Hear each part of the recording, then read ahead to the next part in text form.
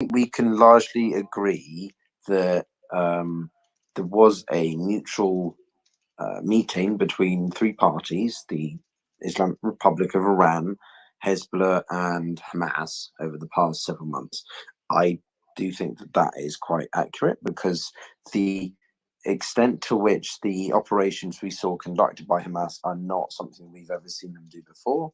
We've seen other. Yeah, but you're not answering the question. Hamas has I'm had. getting so to on it. why they've I'm getting to it. tunnels. Noga, Why did they not Noga, we've prepare heard your for question this? like 4 times, please. I'm getting to it. Sorry, I'm trying to be like, because it's a complicated question. It's not something I want to sort of try and rush. I'm trying to do you the justice of actually answering it properly. I personally think that it hasn't been in planning for years. This is Hamas making a public statement for optical purposes. I think that they may well have had a large It's amount nice of that you input. think that, but Piotr, again, they've been building the tunnels for years. But that doesn't We've mean that. seen pictures of them. Yes. We know that So, they've been. Noga, but that So doesn't if you've been mean. building the tunnels for years, you throw in a So bomb 2 seconds, shelter? Noga. You're talking about them having. You're making it seem like I have so much military might. There's barely any rockets coming out of Gaza. There's what military might are you talking about? There's a bunch of rockets that get. They've launched. Hold on. They've launched a whole bunch of rockets at the beginning, and now it's just gone completely silent. It's not like they've got helicopters going and new military equipment. So maybe you have a point. Maybe they focus more on weapons rather than. Yeah. So maybe they focus more on weapons rather than medical stockpiles. But I'm sure they would have. Like my guess would have. I'm sure.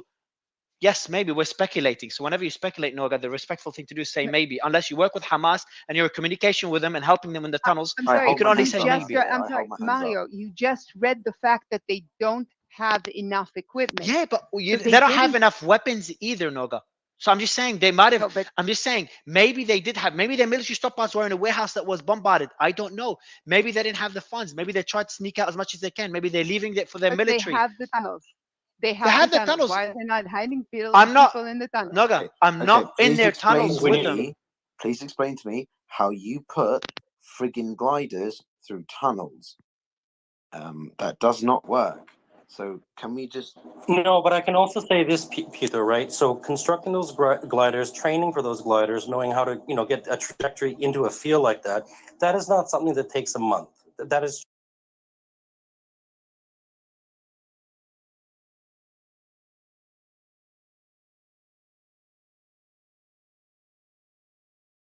true, right? I mean, we have to be honest. So maybe not years, but potentially a year. That would be my gut feel.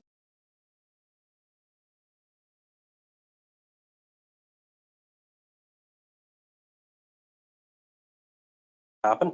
So I think that they are trying to grandstand a little bit the claim we've been planning for years and years. So I think both of you are correct. Thank you. Yeah, I wanted to make that point. A separate point. Hang on, I will add to that.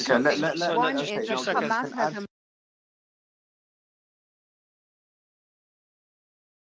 movie out. So that shows how I want to answer the question. No one asked you a question. No, she wants to add to it. I think let her add 1 point. Yeah, 2 seconds. But all right, go ahead, Noga, go ahead. Go ahead. What did you want to add? Well, of it, but they do show it being done. And the other is that if you cannot defend your population, you shouldn't go out to war. So again, I'm asking, you did all of the planning, and this was very carefully planned. This isn't. I'm not buying the surprise success with the level of planning that was put into this. But honestly, you put all of the planning into this. You didn't put any planning into the population that's going to get hurt. Is it possible that Shahada was on their mind and they actually like the idea that they can show people being hurt? But Noga, we don't know. We don't know. I think you're way too speculating. I'm asking. No, exactly. I'm not don't know. You're not asking. I'm asking a question. No, okay. So we don't.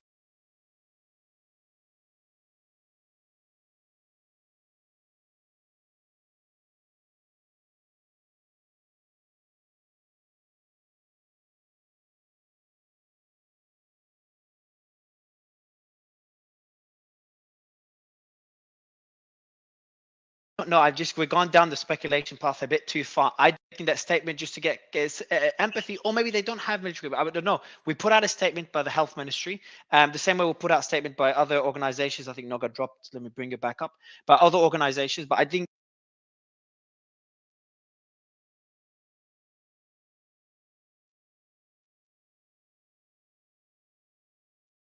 far down the speculation path. I do want to get back to the point, and I want to I go think to James. Go okay, ahead, Piotr. no, well, okay. 1 point means possibly the equipment, possibly the training, possibly the funding, versus them directly involved. But everything that we're seeing now with the diplomatic engagements, again, I remind everybody that there are many avenues to this: diplomatic, military, and operational. Sorry, I got distracted by the background. As financial and so on. So I still think that Hamas has undertaken this of their own intuition or fruition, but the tunnels thing, it's very important, and I'm not disputing that, but I don't understand the point that was being emphasized as much, and I think we should explore that in a later space when things have calmed down for a longer time. But I want to go to some other hands here because we've got a lot of people who want to speak. Yeah, sure. Let's go to Mo on this one, Mo. Yeah, so just real quick, Hamas operates independently with their command center. It does not take instructions from Iran, though there is funding that comes from Iran. That is no secret. There's funding that comes from a lot of other countries that do not actually categorize Hamas as a terrorist organization. In fact, they categorize them as a resistance and an important process. I appreciate that update. So let me go to James. I want to get some more updates on the ground again. It's been a while we haven't had them. James?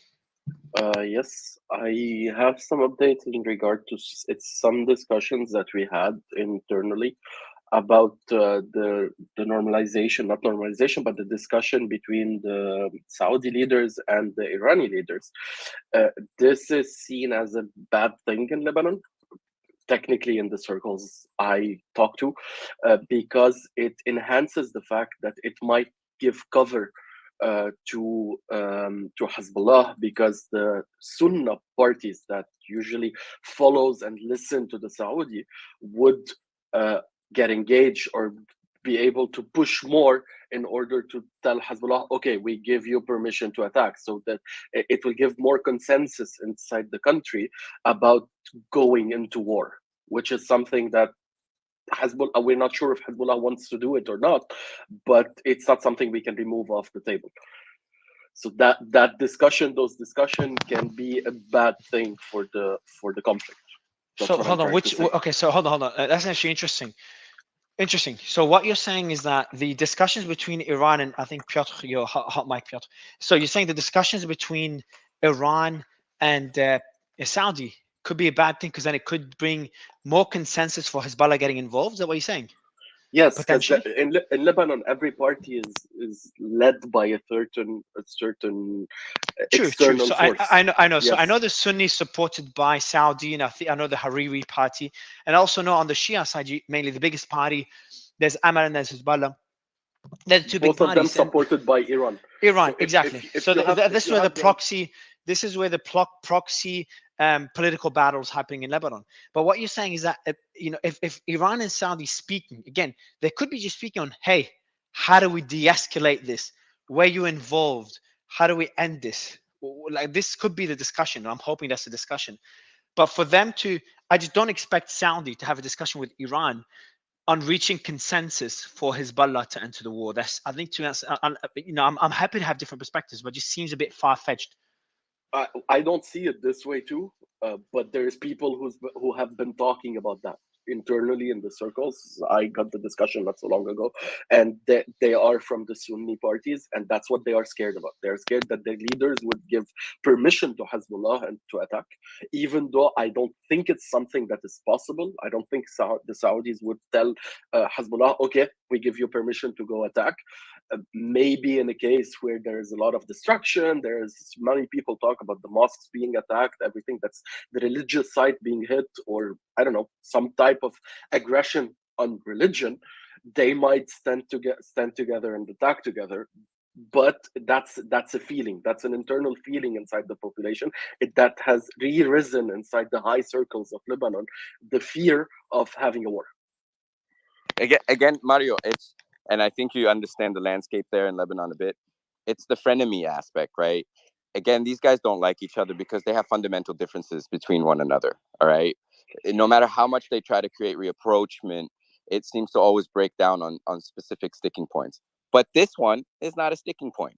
All right, this is where frenemies become friends, and literally the full extreme happens where Saudi does not support Hezbollah in any shape, way, or form. But escalate a little bit more in Gaza, Saudi quietly would like to see Hezbollah take action. I'll tell you that very easily. But of course, Saudi, do you not say at, not at Saudi? Saudi would like. That's a the big not at the statement. cost. Not at the. It's based on Wait 1 second. reasonability. If we're It's talking, based on reasonable. if we're talking about the playing field, right? If we're talking about the scene as it unfolds, I could assure you, because at the end of the day, who's gonna have to cough up the bill? Who's going to have to come to the aid at the end of all of this? It is going to be Saudi Arabia. Everybody's going to look to it on how it's going to support, whether it's them pushing and pressing their allies in Egypt, whether it's them pushing their allies in Jordan, however it may be. Saudi is going to have to make a major call here. You have 2.2 million people that could be effectively fully displaced, right? Who's going to pay that bill? Who's going to support Well, that? Egypt. It's not going to be Saudi. Again, Egypt cannot even afford to pay for its own shit, dude, right now.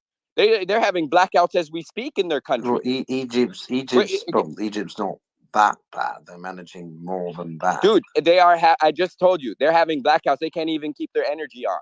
Full stop. Egypt's They have a having weak. an They have a economic weak. crisis. They have a weak Yeah, because problem. of the weak. And Yeah, but that's not yes, their it's an own. That's not a domestic issue. That's because they're regardless, Piotr, at the end of the day, they can't even afford for their own. How are they going to manage Well, neither 2.2 can million people Armenia, coming but they're from a going to single make 12, they're going to make kilometer point? adjustments because of the Nagorno-Karabakh. That's what I'm trying to tell you. Who's going to Okay, pay mate, you for need that? to, It's going to be Saudi Arabia. Take a breath, dude. You're like sort of like on.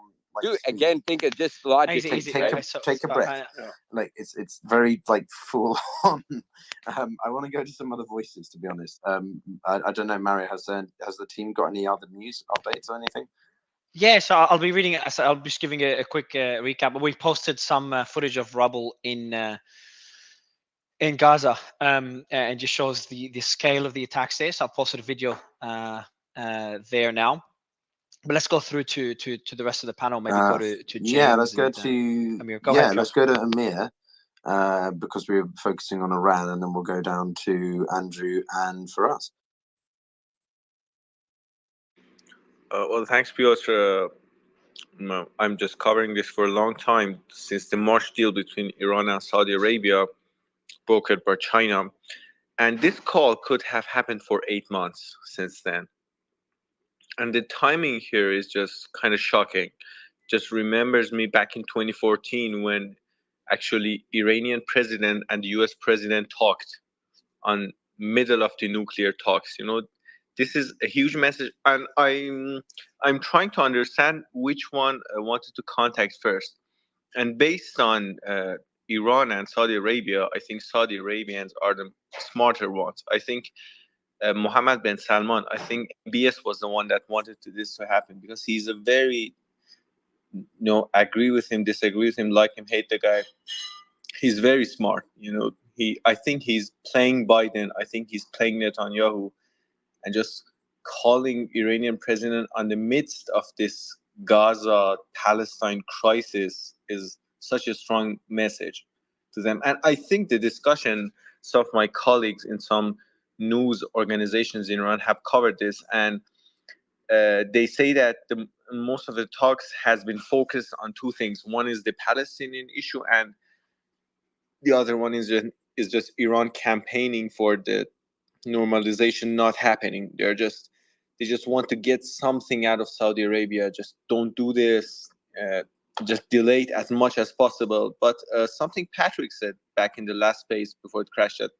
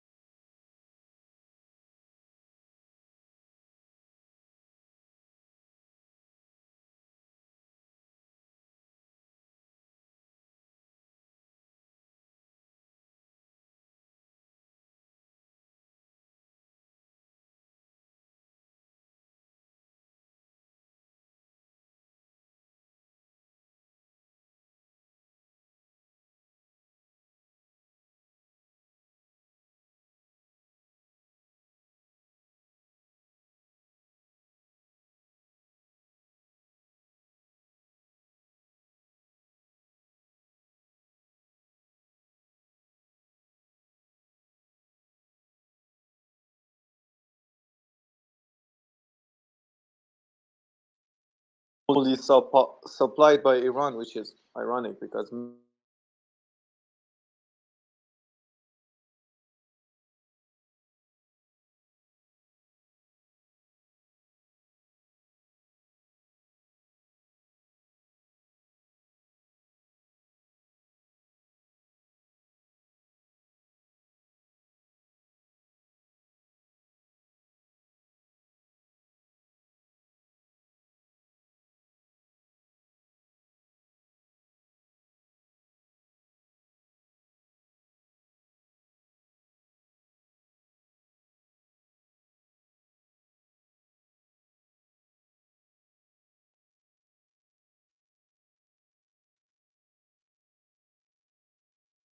and I think they just want to do something to stop Iran after Israel comes into Gaza. I think they're trying to do this, and I don't know, because Iranian United States escalation that happened during Trump years, and that was actually, I don't know if you guys remember, that was way worse when Trump assassinated an Iranian general.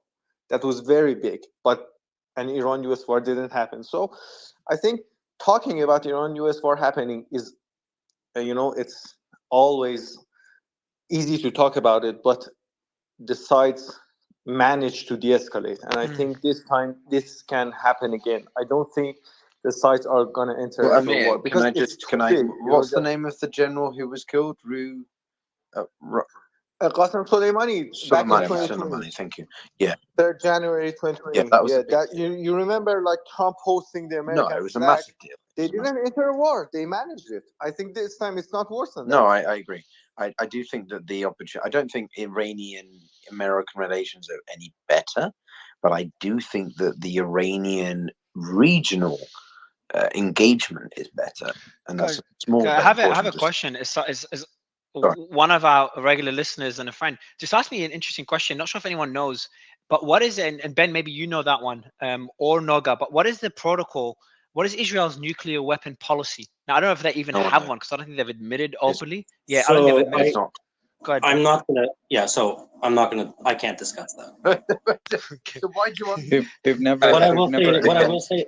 Because you're What I will saying say- it's a secret. That's why. Well, hang on. No, Let's no, provide no. some What I context. will Let's say- provide some context. I will allow me to address that then. So what I will say is this: Israel will not tolerate anything that is viewed as an existential threat to the state of Israel. There are well-known doctrines that are available online, and obviously Israel has never confirmed nor denied its possession of nuclear weapons. But I can say this with absolute certainty: there will never be a scenario in which the state of Israel, if viewed with an existential threat, will not reserve the right to take any and all actions to defend itself. And no, I am not in the reserves. I hope people know that, but that's just something that every Israeli would. I think so you'd agree, Ben, the only time this is a risk that we should be discussing is if Iran gets directly involved in the war. Otherwise, there's no other. I just don't see any other threat being an existential What I would threat say for is that Israel. if there was a situation in which, for example, all the countries around the state of Israel attacked, or with a joint front, and there was the thought that maybe the United States or other countries wouldn't be able to defend it, Israel would retain and use any and all means available to ensure the continuance of the state of Israel and the Jewish people. That's what I was saying. I want to No, expand good. Do you on have that anything? very quickly. So Israel does not have nuclear weapons, but lots of people think and know that they have nuclear weapons. What do we mean of that? So there's a very interesting historical example of this in the 1970s called the Vela incident, VELA. And basically there was a very unusual atmospheric event that happened off the coast of South Africa. And no one really knew what it was. But most people agree that it was the South African apartheid regime testing its nuclear weapons in collaboration with the Israelis.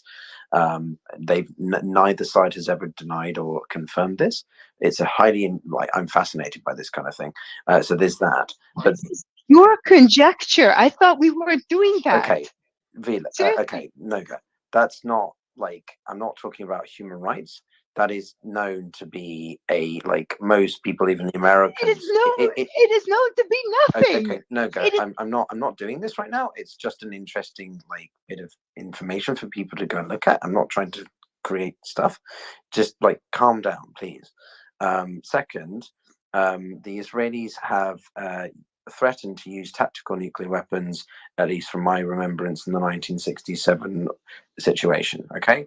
No, that's Or was it incorrect. No, 73? actually, that is. It was 73. It was neither. No, it was neither. There was a phone call Well, that the was phone call. Who placed were the between. leaders at the time, Benjamin? Because I do remember. May I finish my Okay, statement? sorry. Okay, so it was Golda Meir, I believe, and Golda Meir called at the time. I can't remember the exact the route that it went, and all that was simply said, because we've got the readout from that phone call, said if you do not resupply the Israeli military, something bad will happen. And I think it was and Kissinger was the one who took it at the word. And Kissinger's statement at the time was, Israel is one of the only nations on the earth whose existence is threatened. Right? There is another story that during what I can't remember which one it was, but the Israeli commandos had planned to paratroop into southern Lebanon or Syria, into the mountains, to detonate a device as a warning to belligerent states, that was ultimately caught off. So, yeah. Yeah, that's fair. Guys, I want to just Sorry, let's go back to you. I want to go. Yeah, no, all good, guys. So I think we've already discussing Israeli nuclear weapons.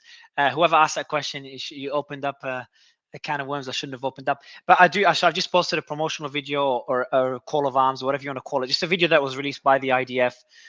So you could have a look at that. Also, the video of the rubble. The message by the Palestinian Ministry of Health: hospitals have reached full capacity, medicine, medical equipment, and fuel are running out. Also released, so I'm just going through some of the posts that were put out in the last few minutes. So the US Secretary of State put out a tweet about 10, 15, 17 minutes ago. The terrorist attacks against Israel are appalling, and the world should be revolted at what it's seen. As we continue to closely monitor the situation, we sadly now know that at least 22 U.S. citizens were killed, and U.S. citizens are among those being held by Hamas. We join families in Israel and the U.S. and around the world mourning the loss of loved ones killed in Hamas's heinous attacks. We continue. By the way, I like how Noga, jump in and tell me, Mario, you've read similar statements the whole time. They keep regurgitating the same stuff. I'm just joking. assuming that after telling you No, this I'm just joking. as many times, you would get over it. But apparently, we keep doing this. Yes, so the thing is, I read out statements. I don't read them out before reading them out. So I'm being as raw as I can get. I just read them out, and I'm reading them as you guys are hearing them. So Putin did put out a statement. The land on which the Palestinians live is historically their land, and it was supposed to establish an independent Palestinian state that includes Gaza. So that's a statement by Putin. That's interesting. We always enjoy when he gets. What do you think? Yeah, well, the chutzpah, I mean, there's a word, right? Chutzpah. I mean, but what do you think, Ben? What do you think, Ben? What do you think of that statement? Is that a common statement Putin's made? Has always had that stance? And something. No. I mean, I think that's just my own. So first of all, Putin and Netanyahu have a better relationship than Biden and Netanyahu. Maybe not. Maybe now it's changed. I'm not sure I go along with that. Well, I'm not. No, Piotr. So I will say this. That is factual. I mean, you can disagree with it, but it is true. So you have to also remember the dynamics of the state of Israel. You have a million Russians, right? So the notion that he's going to somehow, temper down his support of Israel that's a non-starter. Now, look, but that's a question. But Ben, no, Ben, don't worry. You're going to continue talking because I had a question on something you said. So how could he have a good relation with Netanyahu and still make statements like this one? It's fascinating, no? It's interesting. That's what I'm saying. So it's not just what you're saying, right? Listen, he has a problem with the American administration right now. So he will say anything he can. Maybe he'll even send some more people to Syria, which I believe he sent a large aircraft to Syria or Lebanon yesterday. Is this, just as a sign to counter the Americans' position, right? But for anyone to say that Netanyahu and Putin don't have a great relationship, that's ludicrous, right? There's constant contact on a daily basis between the Russian military and the Israeli military. So what do you think? What do you think of the statement he's made, though? This is because this statement. I think it's a statement, right? It's a statement, just like when the American administration makes a statement saying, we support Israel's right to defend itself, but we want to make sure that there's a Palestinian state, a two-state solution. It's just a statement. That's my Interesting. take on Okay, so it. anyone that wants to see that statement and others, Can just I- have a check out. Mo, in a second. I see a lot of hands up, and I appreciate everyone being so patient. I do want to continue. Can I Just some finish more what things. Benjamin said, and then we'll go. Yeah, sure. Go Thank ahead. you. Yeah, of course, So and then I'll continue with the don't news. Go ahead. disagree with your point about the Biden / versus Putin dynamics to Netanyahu. The more this guy has had to sell himself out to hang out with the far right entities of the Israeli political spectrum, sure, that's going to play into the individual that is Putin. And as we saw Blinken basically have to seek reassurance from Netanyahu earlier in the year that democracy in Israel would not falter, yeah, that's disturbing. I more meant from a sort of earlier standpoint that Biden and Netanyahu, when he was VP, as in Biden, had a decent relationship, but those things change, I suppose. So it's circumstantial. Go on, you're unmuted. Do you want to push back? Yeah, no. You go ahead, Ben. Oh. Quickly, we'll comment on it because I do want to move on. Just a few more updates, but go ahead. Ben. Right. No. So I agree to a certain point with what Pyotr said, but I will stand by the fact that look, it's not just for political posturing, right? There's a lot of regional reasons why Israel and Russia coordinate on a daily basis, and there's a historical reason too, right? I mean, that's just a fact. You have I don't know what the actual demographics are, but Putin even once said that Israel was basically a Russian state because there's so many Russians, right? You know, him and Isn't But guys, where they can I ask drafted- guys? I have a separate question. Sorry, guys, I have a separate question, completely separate, and I'm actually going to go with someone that doesn't have their hand up first. I'm going to go with Hadi. Hadi, question I have for you is: do you think? It's a really interesting question because Hadi, you've been covering Hezbollah very strongly. Israel said they will enter Gaza. Okay, Israel said they will eliminate Hamas. Now, Noga, in 10 seconds, please, just because I want to get to your point. That's true. Yes, Israeli, or Ben actually, because I know it'll be quick. Sorry, Noga, but Ben, Israeli officials have said they will eliminate Hamas on multiple occasions. Correct? It's nothing new. Anyone? Noga, Ben. So yeah, that No, is correct. it's not That new. statement is They've correct. said it multiple Yeah. times. Perfect. Thank you, Noga. So if they've said it multiple times, okay, so it's interesting. So my question then is there a line that's drawn in your opinion? Obviously, we're speculating unless someone can get Nasrallah, the leader of Hezbollah, on the space. So we're all speculating on what Hezbollah will do and what lines they have in mind.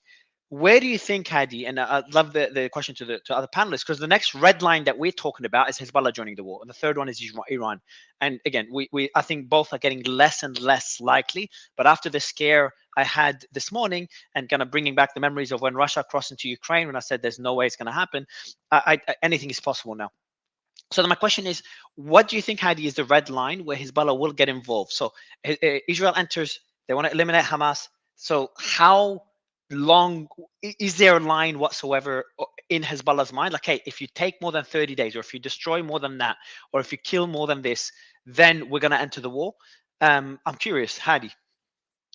All right, so what I'm about to say right now is just speculations. I don't have any facts, of course, no one has. I think that Hezbollah is not just Hezbollah. I'm talking about what they call the axis of resistance entirely. They're monitoring the situation closely because they will only react when there's an existential threat to any of their members or parties. So, for example, I'm going to give you an example. Syria. In Syria at first, no one got interfered until they saw that ISIS and the rebels and whatever other groups you want to call them, because we're not allowed to use that word, terrorists and stuff. So when they saw them approaching Damascus, and Damascus was about to fall, that's when the allies, and that's when Hezbollah, Iran, and all the axis of resistance parties, except Hamas, of course, interfered in the war to help their Syrian allies. So I think that they will monitor the situation closely, and when or if Israel enters Gaza and they start fighting, I mean, I'm pretty sure Hamas calculated that before they conducted their attack because they knew there's going to be a very tough response from Israel. If they see that Hamas is trembling or something's happening or they can't hold on anymore, I do believe that the northern, I don't call it in English, the northern side, they're going to open the battle there, definitely. I feel like they will interfere because, as Amal Saad said, she's a Lebanese lecturer in university and she's an expert on Hezbollah. She said on Twitter something that stuck to my mind, that Hezbollah knows that the price of entering a war with Israel to defend Hamas is less than the price of losing Hamas completely and their allies in Gaza. So I do believe they're just going to monitor the situation and see how Hamas holds on against that. So hold on, you're saying that, so essentially what you're saying, by the way, Israeli warships occasionally targeting sites along the coast, but otherwise nothing in the last 30 minutes or so. So it seems that it's quieting down. Just a quick update here from Intel Crab. But what you're saying essentially is that there is a line and they prefer to enter and support Hamas and seeing the complete annihilation of Hamas. Is that what you said? I personally do believe that, because I don't think the Axis in general, all those allies, Syria, Iran, Hamas, and all those groups in Iraq and Yemen, I don't believe that they will just sit and watch one of their members being eliminated from existence. I don't believe they're just going to sit and watch something's going to happen. How strong? Mario, How strong? yeah. Yeah, hold on. How strong is the alliance between Hezbollah and Hamas? I mean, it's very strong, and it was a bit complicated during the war in Syria, because Syria and Hamas had a little bit breakthrough, and it was massive. And Syria, for moments, even President Assad, at one of his speeches, he said something like, even if Iran forgives Hamas, the Syrian people will never forgive Hamas for what they did to Syria. And there was a lot of big backlash, but now things are getting back to normal and the alliance is back. But even during this time, connection with Hamas, between Hezbollah and Hamas, never stopped. And that's according to Hezbollah leader Nasrallah. He said that never stopped. Their support to Hamas never stopped. Their arming to Hamas never stopped. So I do believe the alliance is big, even though there's like a bit of ideological differences between both. But when it comes to fighting Israel, it is very strong, it is very tough, and I don't think it's going to break any time or easily. Fine. And by the way, just so anyone that hasn't heard Hadi's been the person that's constantly de-escalating. By the way, Hadi, I want to ask you a question. Do you remember when everyone freaked out this morning when everyone thought Hezbollah afternoon, when they thought Hezbollah was joining? What was your reaction? What was your feeling? Because I know you have family in the south. I mean, I think everyone heard me. I was the first one saying, and I was the first one who tweeted something de-escalating. Everyone was saying stuff about paragliding. I remember. You were the first one on our stage saying, guys, there's no confirmation of anything. Yeah. But and I'm actually surprised, like, what made you sense that? Because you've seen that happen before. Is that why? I mean, I've seen that happen, and I do understand Hezbollah to an extent. I'm not going to say fully because I can't understand fully, but I do understand to an extent that they will never initiate such attack that quick. And by the way, just for anyone, before you get attacked, Hadi's last name Nasrallah is not related to Hassan Nasrallah, the leader of Hezbollah. We're from different hometowns. We're not. Yeah, Mario. Regardless on that, I just for Nasrallah, Habibi, the key part that didn't get mentioned is it's Hezbollah who initiates the engagement of the war. That's important. That's not being discussed. So Israel will, meaning Israel. What do you mean? Sorry, meaning Israel will continue. What did he say? Hezbollah initiates Israel. the war. That's not. I don't understand. Yeah. No, he means so Hamas. you can understand it properly. So Israel will keep probing and probing and probing, and that will be tit for tat. The question will go to whether Hezbollah mounts a full attack. Once that mount takes place, once they basically hit the go button, it's effectively war. All right, and Hezbollah basically dictates that measure. Nobody else. But that's very important. Yeah, but I think Hezbollah dictates until they cross. That yeah, exactly. was Hezbollah true dictates before Shabbat. It no longer is. If Hezbollah thinks we have time to waste on its bullshit, they have another thing. So coming. I think Mo. Yeah, exactly. So let me clarify on that one, and I want to go to the hands. Mo, I just think personally, and that's an opinion, but I think Hezbollah crossing. So Hezbollah dictates until the line is crossed. So right now, Hezbollah is dictating because Hezbollah is not Hamas. I think that's a miscommunication. I'm not like Hezbollah did not initiate the Hamas attack. They're two very different factions of very different ideological motivations. Maybe similar in the desire to not have Israel in that where it is, but also because it just doesn't. Anyway, okay, whatever. Moving on. Let's go to. Yeah. So let's say So just to say. Sorry. James, you're speaking. Yeah. Berar waiting for ages. I don't think we've heard from either of them, but I don't know who you want. Yeah, sure. I'll go to them. Just let me clarify. So what I was saying as well earlier, I think Hezbollah dictates until the red line is crossed. So I think when Hezbollah crosses the red line, so that means goes to war with Israel, crosses the unwritten rules that they have. That's graduated response. We touched upon that. Do you remember? We touched upon the graduated response, like the gradual response. Exactly. Exactly. So, and then when Hezbollah crosses that line, then Israel dictates how they respond. I think the rest of the war will be dictated Yeah, by and just Israel. for the audience, if you're not familiar, graduated response basically means if Hezbollah strikes a base, Israel responds proportionately. So they strike the exact group that struck the base. They don't suddenly start blanketing or like responding with all sorts of rockets. It's very much So a there's proportion. so there's Mario, just more. You gotta is saying please doesn't help much. But just quickly, Israeli Air Force planes have destroyed. So that came in from Middle East Monitor.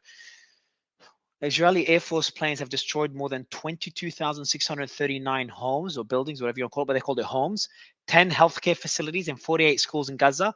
As number of Palestinian deaths since the Al-Aqsa Tempest operation has risen to 1,128, with the number of injuries reaching 5,335. Just a bit of an update on the scale of destruction. So obviously we've seen the horrors on the Israeli side especially on day one, and now we're seeing the scale of destruction on the Gaza side, and again, it just shows that what's going on there now is and what has been going on there since day one is just heartbreaking. I want to go to James. You had a quick comment to make before we go to Andrew and Barak, because I know Piotr wanted to give them the mic. So James, you wanted to kind of mention a quick point on what was discussed so far?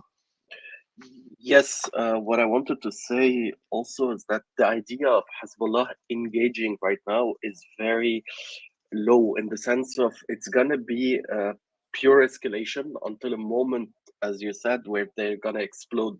But the initiation have to start from something that the Israeli side does, because they don't have public support yet. And this is where I want to re-talk about the Saudi and Iran discussion. That's where, if they get more and more backing, they already get a sub backing from Jumblat. If they start getting a bit of support from each and every party on each of every religion in Lebanon, that's where they can start pushing for an attack more and more. But for now, I don't think they can initiate in any way, shape, or form without losing complete public figure in Lebanon. That's what I want to say, because that's something that hasn't been said. Let's go to the rest of the panel. So we've got a lot of great minds here, a lot of great speakers. By the way, before going to one of the hands that is up, we had Patrick come up.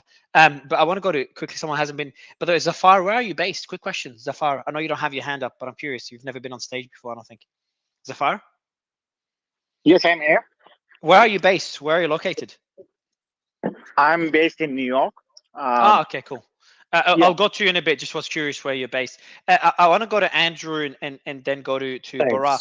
And thanks. I see the relief of you being able to speak finally. Go ahead, Andrew. Appreciate that.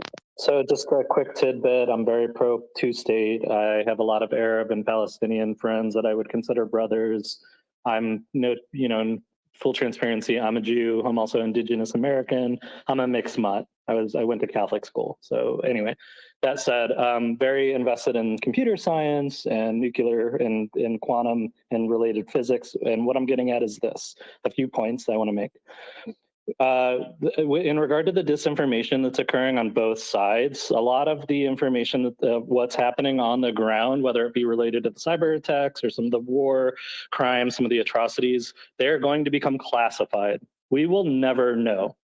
That is just a reality of a war of this magnitude. We will situation. never know You the will atrocity. know So hold on. last bit of Hamas atrocities. We will shove it down your faces. Excuse me. Hold on. Noga. Wow. Okay. No, you were just quiet and calm, that is and then not suddenly okay. we'd lose. That is not okay. I think that Noga. I know you're emotional, and I know we've had a lot of emotional people. Did you remove her or she dropped? I'm not sure, but I want to. Let me I think she dropped. Let me quickly re-clarify something. Go ahead. Yeah, go ahead. Let me clarify something. It's not to say we will never know. It may never be admitted to by our governments in the vein of de-escalating the situation, because it is such a tense, tumultuous situation. Okay. Are you talking the atrocities on the Israeli side or the Hamas, the Gaza side, or both? All sides, both. Again, I'm very pro two-state. Like I said, I have. No, I understand. I appreciate your position. Don't worry. I appreciate your position. So You're doing good. You're doing good, man. So good. Thanks. I'm gonna actually send you my number, but so we could talk. You know, so you can message me directly if you want to come up on stage again. But Andrew, what you're saying is your opinion. Obviously, we don't know for sure. It'd be good to get Patrick's thoughts on this, since we have a military analyst. But what you're saying is that atrocities would not want to be shared. But I'd want to push back on this. Like Israel would want to share, and correct me if I'm wrong, but my thoughts was, and we've seen that in the narrative across the world, is that Israel wants to show the atrocities, because otherwise, how do they get international support? That that level of atrocity, it gives them reason to, as they want to do, wipe out Hamas. Do you disagree with that statement? I'd be surprised if Israel don't want to share the atrocities, because Israel doesn't want to de-escalate. They've got their tanks ready to go into the territory and wipe out Hamas. Well, that's an interesting point, and it's not that I disagree with you or that I think that things may not come out in time. That may be true, but you have to consider how much this is impacting people in America and the United Kingdom, and the public support. And I think that there is certain information that ends up being classified, whether it be I suspect like permanently or temporarily, in order to bring calm to a very tense situation. That is kind of. Yeah, I don't think. Yeah, I think. Go ahead, Ben. Go ahead. And may I ask? And this is a legitimate question.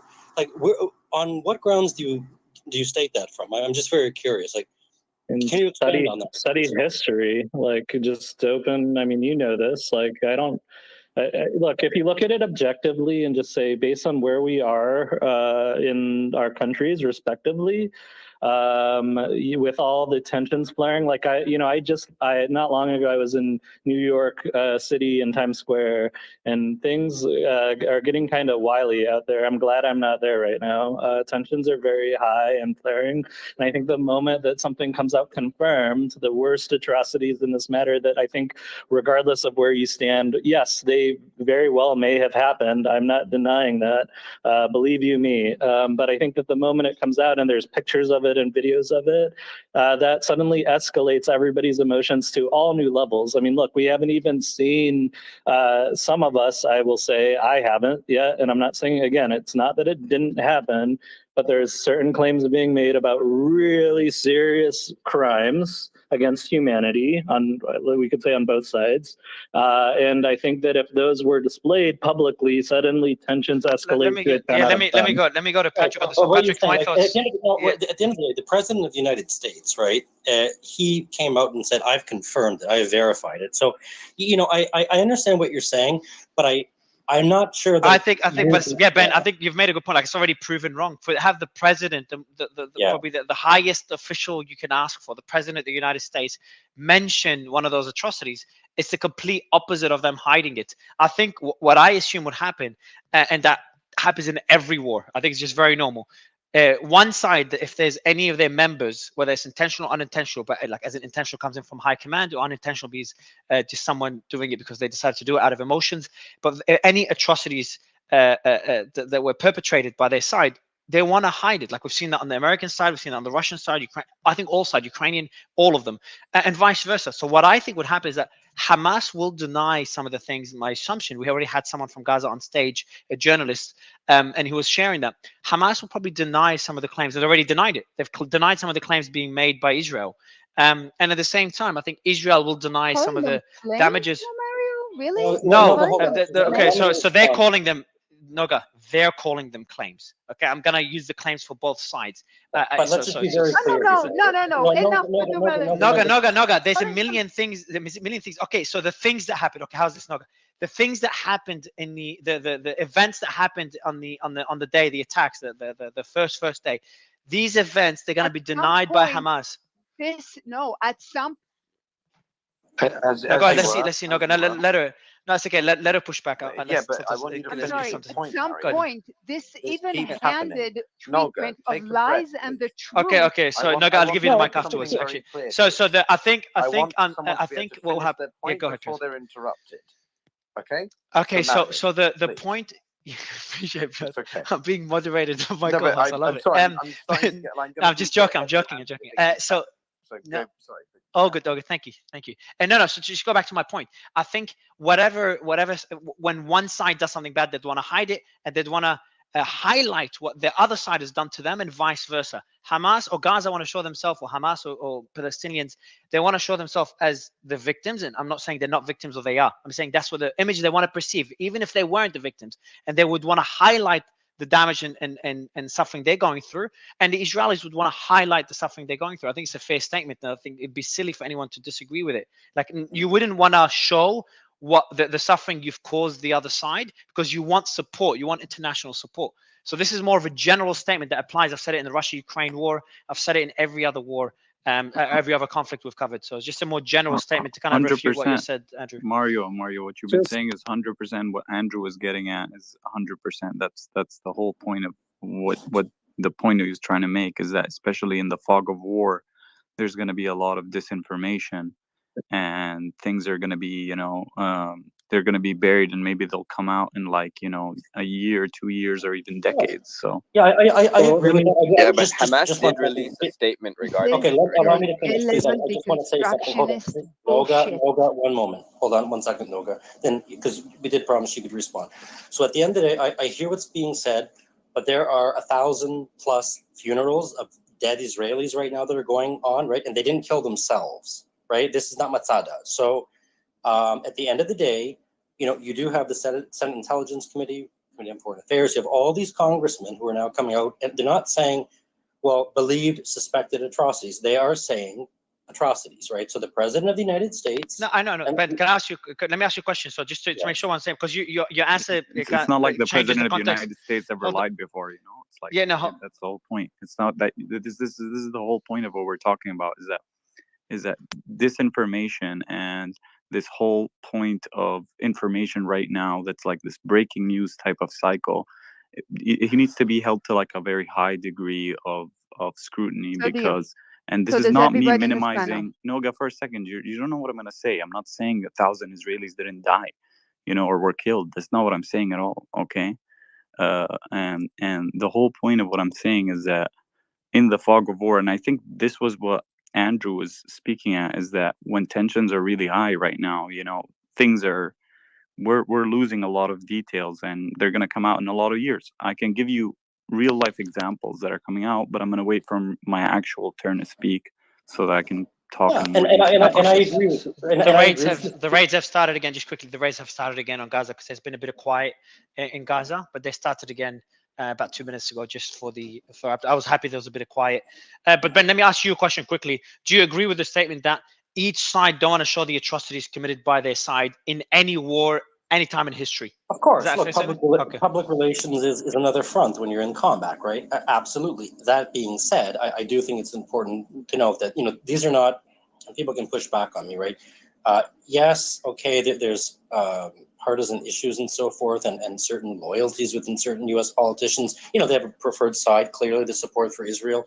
But at the end of the day, in today's day and age, the stories that are being told, I'm sorry, it's not up to us to prove that they happened. It is up to the other side to prove that they did not happen. Just as, okay, if people aren't going to take the word of the President of the United States and so forth, then why should anyone take the word that, well, is Gaza really being bombed right now? Well, of course it is. But, let's just move away from this topic if possible, because it's. Yeah, I think we've gone out, and I do want to mention. And you did promise Noga. You did promise Noga. This has gone too far. Yeah, go ahead, Noga. Go ahead. It's actually not true. What's not true? Okay, no problem. No, we'll leave it at that. No, I think good. No question. Sorry, it's not true. Cool. No, I'm joking. Go ahead, Noga. What's not true? It's not true that no one documents and wants to publish their atrocities. The Nazis did a great job at documenting everything they did, not just to the Jews, by the way, to all 11 million people that they murdered. The Hamas. I'm sorry, I'm not done. Go ahead. I'm nowhere near done. Hamas documented what they did. Hamas published what they did. They were fucking proud of it. Okay, the so fact that you're pretending. Let's have Noga. I'll have. Let's get yes, but we. Thank you. Yeah, sure. Well, I'll let her make a point. Yeah, Yeah, I think. Yeah, guys. 2 seconds. So Noga, I'll let you. Guys. Noga, let me. The moderator. Noga, I'll let you finish. So Noga, I'm going to let you make your statement, Piotr, and then have Firas reply, and then we'll move on. But when Noga's speaking, Firas, don't interrupt. and then when But Firas can we avoid speaking, it? Noga, Donald Thank Trump. you. Yeah, Every sure. once in a while, there is an absolute wrong.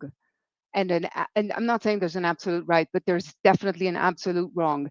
And it is absolutely wrong for you. Noga, did she cut out? Noga, you're on mute.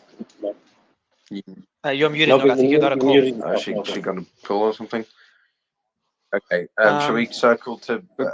Should I respond or wait for her? Yeah, to no, I fully think it's finish unfair her to respond statement? because she didn't finish. No, Can no, we she didn't finish. can I we think move unfair to over to respond. Bara because we haven't heard from him? I don't think. Yeah, of course. I will. And we have. Yeah, I'll mention the updates in a bit. Go ahead, Bara, and then I'll mention some news. Okay, seems to be glitching. Bara, are you there? Hi guys. Yeah, thank you.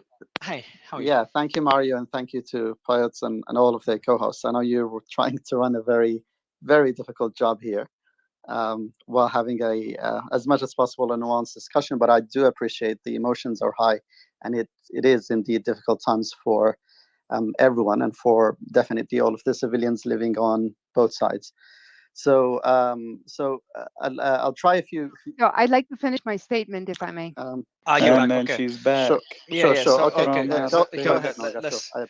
Yeah, Noga, let's have Noga finish the statement, and then we'll go to Firas to reply, and then we'll move on, because I do have some updates that I want to mention. It just kind of indicators that this is going to be a very long war. Okay. Just some I'll photos just I'll go be posting back as well. then So go ahead. to Saudi Yeah, I'll go to you. I'll go. Noga, Yeah, I'll please, go. let Noga. Yeah, I'll give you the Fine. mic right after Sure, Bara. sure. Yeah, As go I ahead, was saying, Noga, the and then Nazis, Firas. Go ahead. as I was saying, the Nazis documented what they did. Hamas documented what they did. And there's an absolute wrong here. There's nothing equal or equivalent or fair about even hinting that what happened, the massacre that happened on Saturday, is a claim by anyone. It is atrocious that you would even try.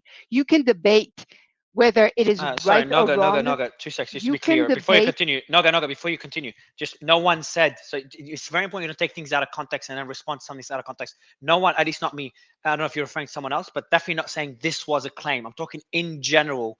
Claims are going to be refuted by both sides. We've seen that. Well, somebody did in this space. In all fairness, Mario, somebody Before, did. yeah, I just want to, yeah, exactly. I just want to make sure it's clear that it's not me, because I was referring to claims in general. Correct. In war. But yeah, just want to make sure that clarity is there. But go ahead, Noga, finish your statement, please. You got to unmute bottom left corner again, Noga. This time I muted everyone, so didn't mute yourself. So you just got to unmute bottom left corner and finish your statement. I probably should have mentioned. It has been suggested over and over and over again that in war, we're never going to know everything. And I'm sorry, but we know without a shred of a doubt, there was a massacre in Israel this Saturday morning. It is not a question. It is not a claim. It is not fake news. More than 1,000 men, women, and children were brutally assassinated, raped, and then their bodies were mutilated. They were tortured for hours. Anyone who would so much as claim that these are claims is on the side of terrorists and evil. The fact that you would deign to say or even suggest that that is a possibility is an indication to how depraved some of the people in the space really are. There was a massacre in Israel this Saturday morning, and the people who committed it took videos of it and put them online. They're only taking it back now because there's a universal backlash to this barbaric behavior. Anyone that suggests these are claims and we will never know what happens is supporting terror. Okay, I'm This gonna is have not some, in any way, shape, or So we'll form. get for us. So, no, Sorry, I'm not done. For us, no, I think you've made. Mario, just no, respond. I want don't to think make I've one made point, my Mario. point, and I have two more sentences to make, and I will make everyone, them. so guys, because just do me a I have favor when I two more speak. sentences Okay, to make, two more and I sentences. will make Just them. co-host. Yeah, No, go ahead. Right. No, it's okay. This Piotr, is it's okay. not- I think I promise Noga. Just 1 second, yeah. You can Listen, I just want to, Noga, I just want to say one thing. So the gentleman from Palestine was given carte blanche to go on and say what he wants. Exactly. Rightfully so. The other gentleman who made his statement about I'm Palestinian, I'm sick and tired of having to be asked if I denounce terror, was allowed to go on as long as he wants. So I agree. Please, Yeah, go ahead. So I agree. Just because they're suffering on both sides, and I want both sides to be able to speak. So Noga, you had two more sentences. Please go ahead. There may be suffering on both sides, and I don't disagree with it. But what happened in Israel this Saturday morning is an absolute evil that cannot be justified in any way, and it cannot be ignored or smoked, arguing that we will never know what happened in a war in any way. You want to argue about response, you can argue about anything. You do not get to do this Derrida level deconstructivist bullshit of we'll never know what happened. We know what happened. Hello? You've dropped out again, Noga, but I think the Yeah, same is, I think you've made the absolute evil happened. Anyone who denies it, I'm going to interrupt them. I understand. Thank you, Noga, and I understand the passion and the emotion and the pain that you and others are going through. So I want to, the same way I've respected it on the Palestinian side in Gaza right now, I 100%, and we've done this for, especially in the first couple of days, on the Israeli side and what Israel went through in the first 2 days. And I think Faraz would agree with most of the, if not all the statements that Noga made. Anything at that magnitude should not be dismissed. Faraz, I'd let you respond as I promised, without interruption, and then we'll move on because I have some important news to mention. Go ahead, Faraz. Thanks, Mario. So the initial claim that I was making was about how things get missed in terms of details in the fog of war, and when tensions run high, then disinformation campaigns start running and things that you cannot verify. That's a general claim that I'm making, and a general claim that Andrew is making.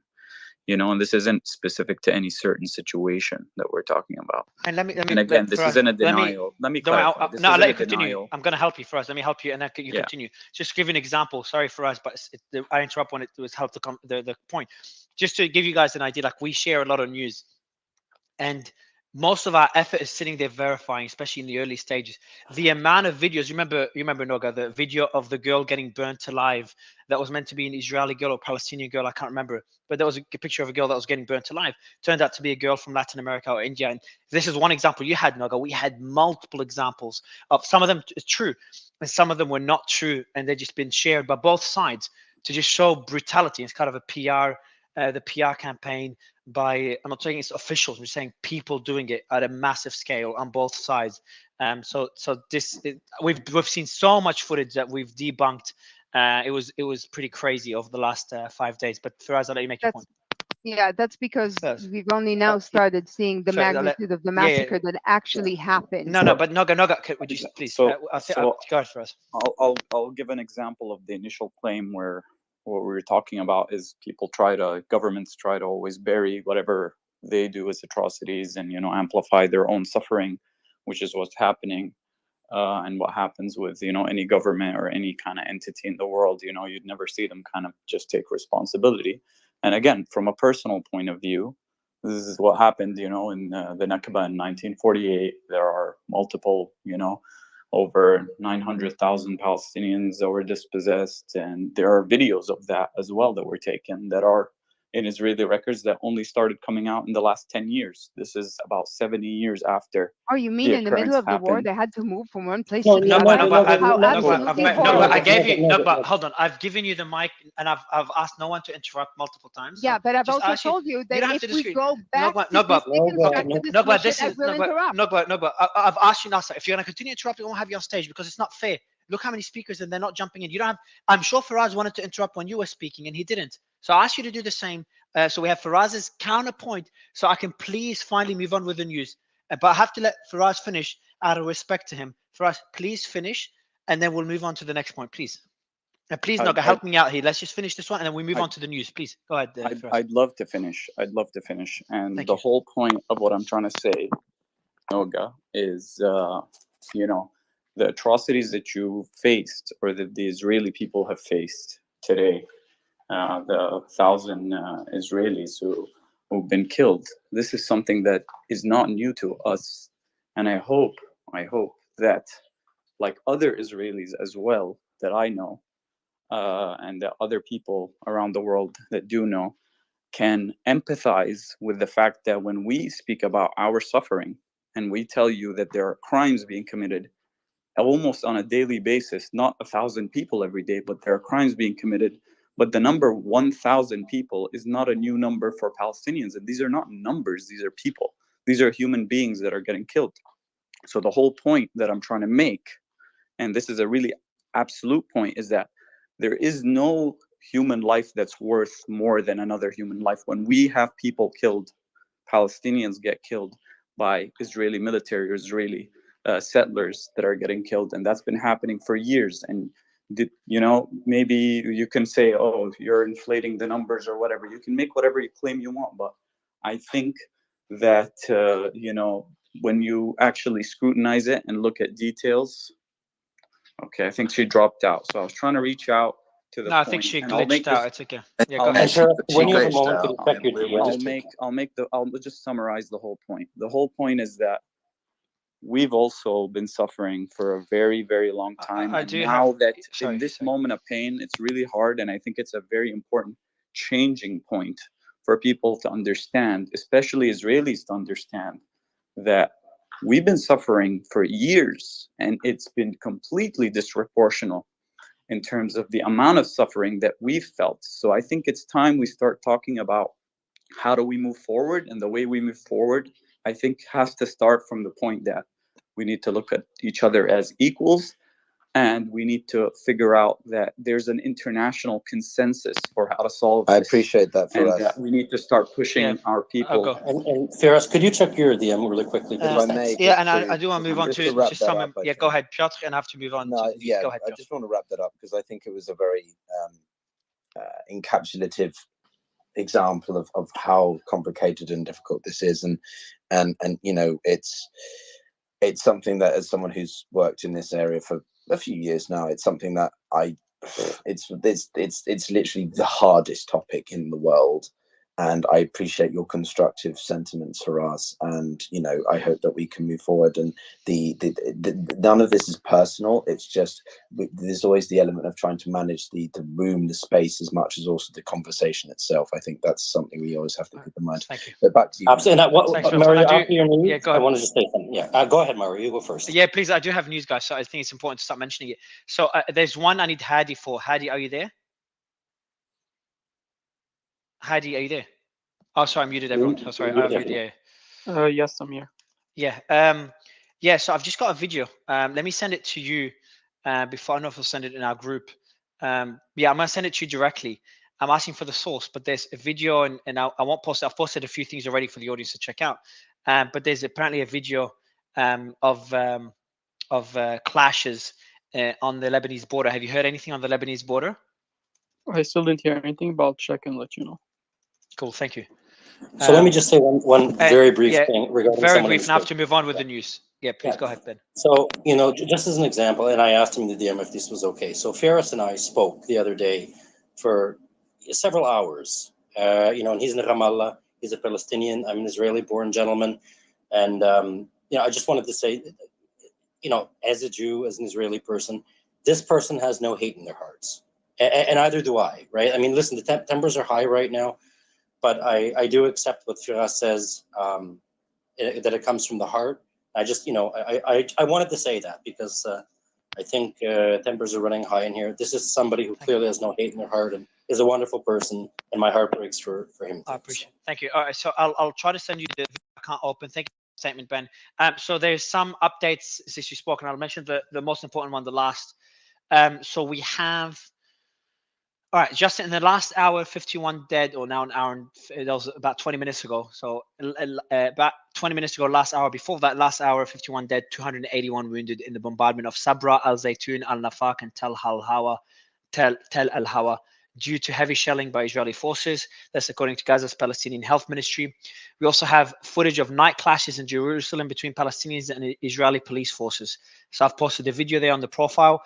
We also, Matthias Kennes, a representative of Médecins Sans Frontières, Doctors Without Borders in Gaza, says the largest hospital in the Gaza Strip, Al-Shifa Hospital, has enough fuel to maintain its energy supply for only 3 days.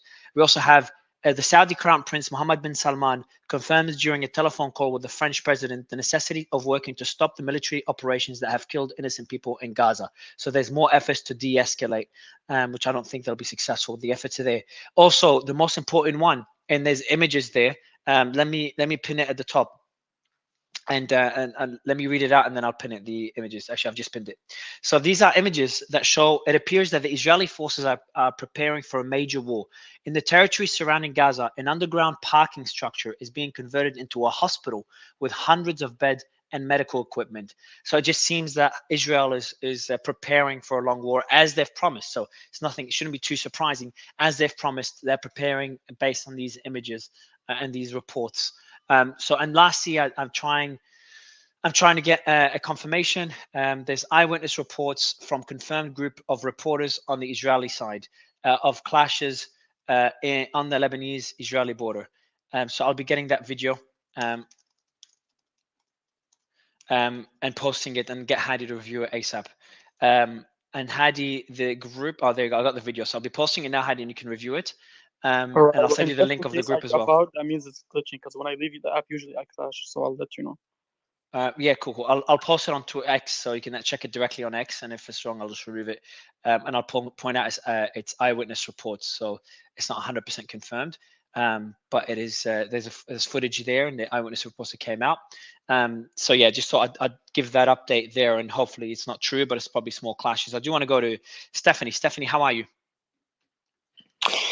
Hi, Mario. I'm good. I should have written some of the points down, but I wanted to respond to Fares, who said that Palestinians, they've been enduring, I don't remember exactly what he said exactly, but pretty much rocket fire from Israel and everything else. Here's the difference between the IDF, the Israeli Defense Forces, and Hamas. The IDF is actively trying to prevent innocent civilians and Palestinians in the Gaza Strip from being killed. Whereas Hamas, they just want to kill as many Jews, as many Israelis as possible.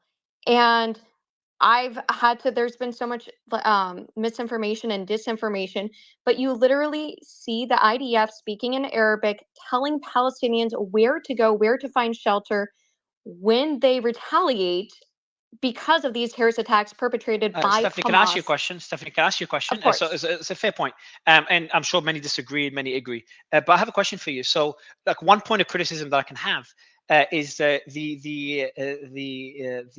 prevention of aid for coming into the country. So I'm not talking about fuel, because there's argument to be made there that the military could use that, Hamas could use that fuel. But your thoughts, and maybe you agree with me, that aid should be allowed. And I think I think the president even mentioned it, or Secretary of State, I can't remember who it is, and different officials that support Israel have mentioned it. Do you agree that aid should be allowed to enter Gaza? And maybe that could change. Maybe aid will be allowed to enter today. But would love to get your opinion on this. Yeah, I think, listen, I don't think there should be any suffering with regard to the Palestinians there in Gaza. Also, really quick update, Israeli airstrikes target agricultural areas in, I might be pronouncing this wrong, Barej and Maghazi in the Gaza Strip. I don't want to see any Palestinians suffer. I think we are all human. We don't want to see any innocent civilians being killed in this. But my question is, I guess to Fares and to everyone, how would you want Israel to respond? Because if some of these other countries are calling for a ceasefire, but if Israel decides to do a ceasefire, I think that's on your end. Yeah, go ahead, continue. it just gives Hamas I have another breaking update. U.S. intelligence says Iran likely knew Hamas was planning operations against Israel, but did not know the timing or scope. This just came down literally moments ago from the Wall Street Journal when they published that article a few days ago. But my point is, how would you like Israel to respond? Because how could they go for a ceasefire? Because it gives Hamas essentially we did this once, we can do it again in the future. And of course, they're going to try to prevent casualties. But I guess that's my question to those who are don't like the way that Israel is responding. I got your question. Yeah, so for us, go ahead. And I've got another good question to ask afterwards, but go ahead for us. So the more the occupation goes on, the military occupation, or like 5.5 million people, well, 2.3 million are been blockaded in Gaza for about 17 years under like a brutal siege, and 5.5 or 4 million Palestinians in the West Bank since 1967. And if I think because of the Ukraine invasion the Russia invasion of Ukraine, people know a little bit more about what, you know, military occupation looks like, or, you know, feels like. But this is what our daily life has been like. And so the solution to this type of, you know, conflict and this type of situation would basically be to, you know, end the military occupation and realize a sovereign Palestinian state. Because anytime, the longer this goes on, the stronger Hamas's base gets. The more suffering it happens. Hamas is an emotional type of appeal to the Palestinian street. So the more they see, you know, Israeli military coming in every night, raiding houses, just, you know, arresting whoever they want, shooting, you know, Palestinians, building more settlements, demolishing villages, these types of things create more animosity. They make an easier way for people to join Hamas, and at the same time, it makes the Palestinian Authority, which has been on the kind of the international parameters, or in, you know, the international legitimacy kind of international law. They've been on the side of international law. They've weakened their base because they've seen them. The PLO recognized Israel in 1993. The PLO is the one that represents the Palestinian people to the whole world. It's the recognized government. And ever since then, what have the Palestinian people like me in the street have seen? We've seen more settlements, more you know, raids, more violence, more all of that. So they start saying, you know what?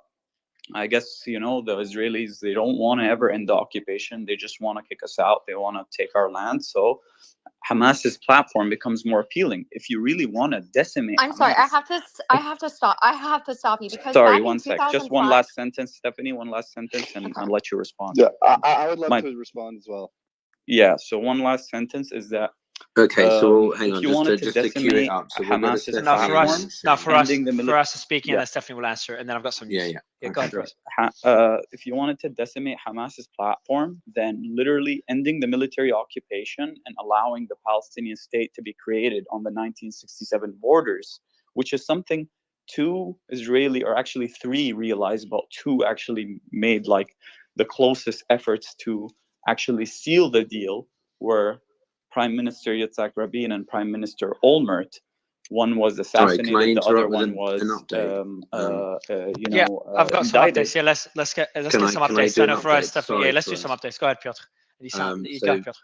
maybe this will correspond with some of yours, but the Wall Street Journal has apparently reported that a preliminary assessment by the U.S. intelligence groups has said that the Iranians likely knew Hamas was planning the attack on Israel, but didn't know details. Didn't we of just go through this 5 minutes ago? Yeah, no, this is three, this is 4 new. minutes This ago, is yeah. this is a new one. Yeah. Yeah, exactly. That's the one that was mentioned. Exactly 3-4 minutes ago. I've put out the tweet and I've put out under it, so it's like a 2-part tweet. So a tweet and a comment under it, which includes the full article, which I'm going to go through. And I think Piotr will be. I'm not sure if you read it already because you're pretty quick at this, Piotr. But it's a full article there. But yeah, this is interesting. So let me open it up again, and then we could go through it. I'll open the article as well. But the summary of the article.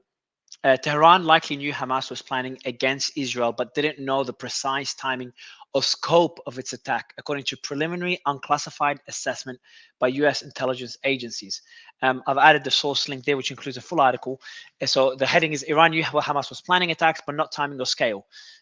So this is Tehran's leaders were surprised, according to U.S. intelligence. Tehran likely knew Hamas was planning operation against Israel. I'm going to actually read a bit of that because it's important. Because Israel said to Iran directly, or said to the world, that if Iran is involved, there will be repercussions. So Tehran likely knew Hamas was planning operations against Israel, but didn't know the precise timing or scope of the surprise attack the group mounted last week, according to a preliminary unclassified assessment by U.S. intelligence agencies.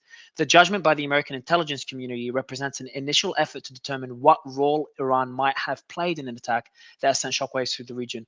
The assessment also notes that U.S. intelligence agencies haven't reached a definite conclusion and will be looking into the coming weeks on whether some in the regime might have had knowledge of what was being planned or helped direct the attacks. I do want to go to the panel just on this particular point. If we'll go back to the other discussion. Emir, I want to get your initial thoughts on this point since you've been covering a lot of the stories in Iran. Well, thanks for the question. So Wall Street Journal is killing us all. I think this is, I don't know.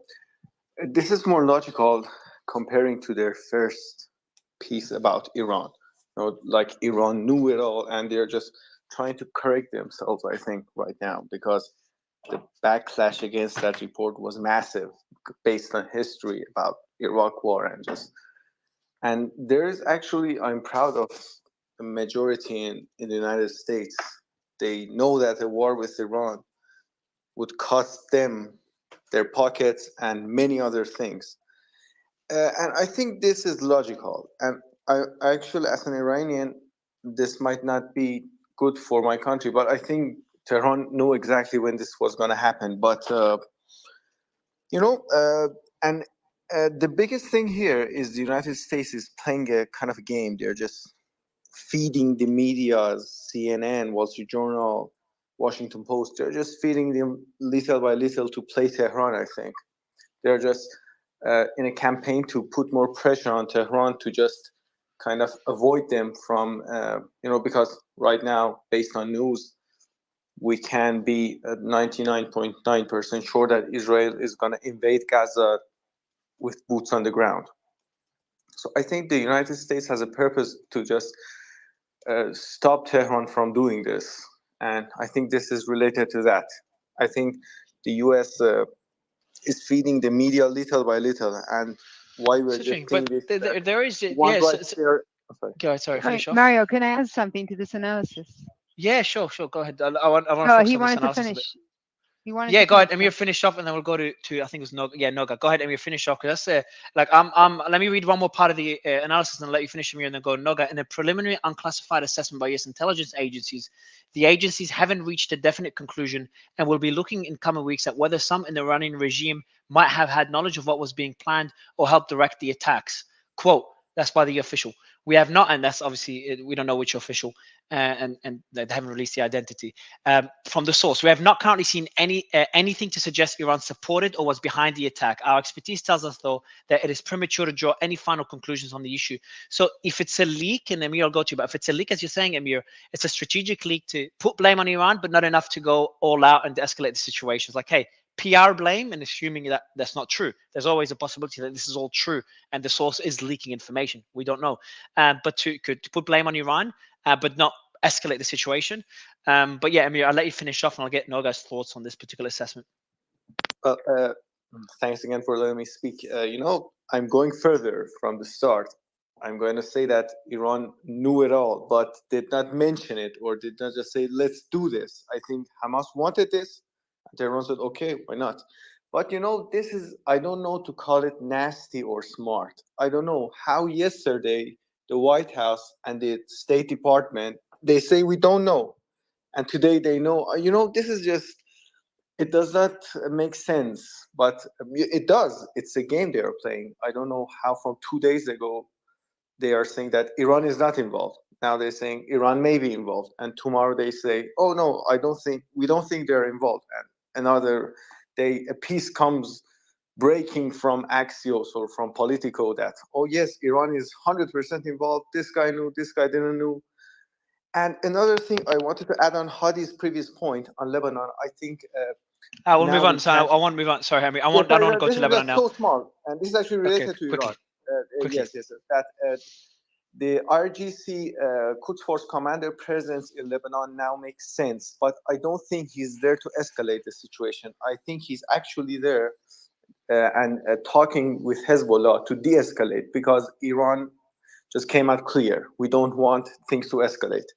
And I think Iran has a very good impact on Hezbollah. I think what happens with Hezbollah has a direct relation with Iran. I think we should just wait to see what happens. But this is my prediction. I think nothing big. Yeah, thank you, Amir. Noga?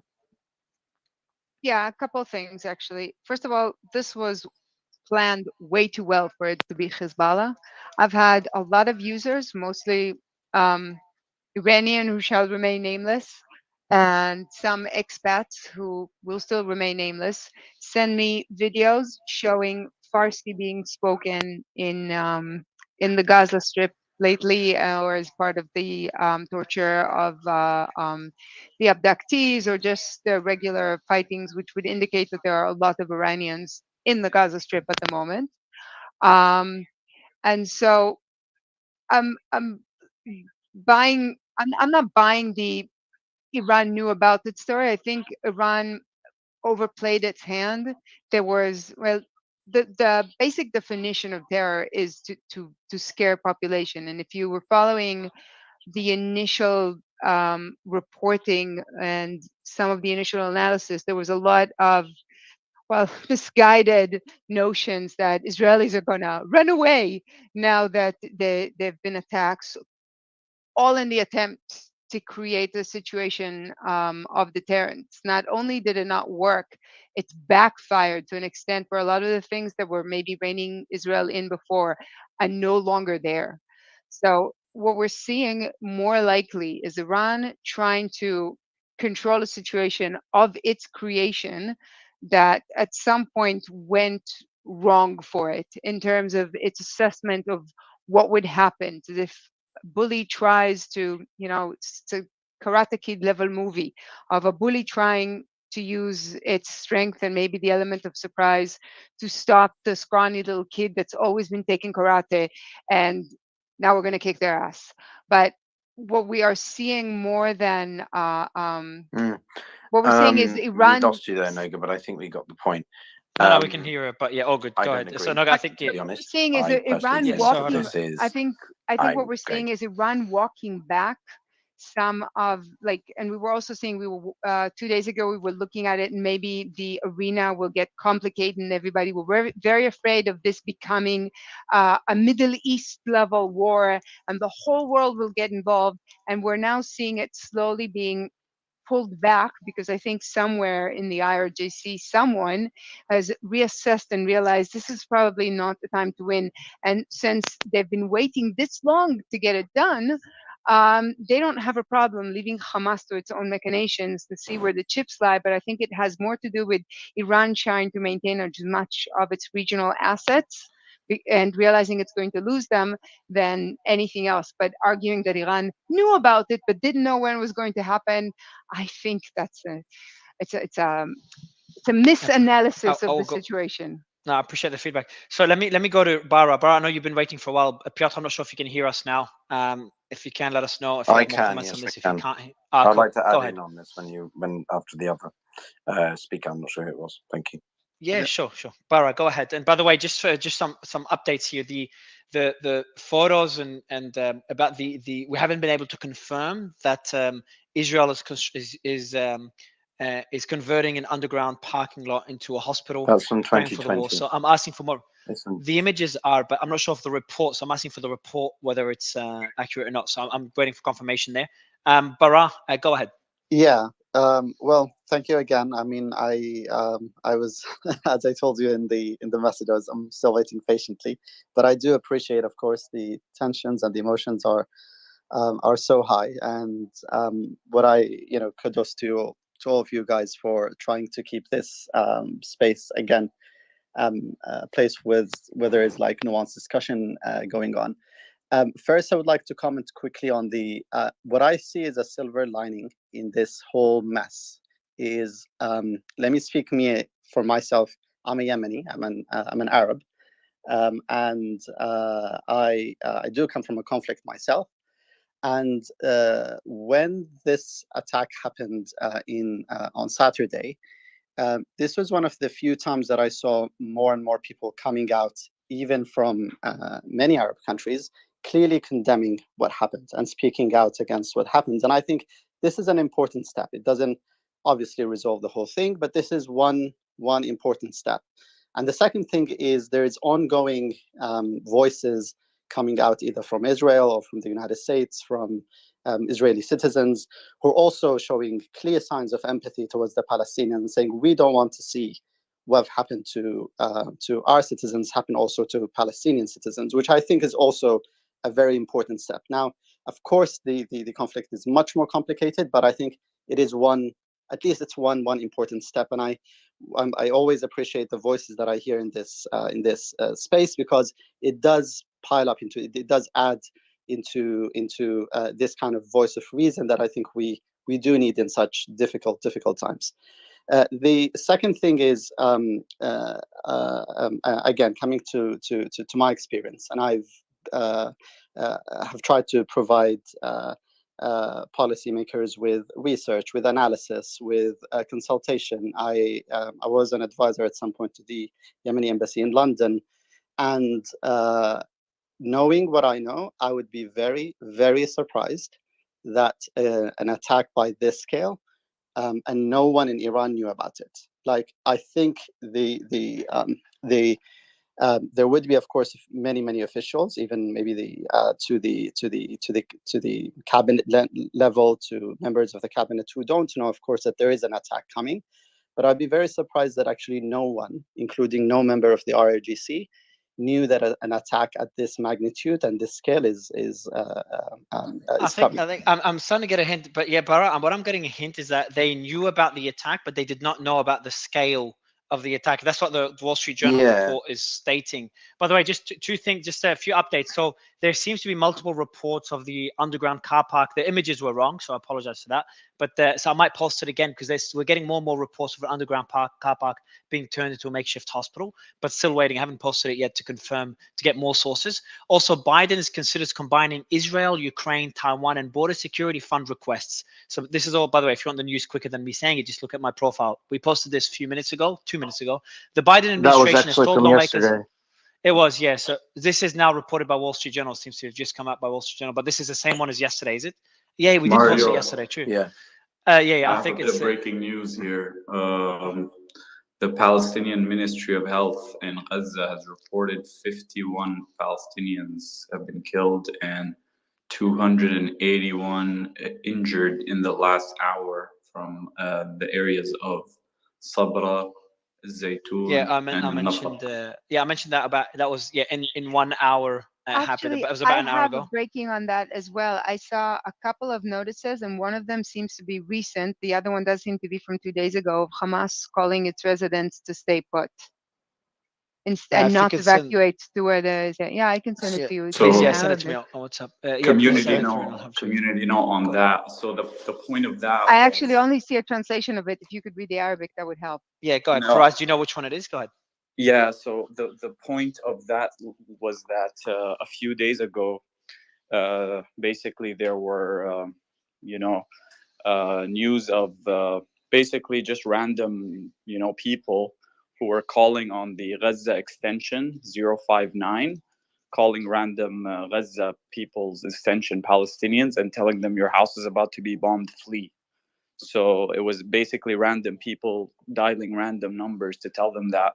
So then that statement came in response to that, to tell them, like, don't just respond to any phone call that people are telling you come and like flee from this house, because they aren't calling people and telling them to flee from the buildings. The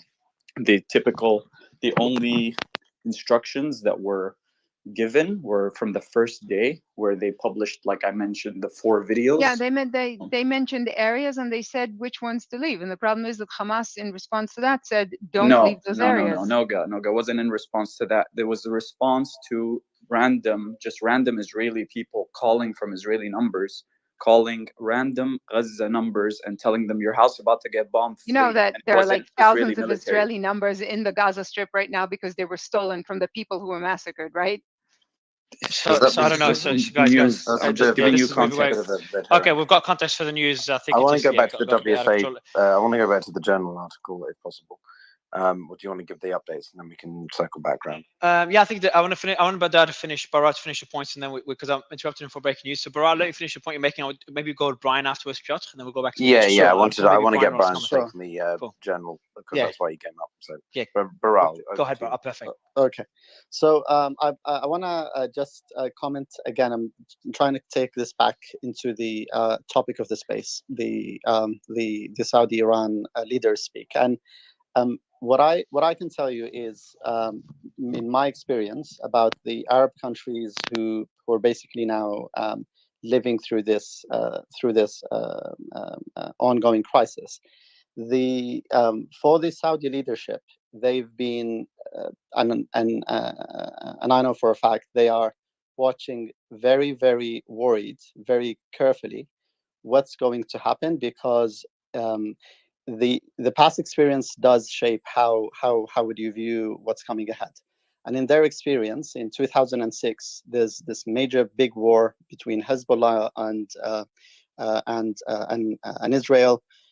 Israel decided then to leave. Yes, it left a huge amount of destruction, but the final result is that Hezbollah had a big domination. It basically came out as the big dominant force inside Lebanon, and that did come at the expense of all the Saudi allies. So another concern is, and this is a constant concern amongst Saudi leadership, is that every time there is a conflict, this could come at an expense, leaving Iran with a more dominant role than they already have right now. And people do talk about the coming military operation on Gaza and what would it would look like. But there is a second possibility, that there could be a military ground operation, a big scale. It will leave a huge amount of destruction, but actually not in the way of driving Hamas out of the Gaza Strip. So what would come out is, and that's the concern for many of the people within the Saudi leadership, is what would come out if this did spiral out of control, and then this big conflict did get out of control, is a weakening position for the Arab states in general. There will be weakened in terms of how their influence is in the region, to the benefit of Iran. And that's very, very different of how this started, because again, I'm trying to explain context for everyone here. Even the Arab League, when it was created, the whole idea behind creating the Arab League was to provide a framework for the Palestinians so they can work under. This is the whole idea, the whole notion behind the creation of the Arab League. And historically, it was Egypt who played a bigger role with the Palestinians. But now in the Arab League, the bigger country is by far Saudi Arabia. So Saudi Arabia is at the risk again of losing its influence in the region to the benefit of Iran, and it had already lost it in several fronts, in Iraq, in Syria, and now it's battling for its influence inside Yemen, and all of them to the benefit of Iran. Now, if a wider conflict happens again, and then it did spiral out of control, but actually it doesn't result in a total, let's say, total military takeover, this could also, in a way, benefit the influence of Iran in the region, or what they do call is the axis of resistance. And the late King Abdullah did say about, he said this axis of resistance, in his words, is this is just an alliance that is trying to take over the role of the Arab League, and this is, I think, something that we should know about, how do many Arab countries view this. And then also the speech by Netanyahu when he was at the United Nations, when he showed the map of Israel, that did not help. That basically fueled the situation, because it didn't show any signs of Palestine. He's saying we're very close to reaching a deal with Saudi Arabia. This is how it will look like. And this is basically, he's talking, of course, about a big military trade that goes from India through the Arabian Peninsula through Israel, but Palestine is nowhere to be seen. And what happens in general is, over years, many people start losing faith and trust in what the Arab states, in terms of the modern states, what they can provide to the Palestinian cause. And who benefits is usually those kind of groups, like Hamas, like Hezbollah, and behind them, of course, is their main backer and sponsor, which is Iran. And I think this has been accumulating for many years. But the emotions, even of the Arab public in general, has not been the same as their leaders. Their leaders have sometimes looked like they are leaning towards the idea of let's normalize situation, let's try to find another way of talking to the Israelis. But the overall Arab sentiment has been still the Palestinian cause, or the Palestinian crisis hasn't been resolved. And there has been several attempts, like during the Oslo Accords, to find like the two-state solution. But the problem, in my opinion, the further we go away from the idea of a two-state solution, the more that those, I would say, militant groups do have a footing. They do have room. They do have space. And even like in a place that is far away, like a place like in Yemen, where it's very far away from the whole conflict, the Houthis' main foreign policy approach is that we are part of this axis of resistance, and we think that the Arab countries and the Arab League have driven away from the Palestinian cause. So this is what I wanted to share with all of you, and I do appreciate, of course, the nuanced discussion in this group, and I hope and I hope I'll keep following you in the coming days. Barar, let me that's ask a question. fascinating. Sorry, Murray, go ahead. Yeah, I've got a question actually. Well, I'll go to Brian before my question.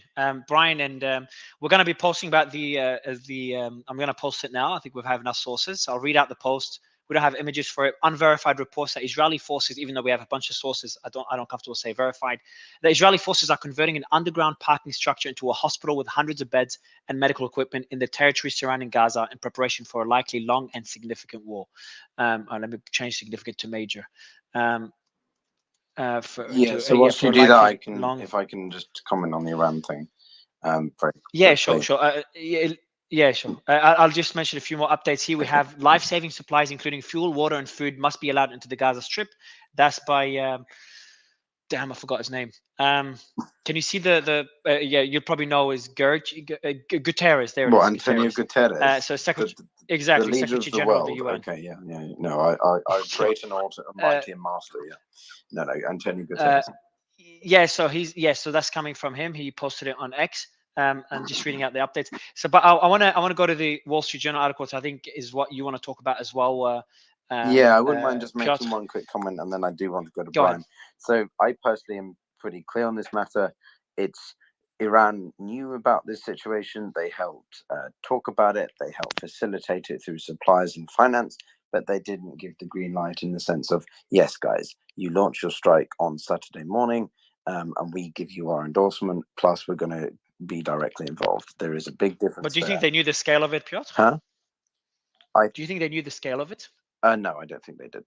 I don't think that they really anticipated that Hamas would really go to the extent that they would to, I don't know, Can I Hamas has the capability to plan something No, like I this? don't. I don't. I'm not defending the Islamic Republic at all. I think they're one of the worst. Can I add a point about what you just mentioned? But my question was, do you think Hamas has the possibility? No, I said no because I want to go to Brian. I said I'm going to make a comment and then we're going to go to Brian. We can then come back around to this. So, Brian, what do you think about the WSJ article? And I'm going to pin the article at the top. Yeah, let me pin the article at the top just for the audience to kind of know what we're talking about. Brian, I think you know the article already, but go ahead, Brian. I'll just pin it at the top now for anyone that wants to keep track of what we're talking about. Brian, go ahead. Brian, you're muted, so Thanks. Just go to bottom Can left. you hear me? Yes. Yeah, go ahead. Yeah. Sir. Yes. Thanks. So first, I'm in the unusual position of actually having sources that know something that matters, which is I had friends with me this morning who have many relatives in Israel, and their reports back to their family here is that many hospitals all around Israel are being taken over by the IDF in anticipation of mass casualties. So it's not just this garage, is what people told me through my friend. But on the Wall Street Journal story, I think it's important to clear up a couple of very serious misconceptions about how intelligence in general works, and especially intelligence in the United States. Who's speaking? It's Brian. Brian, no, he's a please, former CIA expert, so give him a chance to talk. Yeah, go ahead, Brian. Thank you. First of all, there are something like 17 different intelligence agencies in the United States that have to agree on something before it becomes a U.S. intelligence position. So the idea that it's taking them a few days and they're going back and forth is no surprise at all, especially when the conclusion they reach might lead to a major regional war. That's thing one. Thing two, as I said, I think this morning or yesterday, I'm not sure. The first round of information, supposedly from the quote unquote intelligence community yesterday, was actually Congress people commenting on briefings that they received behind closed doors. So they were in no way authoritative. So it doesn't surprise me at all that the position of the community is changing and isn't yet set. And I do not believe it's a strategic, Biden administration set of leaks that are, trying to shape the battlefield. I think this is just the general thing that happens when intelligence agencies have to do these assessments, especially on something as important as this. Thing one. Thing two, the idea that the Iranian government and the IRGC, first of all, they likely did a lot of the training and preparation for this, and so they directly knew. But every intelligence agency in the world, including IRGC, that operates proxy forces, and Russia and the US probably used to do this too, they have those organizations completely penetrated. They've tapped their phones, they've got human sources, even though they're allies. So the idea that there were not people in the government of Iran who knew exactly what was going on, to me, is ridiculous. But the US intelligence community, speaking officially, will not say that until they can prove it. And they probably don't have a consensus on it yet. Thanks. So just to follow up, Brian, very quickly, can you be very blunt in your statement? Do you think Iran is overtly involved in this? They are trying to hedge, they are trying to de-escalate, or it doesn't even matter, we should just focus on the non-state actor that is Hamas? I think this is very much in Iran's strategic interest for something big like this to happen in Israel at this time, as many people have said, and I said right away 2 days ago, to derail the Saudi-Israeli peace process, which I believe they have successfully done. I also think that the IRGC, for sure, trained and planned a lot of this. The only thing I'll stop short of is, did they know that on 6:30 a.m. on Saturday there would be 50 hang gliders and they would rape women at a music festival and kill them? I don't know that, but I don't think it much matters in terms of how you attribute responsibility. But does it justify the potential for the United States to take a more, adamant, stringent response to them? Because it's like everyone's like, we must do more. We need to put more aircraft carriers. Let's all go Lindsey Graham on the situation and go into Iran's backyard. You know what I mean? I just don't find this is helpful. No, I got you. So there's I'd say two responses to that. One is, under the law of armed conflict, nothing the U.S. has done yet would even create any issues of whether or not it's legal to do that. On the sort of geopolitical front, I think it is reasonable to put those forces there as a deterrent so that Iran doesn't be directly involved in the conflict, as I've said earlier today, like by putting troops through Syria or, whatever, missile attacks. And so I think it's both legal and smart. I do not think we have enough public evidence yet for the United States to conduct a military strike inside the territory of Iran as a response to this incident. Maybe they have that information in classified form, but we haven't built the case yet. So I don't think that's being contemplated. I think right now that force is a deterrent force and a rescue force and have Israel's back force. And symbolic as well. Like, Brian, a question to you, if you don't mind. Before that, Mario, can I just ask something before everything? I'm not sure about American politics, White House politics, but there was a tweet now by some Washington Post journalist. He said that the White House denied that Biden saw any pictures of beheaded Israeli babies, and he shared a statement from the White House. Okay, can you send me that, send please? it on just send it. Yeah, send it via. Just DM it to me. Right. Noga, I'll let you make a correction. Very quick, please. Israel at the moment has almost 3,000 injured in hospitals. The army isn't taking over the hospitals; they're just full. So it's not preparing for a lot of Israelis to get. Yeah, that's what I've heard too. Exactly what preparing Noga said. Yeah. I mean, yeah. Okay, fair, cool. Fair point. All I was really told was that IDF was taking over the hospitals. They didn't say specifically because they were. Yeah, because we actually have quite a few terrorists in hospital as well getting treatment, and not all Israelis are keen on that. Understood. Sorry about that. Yeah, that was a misstatement on my part. Thanks, Brian. Amir? Amir, go ahead. And actually, before Amir, Brian, I have one more question for you. What do you expect to happen next? I know it's a broad question, but where do you expect us to be, let's say, in 2 weeks' time? But you always ask the best questions. I think the IDF will have massive ground forces in Gaza. I think there'll be thousands, if not tens of thousands of people dead. I just don't know. I defer to people who know Iran better. If Iran takes offensive action, by which I mean missile attacks or troops, the U.S. will attack them. I firmly believe that. The only part of it I don't know is whether Iran would do that. They're not going to. That's beyond realm of reasonability. So let me go to Michael. Michael, that same question to you. Where do you think this, and Piotr, I'll be asking you that question.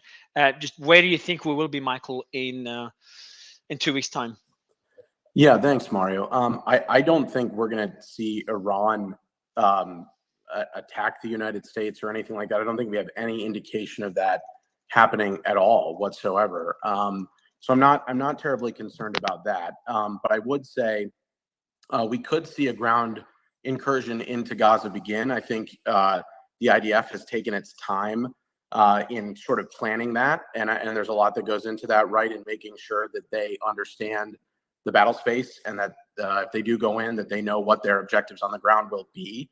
So I don't think we're going to see a rush to start the incursion, and I think that's why we've already seen it take a couple of days, where they've slowed down, put together a war cabinet involving a lot of longtime veterans over there to really make sure that the planning process is done right. And really quickly, though, I'd like to go back to what Piotr and what Brian were saying. You know, Iran having knowledge of the attack and even supporting the attack with training or weapons is not the same thing as Iran directing the attack. When we use that term in intelligence, there's a very high bar for that. And for Iran to have directed the attack, to have been part of the command and control nodes, determining the three big things that we focus on in counterterrorism: timing, target, and location. Yeah, I don't think there's any evidence that Iran, directed the attack in any way. Now, we do know, like many people have talked about over the past few days, about that relationship, and it wouldn't surprise me that Iran knew about it. But I think I'm more inclined to agree with Piotr that they were aware of it. I don't think they were aware to the full extent of it. But again, a lot of the unclassified assessments that came out today per CNN and the Wall Street Journal were very clear. These are preliminary assessments. And to Brian's point, the coordination process takes a long time, and everybody has to agree. There are dissents that have to be settled internally between the interagency, whole architecture, right? So I think we'll learn more about it, but I think for now, I think the right take is, Iran may have been aware of it. They may have even supported it, but I don't think they directed it. Yeah, so Michael, that's a really good point. If I said they directed it, I didn't mean to say that. But what I did mean to say, and I believe, is that they would have been highly encouraging their surrogates, including Hamas, to do something big to derail the peace process. I do think they were giving those kind of directions. I'm not saying they were in the command and control chain for this attack. I don't rule it out, but I don't think we know enough yet to say that. And you're right. The U.S. intelligence community will not say that unless they can prove it publicly. Yeah, I think to just... Can I ask a question of both speakers? Go ahead, Noga, because I want to join that this as Hamas well. has the ability to plan something this complex on its own? No. But Okay. planning is one thing, executing and it. even if Iran was involved, No, I'm not saying it's directing them. I'm honestly asking about the planning. yeah, I think that's an open question. I would be totally open to that. But again, when they're already such a strong background relationship between Iran and Hamas, I would love to see reporting that shows any kind of specific assistance for this attack, as opposed to, again, just background assistance on weapons and financing and that kind of thing. Yeah, I want to echo this. No, but the question was specifically about the planning of the attack. It was very complicated. Yeah, I want to make a couple of points here, because this it's a very much my quick wheelhouse. question. Go on then. Is there a possibility at any point that the United States decide to intervene in terms of boots on the ground, like military on the ground? No, absolutely not. That's already been out. That's already been out. So the only comment on that the other day and said there would Okay, be no but need hang for on, that. guys, one at a time. The only- Go, Brian. Go ahead. The only caveat I would make to that is if there is actionable intelligence showing where American hostages are being held, then I think there's a significant chance that our special forces go in with the Israelis to do But the the rescue. Pentagon has confirmed that. They confirmed that either today or yesterday. I can't remember. But the special forces from the Carrier Strike Group would be involved in hostage rescue, hostage acquisition, whatever the official got term it. is. Okay, good. So Well, that yeah, has been confirmed. okay, good. Yeah, that's what I would have expected. But other than that, no, I don't think the U.S. is going to send in troops. No, absolutely not. The White House, the Pentagon have reaffirmed this. So Barat, no. As to the other matters, did Iran direct the events? So there's a lot of nuances here. One, Hamas is a group that is ideologically different to Hezbollah and Iran. As I've said before, they are Sunni, not Shia, which means that they have for a large amount of time been more distant than the other groups. Second, does that mean that they can't have been influenced in Beirut and Lebanon, as this WSJ article or whoever it was stated that the three entities met together?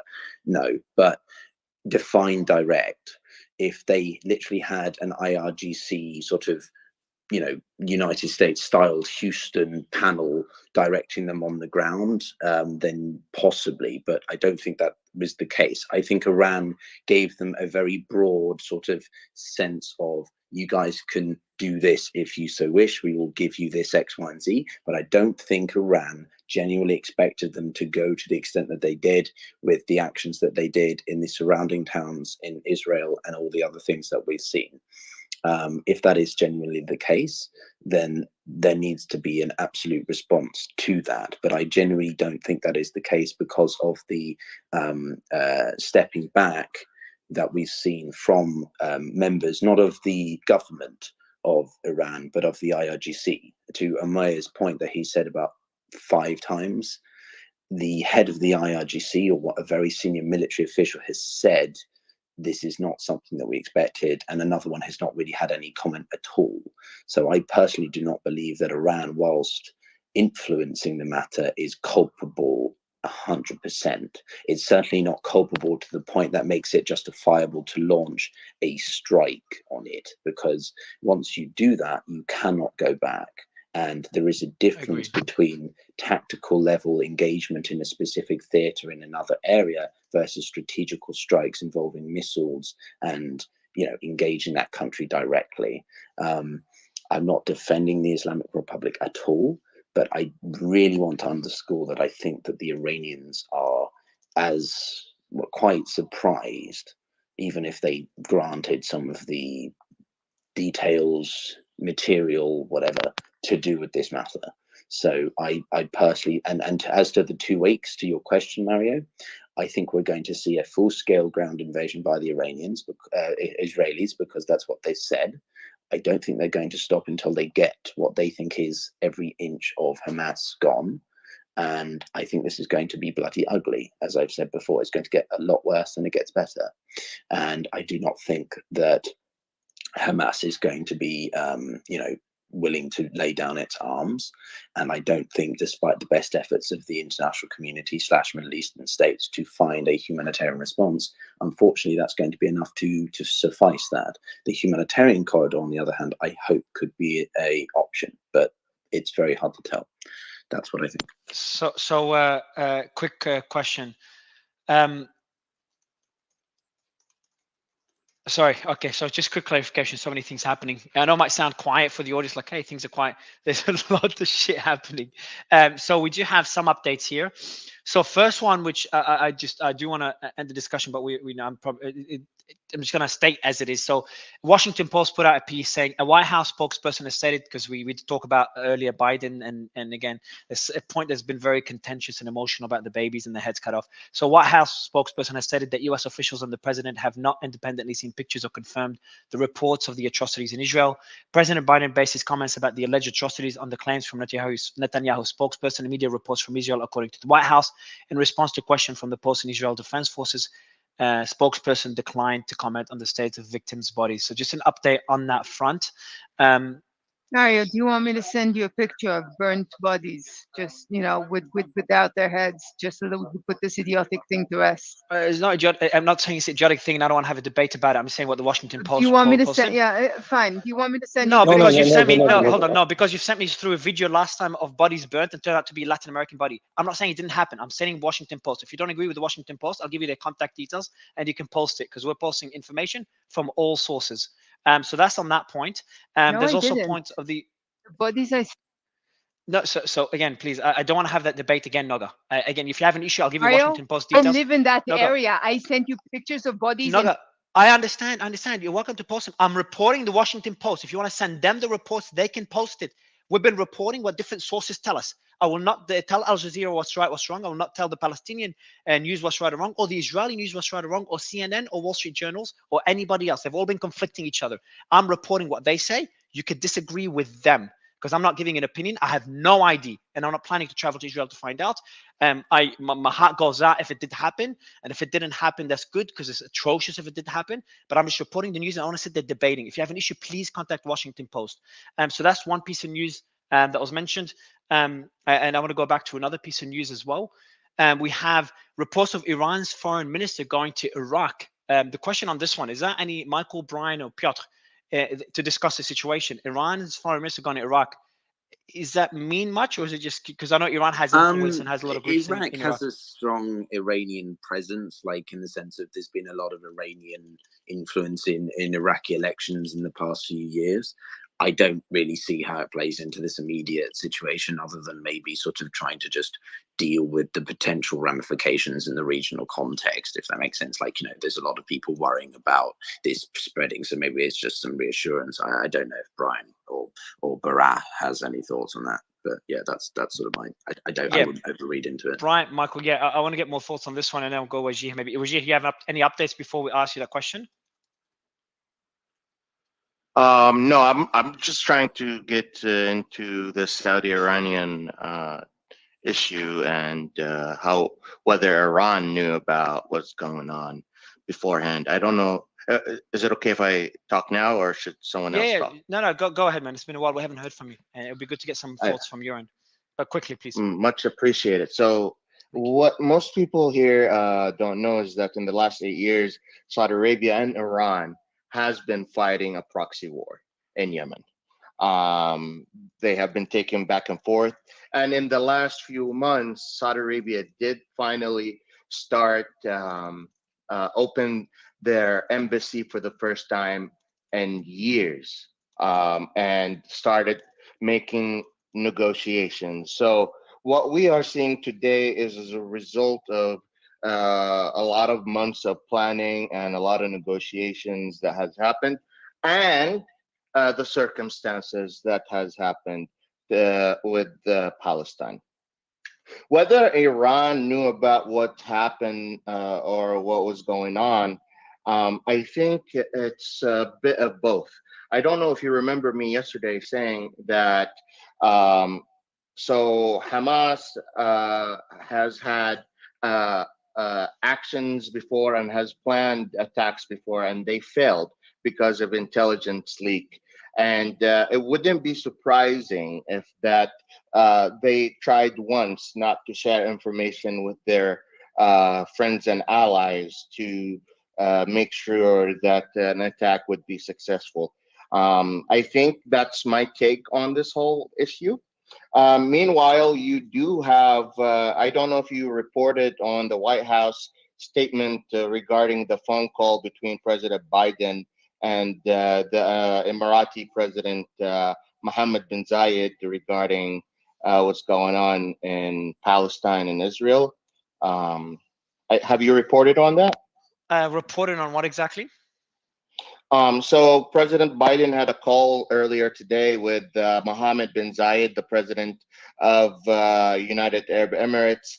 Biden stressed in his condemnation of Hamas terrorism and his warning against anyone who seeks to exploit the current situation. The two leaders also discussed. Yeah, go ahead, finish off. No, sorry, finish off. The two leaders also discussed the importance of ensuring that humanitarian aid reach those in need. In conclusion, they discussed the history of relations between the UAE and the United States. The United States confirmed to the peace and security of the region, and the two leaders agreed to remain in close contact, whether directly or through their team, regarding what's going on in Palestine. And there was a statement by Ahmad Adel Hadi, from Hamas representative in Lebanon, and with an interview he gave to an American magazine, Newsweek. We actively coordinate with the Iranian Hezbollah and the access of resistance and the acts of resistance before, during, and after the attack on Israel, and that was in various military, political, and other dimensions. And yesterday there was I mentioned that there was a cyber attack on Israel, and that is one of the attacks that is being implemented on them. That's what I have so far. No, I appreciate the updates there. Let me go to Amir and Layla. Any updates on your end, guys? No, I was the only thing that I sorry, Amir, go for it. No, you go, ladies first. Okay.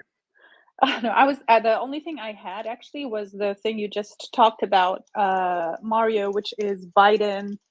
The spokespeople from the Biden administration said that yes, President Biden did not see pictures of decapitated children, neither did any member of his administration. And the IDF, when they reached out to them, the official declined to answer. So you basically just shared that. I'm right now. So we do have, so Netanyahu, his spokesperson did say that. So it's just conflicting reports. We'll get the information later. I don't want to get into that debate, but I appreciate the clarification on that. And United Nations, more than 338,000 people, 338,000 people displaced in Gaza in less than a week. And that just came out of just for context, the population's 2.3 million. So that is what, 15%, almost 20%. Yeah, it's a lot. So. And the other piece that I had to share was people on the border with Egypt are headed to help in the fight, and I was fact checking, and it was actually incorrect. Just that. What's incorrect? Sorry, Layla. So there were news that the people from Egypt are headed to help with the fight with the Palestinians on the border of Egypt, and that turned out to be incorrect. It's just a couple of people kind of creating that piece of news that is misinformation. So I've seen those reports. Yeah, we didn't post about it because we couldn't confirm it.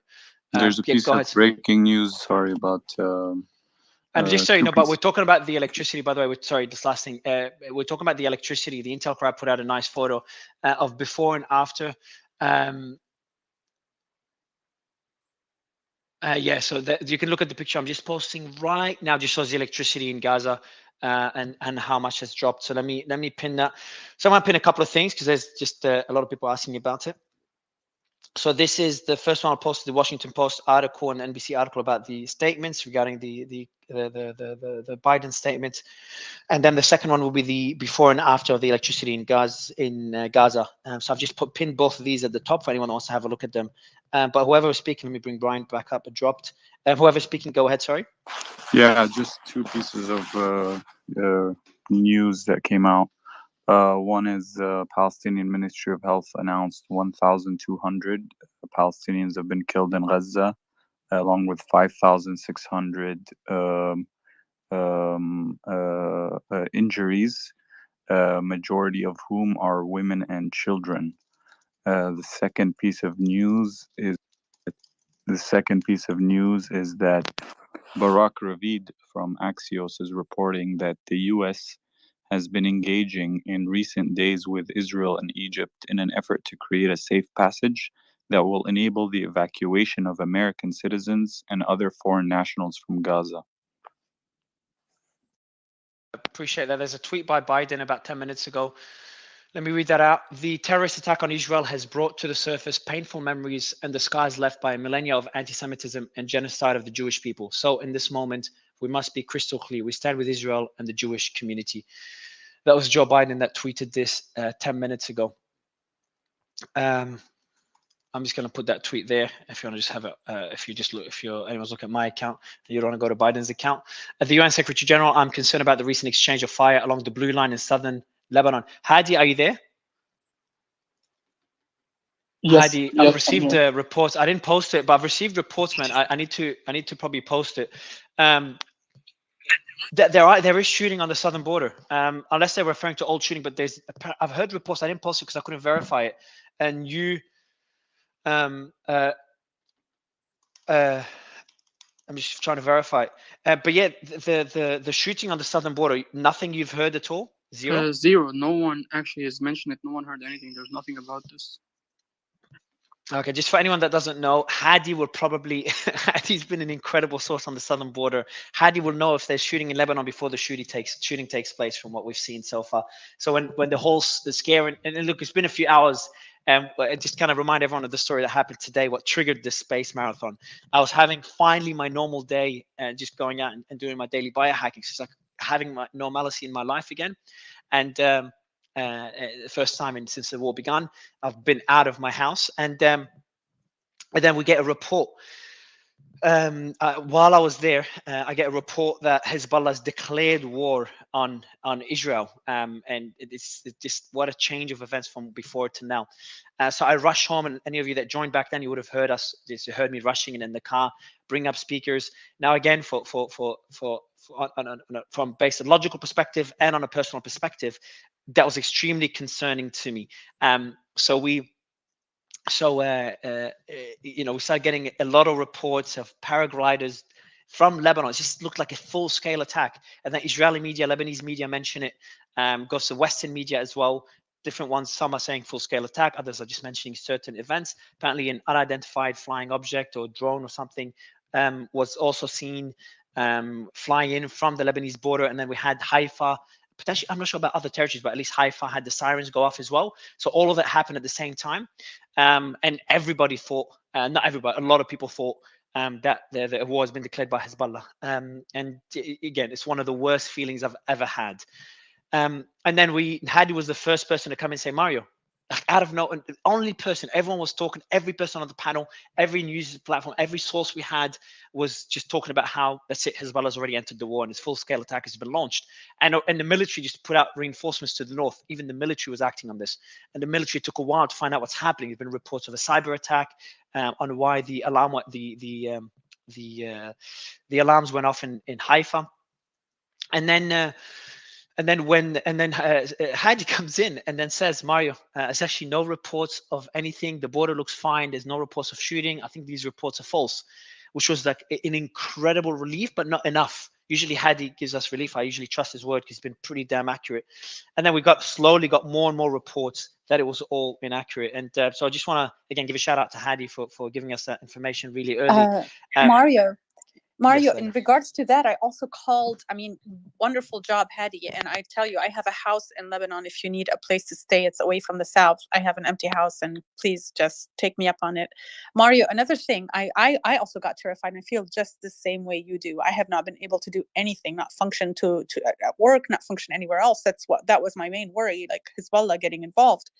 And I reached out to my friends at the U.S. Embassy in Beirut. It's like, hey, what is happening? Do I need to get my parents out of there? And they're like, no, we're actually out of the embassy in Beirut, and we'll be back on Monday. And we've received nothing to say that we're evacuating or we shouldn't go back. Yeah, because there's been reports, Layla. There's been reports as well to add to it. There was reports at the same time. It was, and I mentioned I have someone very close to me, who's half Lebanese, and they live right next to the embassy. And immediately, I've started to look at evacuation plans, etc. So we have evacuation plan we've got employees around the world, including Lebanon, and we don't have any in Gaza, and I don't think we have any employees in my companies in West Bank, but we do have in multiple other countries, including Lebanon. And then we're evacuating. We're already putting evacuation plans, and the U.S. Embassy not only evacuate, but they were putting out a report for all U.S. citizens in the U.S. to evacuate immediately. That was, I think, debunked really quickly. I think Hadi was the one that got a statement, went on the website and called. I think he contacted someone and got a confirmation that wasn't the case. But it was a really scary time. Layla, were you in the space when that all happened? Yeah, because of course I'm like you. I'm barely sleeping. I'm barely eating.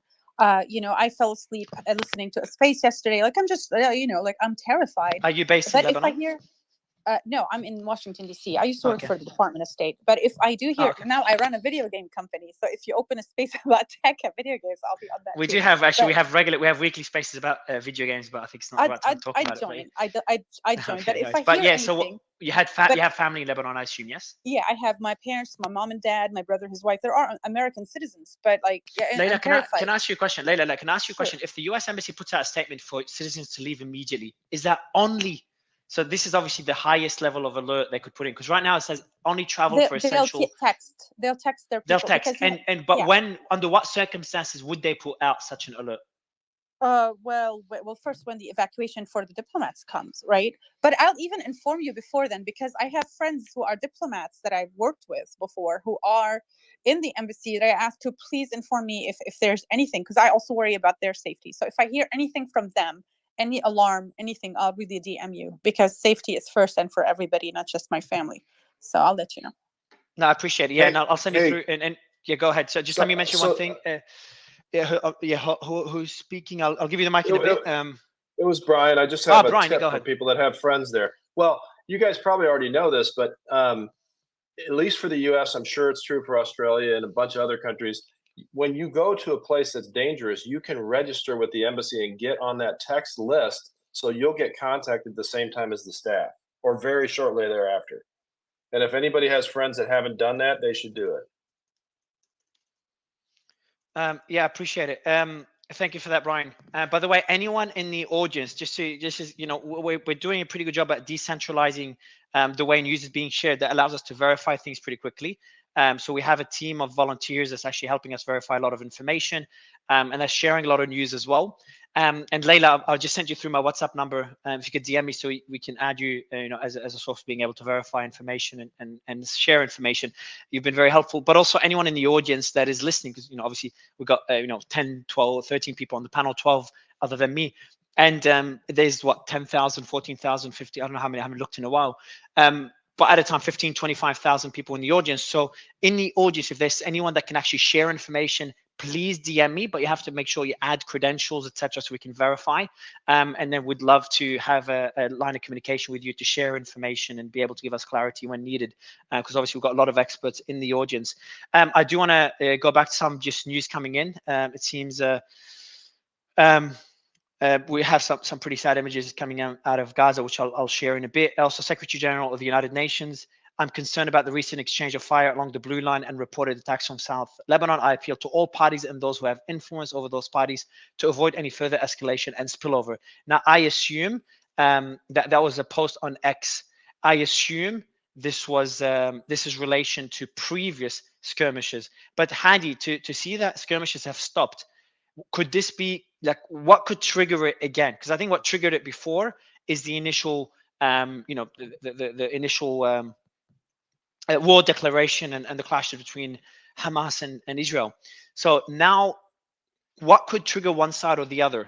I guess what you're going to say, and I could be wrong, but I guess what you're going to say is what could trigger it is the invasion of Israel into Gaza, or the entry of Israel into Gaza. So that's what could trigger it. Is that a fair statement? I think that's one thing. And there's another thing that triggered it in the first place that can happen again, is when the Palestinian fractions in Lebanon, when they initiated an attack on the Lebanese borders, Israel responded by attacking Hezbollah. That's what triggered everything in the first place. So if, for example, in the near future, some Palestinian fractions fire missiles, or I don't know, they conduct attacks. But why Hezbollah? So why would they hit Hezbollah? I think because there was a warning around years ago from Israel, or like even months ago, they always repeated that anything that happens on the borders, they will directly blame Hezbollah, or sometimes blame the Lebanese government as a whole. They said it one time. So they blamed either the Lebanese government as a whole, responsibility, they should take responsibility, or Hezbollah. So I think Israel believed that Palestinians can't make any actions on the borders without Hezbollah knowing or facilitating it. So they just sent this strong message, and I probably didn't expect for them to kill 3 in the position they bombed. And they got a retaliation, and both sides, usually that retaliation happens and things calm down. But things now are intense in Gaza, so we never know what might happen in the future. So do you think Hezbollah is actually attempting to stop these Palestinian groups from engaging in attacks towards Israel, or when these Palestinian factions attack Israel, so two questions? Do you think Hezbollah is trying to help them because they don't want to be dragged into this and they don't want to suffer the consequences, or do you think Hezbollah is giving them the green light? It's like an indirect way of Hezbollah warning or attacking Israel. So there's like different levels to it. Number one is allow the Palestinian factions to attack. Number two is Hezbollah attacking directly the Golan Heights or the just the border region, which is kind of a warning shot. Or number three is attacking the Israeli territory directly, past the border region, which would be an escalation, a potential entry into the war. Is that how you'd see it? I mean, there are two scenarios here. If, for example, the attack happened like last year or the year before it, I don't remember exactly, when they fire missiles from near refugee camps, I don't think Hezbollah can stop them about that, because these areas are completely, like the refugee camps are controlled by Palestinian parties and fractions. So when that happens, Israel usually responds to those refugee camps. But what happened last time is that they initiated the operation right at the borders. So that's completely controlled by Hezbollah. So I'm pretty sure Hezbollah knows. I mean, they know what's going on the borders. They can surveil everything. So that's why Israel believed that Hezbollah facilitated it or allowed it to happen. Okay, so it didn't happen. So Israel will be able to tell based on their intelligence whether, like, depending on where it came from, they'll be able to tell whether Hezbollah allowed it to happen or it came independent of Hezbollah. Because there's been some instances where Israel hits those Palestinian groups or the Palestinian camps when rockets were launched from Lebanon. Do you remember last time you were on our space in Israel? There was an airstrike by Israel on a camp north of Lebanon. Do you remember that? And we had someone come on. I think it was Muhammad. Area called Sur. It was the refugee camp. Is that Sur is in South Lebanon? Yeah, exactly. Do you remember when we had Muhammad come on and play a voice note between Hamas members, and they were talking about, let's see how Nasrallah responds? Do you remember that? Exactly, I remember that. And what was the conflict back then? Can you remind me? I can see such a long time ago. There was a conflict in Gaza as well. I think it was the 2022 or when was it? I don't remember, to be honest. There was also like some. Oh, I remember. It was actually the problem that happened in Jerusalem when there was clashes. They were clashing between the prayers, the Palestinian prayers, and the Israeli soldiers when they were clashing inside the Al-Aqsa Mosque, and then things got wild and few missiles were firing from Gaza. That's how it all started, because of what happened in Al-Aqsa. So that's when the Palestinians in South Lebanon from Laili region, they fired a few missiles from there, and Israel responded right directly at them. I appreciate that update. Let me go to Brian and then Siringale. Good to have you back. Brian, go ahead, sir. Brian, you there? All right, so I'll wait. Sorry. I had a problem unmuting. And I was looking for the source. I'll post it in a second. But I just saw a news story come across. I think it was Bloomberg, but I'm not sure. I'm going to post it, saying that Egypt has publicly announced they will not allow any refugee camps to be set up on the Israeli side. And hopefully that's new news. I'll post it in a second. But that led me to a question that I've wanted to ask all day long. And I hope you guys didn't talk about it while I was off. But, Gaza has two borders, right? And there's a lot of legitimate military reasons why Israel would not want to open its side of the Gaza border. But what about Egypt? What is the defense of Egypt for not allowing humanitarian assistance through their side? Just asking anybody that has expertise. I can answer that question. Go ahead. Okay, so first of all, a quick update. Gaza's hospital is at full capacity. Okay, Yeah, we read that. We read that a couple of hours ago. She said asking people to sleep on the floor, so they are at full capacity. And also, that's right. And one of the main hospitals also has. About 2 hours ago, they had 3 hours worth of power apparently. So yeah, things are not looking good there. But yeah, Siringale, I'll let you respond. Thanks. Sure. Okay, the response is twofold. First fold, you guys have to understand that asking for a corridor to Egypt is exactly the same thing as ethnically cleansing Gaza. I know, you're gonna. Please let me explain. Okay, the refugees that are gonna be created, right? They're not gonna be able. But what's sorry, just Siringale, 2 seconds. So Brian, just want to understand what's your exact question? Sorry, Siringale, 2 seconds. What's your question exactly, Brian? What's the excuse that Egypt have? So he's saying that Israel has like a military defense reason for not allowing Palestinian refugees into Gaza. Yeah. So he's asking why do you think? Yeah. So he's asking why. I'm asking why doesn't Israel step up and do it? Yeah. Yes. So here, why does Egypt not step up and do it? Because for the exact same reason, Egypt will have a security risk by doing the exact same thing. And I'm trying to get you guys to that point of understanding why it is that Egypt will have a security risk. Okay. Yes, So yes. So thank very you. good point. And so then my next question is, why is Israel condemned for not doing it when they have a much stronger security Because reason, and Israel's Egypt the is one getting a that's doing the pass? bombing, right? Israel's the one that's doing the bombing. So that's why Israel is condemned, because it's Yeah, not didn't. taking So Brian didn't. responsibility Yeah, of as its far. actions. Yeah, so So Brian, as far as I understand, the steering girl, hold on, the steering girl, just quickly. As far as I understand, like, isn't Egypt wanted to open those corridors, but then they stopped once they were threatened by airstrike from the Israeli forces. Isn't that's as far as I understand, unless someone can Well, correct me. I haven't seen that reported, but if that's true, I've then seen that's the a bombing. I've seen the bombing. I can put it for no, you. no. Yeah, But this Mario's talking about anecdotal a experiences. threat. Yes, no, there've been reports, Brian. No, the video. I'm not anecdotal. I could post the video to you if you want now. Yeah, Into but the video. Yeah, we cannot Well, verify the video. That's the thing exactly as well. But no, but Uh, steering girl, you're making my uh, point. There's been reports of that. Go The ahead, Brian. Gray Zone reported it. The Gray Zone. Yeah, exactly. Now it's no, talking exactly. Go ahead, Brian. no one is saying Gaza isn't being bombed. We can debate whether that's proportional or not. My point is Egypt problem themselves. Yeah, so you're cutting out, Brian. Yeah, so Brian, you're glitching a lot, so you're cutting out. I'm not sure exactly why. I think it's your internet. But just to answer your point, guys, it's I don't know if it's cutting up on my end or everyone else's end. But just to clarify on that point, the reports, because we've talked about this earlier, the reports are that Egypt has wanted to send supplies essential supplies into Gaza, and then Israel threatened to, and then the wording there kind of changed. And there's been conflicting reports, but initially the report was that Israel warned that there's bombing, so if the supplies go in, they might be impacted by the bombing, so as collateral damage. But then later it was threatened, and I think a few people on the panel confirmed they threatened, and I've posted it, so there is sources for it. They've threatened to bomb these the convoys, and then Egypt, I think, initially said they're going to proceed with it anyway, and then later there's been reports that Egypt will not proceed with it. But I think, Brian, from what I understand, is because there's the risk of these convoys being bombed, and that includes the corridors as well, both the corridors. I think the corridors 1 crossing has already been bombed based on previous panelists who've been talking about it. So Egypt is not doing it for those reasons, unless someone has different reports. Can you hear me? Can you hear me now? Yeah, we can. Yeah, it's much better. Okay, so there's two different things, both under international law, which was talked about earlier, and just in terms of, in my opinion, morality. There's two different things. Israel not wanting Egypt to be able to resupply not only the innocent people in Gaza, but the fighters in Gaza. That's one thing. What I'm saying is, if there's this massive refugee crisis, why won't Israel take the refugees? And the answer is obvious, Can I because answer they the view them as a question then? security risk too. Yes, exactly. But I want to expand on the reason why they view them as a security risk, if I may. And please, just try to understand the reason why Israel wants them to go to Gaza in the first place.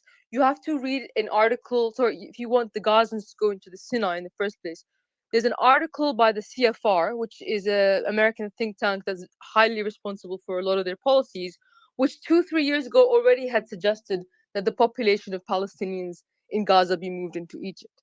And why would they suggest this? Because at the end of the case, what Israel wants is, I'm sorry, and this is what Netanyahu's stated policy is, he annexed the West Bank. He wants that whole place to be like an Israeli state for Jews, right? So the point is, why is Israel not allowing the people of the West Bank into the to their side of the quote unquote border, because they never declare their borders, because the whole point is to get rid of the population of Palestinians, right? That's why they don't want them on that side of the quote unquote border. So yeah, so if the Egyptians, to get to the Egyptians, why do they not want Also, the they tend to Palestinians on kill their us. side? That's another reason not to let Sorry, yeah. them So I sorry. guess Let me let her finish, and I'd like to go. respond. Sorry, I'm sorry. Ease up, everyone. It was really cordial, and then suddenly now it's getting heated again. We're having great discussions before, so please let Syrian Girl finish, and then Ben, I'll let you respond. Please go ahead, Syrian Girl. So for the Egyptians, what they foresee is, let's say they get like 1 million refugees, because I know the Syria is going to be that kind of number. They get 1 million refugees in tent cities in the Sinai Desert. The Sinai Desert is not just a desert. The Suez Canal is in that desert. Egypt holds so much of its power by opening and closing the Suez Canal. So instability there is a huge risk for them. What they'll end up with is a population of Palestinians in the desert, right on the border of Israel. And what that's going to happen is that's going to draw them into a war with Israel like 1973. So their point is they exchanged peace with Israel in 1973. They said they're not going to continue. So the Egyptians, they took the Sinai. They were going to continue on with Syria into the rest of Israel, but Israel's like, okay, peace treaty. We'll relinquish our Sinai capabilities, and then that's the peace treaty. Now, if you destabilize the Sinai by putting Palestinians there, which will eventually end up launching attacks into Israel from those camps, right? Because that's obviously what's going to happen. It will draw Egypt in, and it's going to risk their control of the Sinai. It's so obvious. So I think, Ben, I'll let you respond so we move on to it, and then John. Yeah, Ben or John, actually, you guys decide. Okay, well, I think one of the reasons why Israel is not bringing the refugees is because of the security risk, right? I mean, that's just not going to happen. Secondly, the notion, so you're making the assumption that Israel wants Gaza. Look, yes, there's a blockade, okay, but at the end of the day, in 2005, and I know because I was there, we pulled out of Gaza. We did, right? And the international community poured tons and tons of money into Gaza. Actually, I'll let Noga finish my point. I've been a cough really badly here. Go ahead, Noga. Yeah, I want to get John But by actually the way, jump I in. John haven't has a said- I Syrian wanna girl, say please. that Syrian listen. girl, yeah, please. Again, we're doing. I think Noga and Syrian girl, very similar, the two most powerful personalities on stage. John, go ahead, sir. No, I'm sorry. Did you not just say that? I'm sorry. And now I want to get John to respond if that's again, Noga. I haven't heard from him in a long time. Oh, yeah, it's a good idea to leave points like. Never Yeah, mind. John will respond. Go ahead, John. Yeah, and I don't want to respond with assumptions. I want to respond one that using the words ethnic cleansing aren't helpful when Anne showing videos without the full context. I want to stick to legal in accordance with international humanitarian law, not illegal, rather than can you or should you, what is the accusation of war crime or ethnic cleansing or something like that in accordance with international humanitarian law, rather than continuing to make assumptions about this country is doing this because of this, that country is doing this because of that. Like, I can talk to you about the actual legal actions being taken by both sides. One side is committing war crimes by keeping civilians in buildings that are used for military purposes. Stop. So no, Syrian girl, please. Syrian girl. I think Syrian girl. Syrian girl, you've spoken a really long time about this. I would like John to respond, and then we move on, please. So one person spoke for a while. John, you respond in as long or less, and then we move on. John, go ahead. Sure. Just really quick, I just posted the Rome statute on the keeping civilians in military or using the protection of protected sites and populations for military purposes, as in it's called lawfare, is a war crime. To annotate, yes, buildings are falling down in Gaza. That's a fact. Neither side in this conversation knows the military intelligence. And before Israel strikes a target, they have a lawyer standing next to them at the division level who says, is this a legal military target? Is it not, in accordance with the other laws of wars as well? Those are facts. Now we can make it is significant collateral damage. It is significant destruction. But to say that Israel is trying to ethnically cleanse Gaza is not a fact. I appreciate it. I want to move on from this point. Amir, is there any updates on your end before I read my updates? Well, actually, in Iran it's 5 a.m., but I can add in on Iran if you want, because some very I enjoyed the discussion that Brian and Michael did about Iran. It was very professional. If you mind, I can some very little points that can help us all understanding Iran and Hezbollah in this. Yeah, go ahead. Well, yes, so is Iran and US close to war? This is the story of my life. Like a couple of years, I will be 30, and since I was, I'm not joking, since I was like 6 or 7, I remember, it was like yesterday, like, is George W. Bush gonna invade Iran? Because, guys, I don't know if anyone would remember or not, because at that time it was close, but each time this something pops out from somewhere and the two sides get close to a war, and always they manage to avoid it. And I think this time, spoiler alert, the same thing will happen. And I want to answer that. yeah, Amir, go ahead. well, yes. And I think the thing about Hezbollah, it's 5 a.m. I'm just All good, getting go too ahead, smart guys, yeah. right now. Yes, no, it's actually helping me to reach some points. Yeah, please go ahead. Like 2-3 years ago, this actually relates. I'm not wasting space time. I think you guys can actually understand the Wall Street Journal story too. Like 2-3 years ago in Iran, some protests happened because of the gas prices triple. And it was at the Thursday that the president came out and said, oh, I did not know when we were going to do this, but it was planned. This is exactly the same thing that happened with Hamas. The government, back to 2-3 years ago, they wanted to increase the gas prices like 3 times. But they didn't know that if it's going to happen like 1 week, 10 days, because the president actually made a team and told them, do it whenever you think it is right.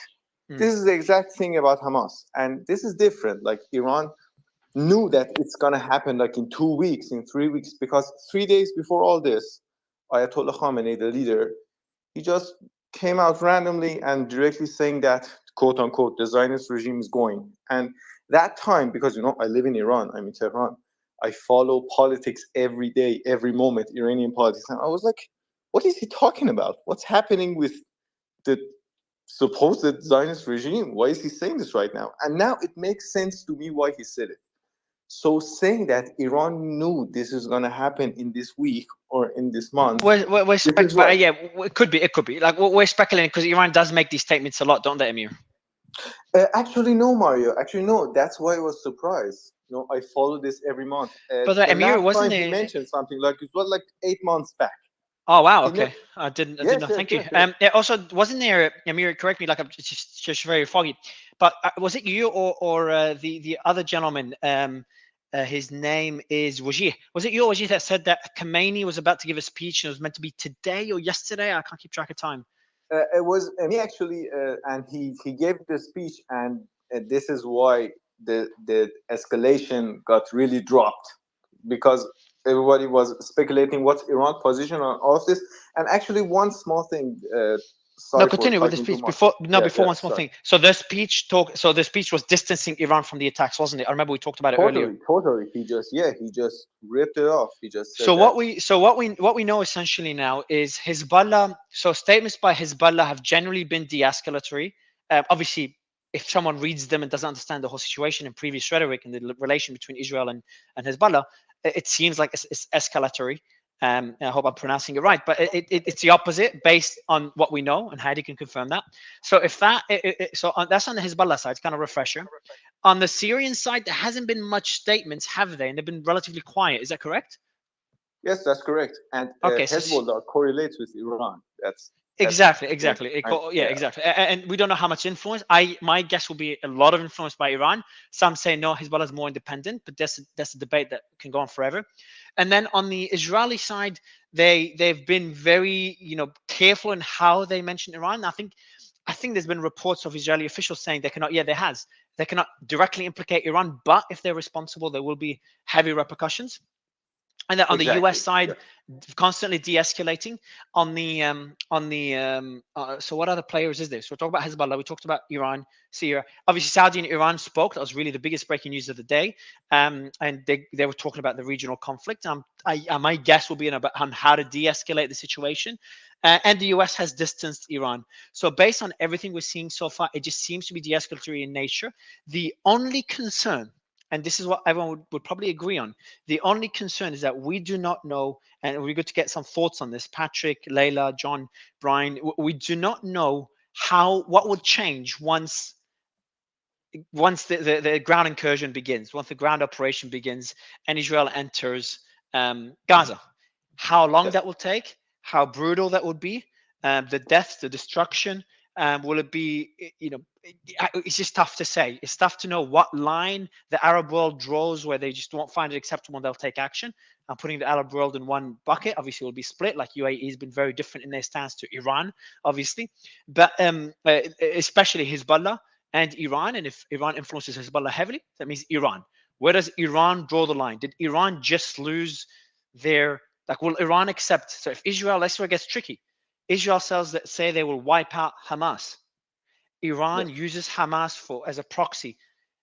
So then, what's the middle ground? Like, will Iran allow Israel to wipe out Hamas? We're assuming that's even possible, but will they allow Israel to try to wipe out Hamas? That's what's tricky in my mind. Brian, what do you? Yeah, let me go to Brian. So can I just yeah, go ahead. you actually. Sorry. Now hold on. I'll give you the mic again. Brian, go ahead. But I have an answer for this. Oh, okay. Yeah, I'll give you the mic again. Go ahead, Brian.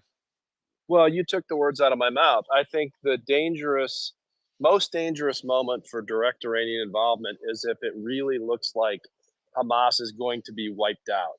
Because not only would that be massively embarrassing to them and would show the Saudis and others the weakness of Iranians, proxy forces, but also, to your point, they use these proxies for a lot of other things. And I think that's when it's going to get really dangerous. I did have one other point, though, because you were talking, Mario, about who the other players are. I think another thing to really pay attention to, I might have alluded to this earlier, is and I'd love to actually hear from Syrian Girl on this, but Syria, as I understand it, sort of controlled in different zones by Iran, Russia, and I think maybe even the United States and NATO. And so one issue is, what culpability is there for Russia or Iran if there are strikes by proxy forces from the areas of Syria that they control? So sorry, what was the last statement you mentioned, Brian? Because I'm going to mention something I just heard that's very disturbing, but I'll finish the discussion first. Go ahead. I was just saying other ways that players could get drawn into this are if attacks by proxy forces come from Russia or Iran's control areas in Syria. That's all. Yeah, but I think those ones will be easily to squash.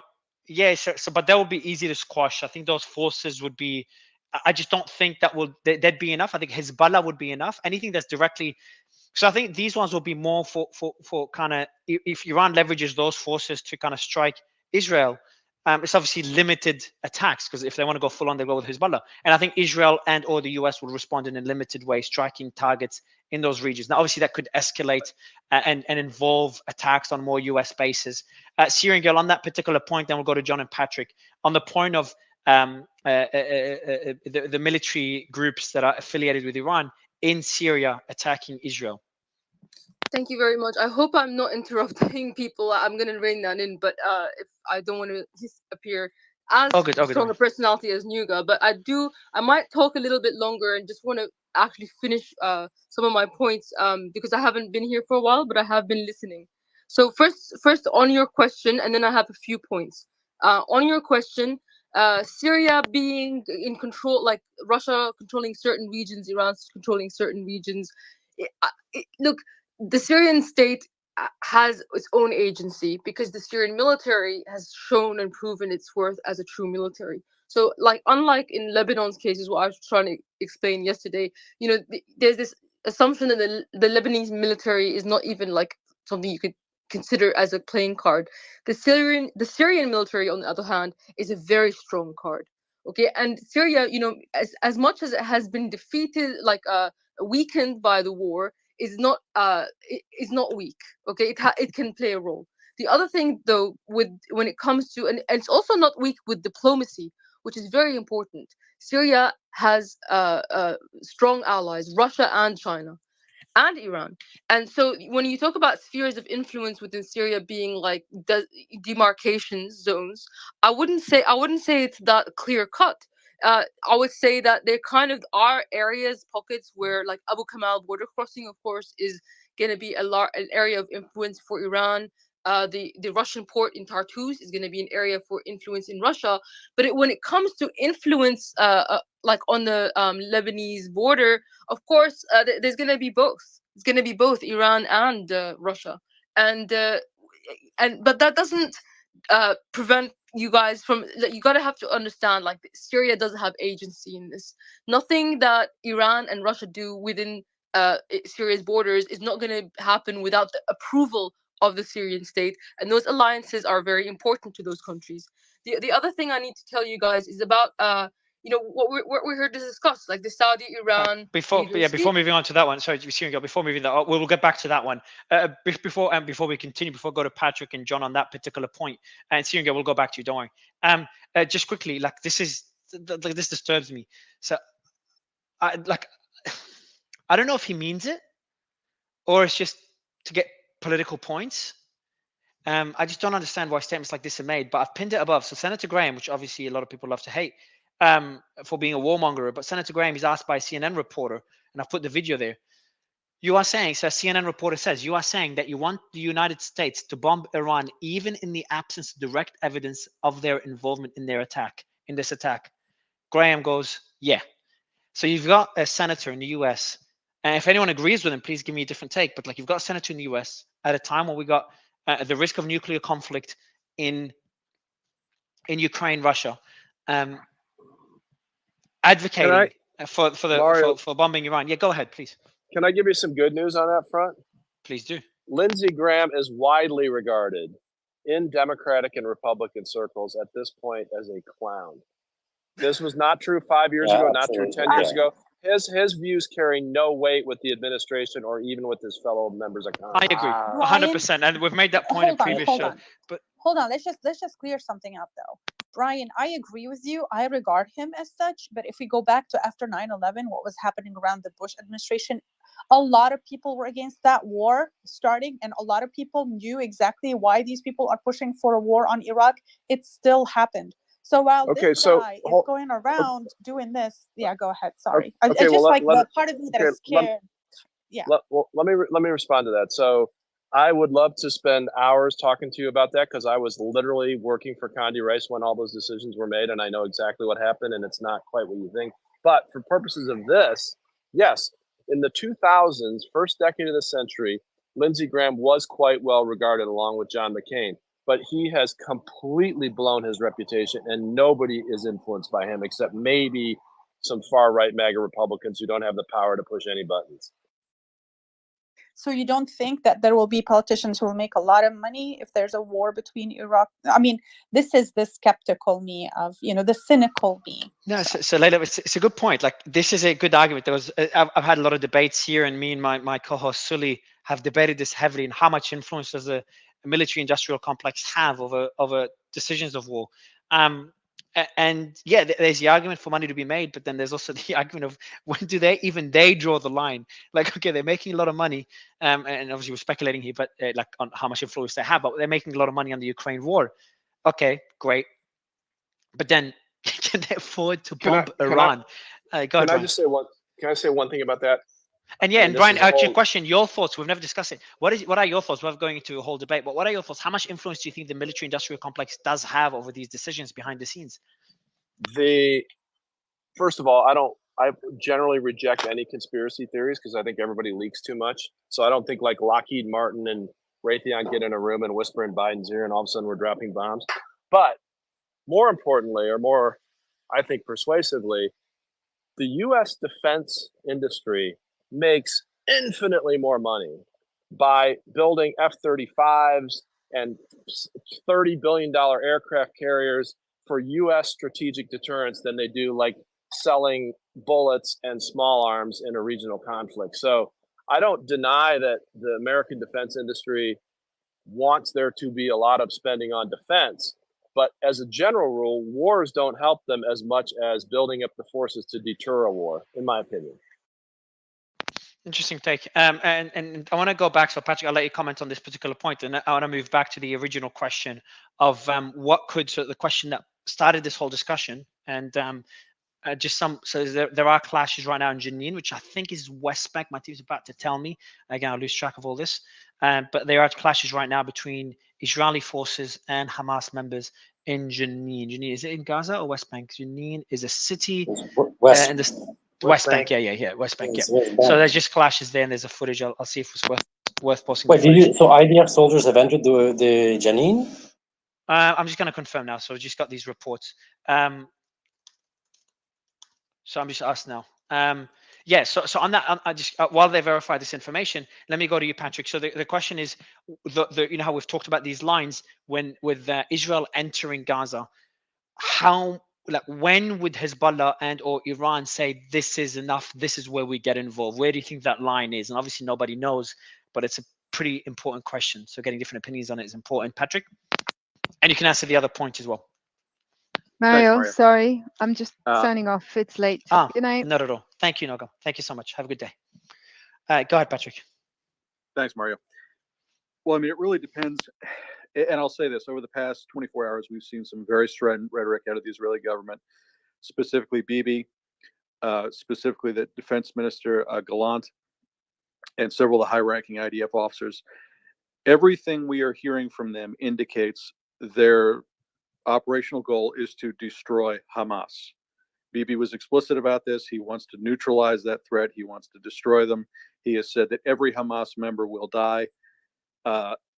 Gallant yesterday said all restraints have been lifted from the Israeli military, which, given the way the Israeli military normally operates, is a very, very significant statement.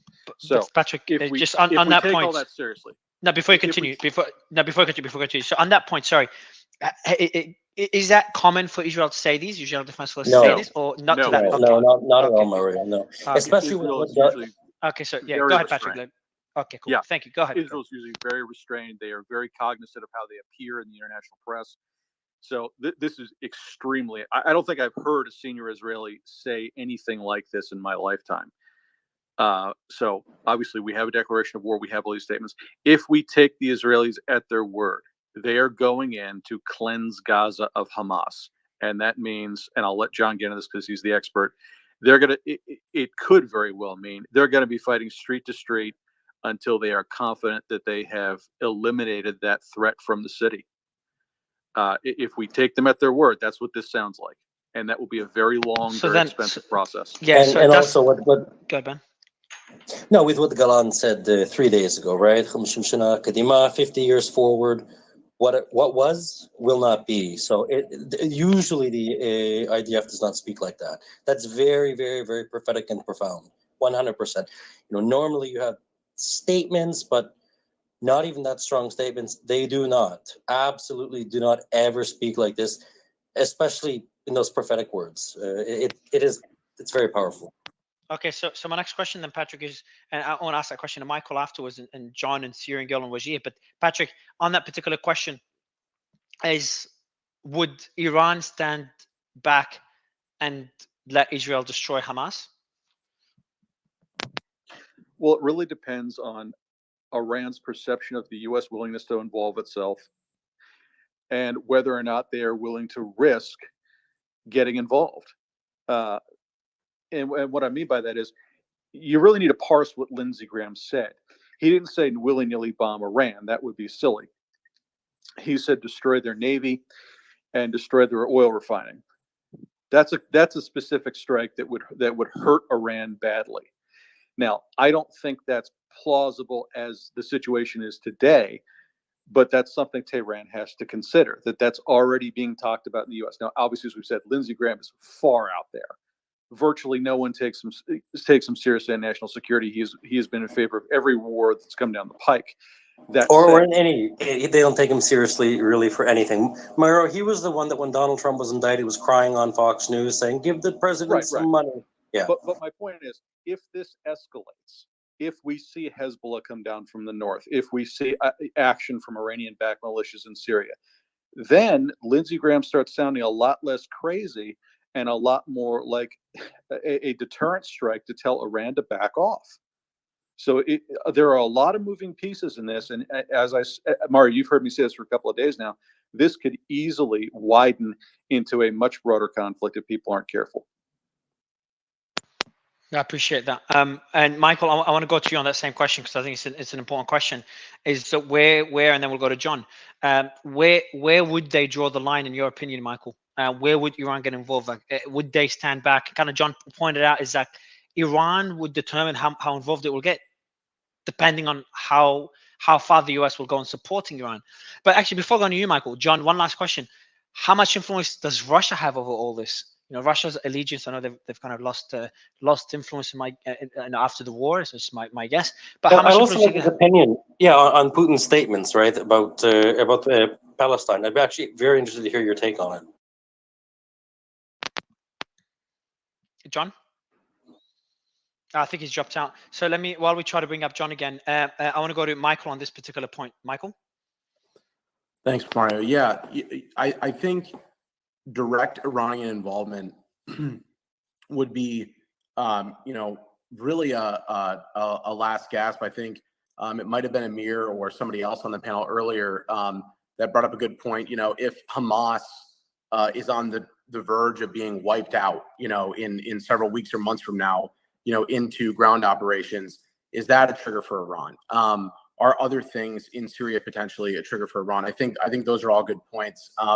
I don't think there's much support in the current administration, on the Hill, in the Pentagon, in the IC right now for any kind of unilateral preventive strike on Iran, like sort of what Patrick was alluding to, some sort of limited strike on Iran as kind of a message. I think they're much more comfortable trying to stay at the lower end of the escalation ladder and try to keep a deterrent message strong before having to resort to something like that, which I think it would require a pretty significant commitment of Iran to the conflict beyond what we've seen in order to get the U.S. to do something like that. And I can tell you that because but Michael, I agree with that point. I agree. But I think we all agree that the US does not want Iran to get involved and they're trying to deter that. But then my question is, when does Iran, if ever, get involved? Do you think there's a possibility that Iran will allow Israel to do whatever it takes to eradicate Hamas? Yeah, I think to your point, Mario, that's the big question.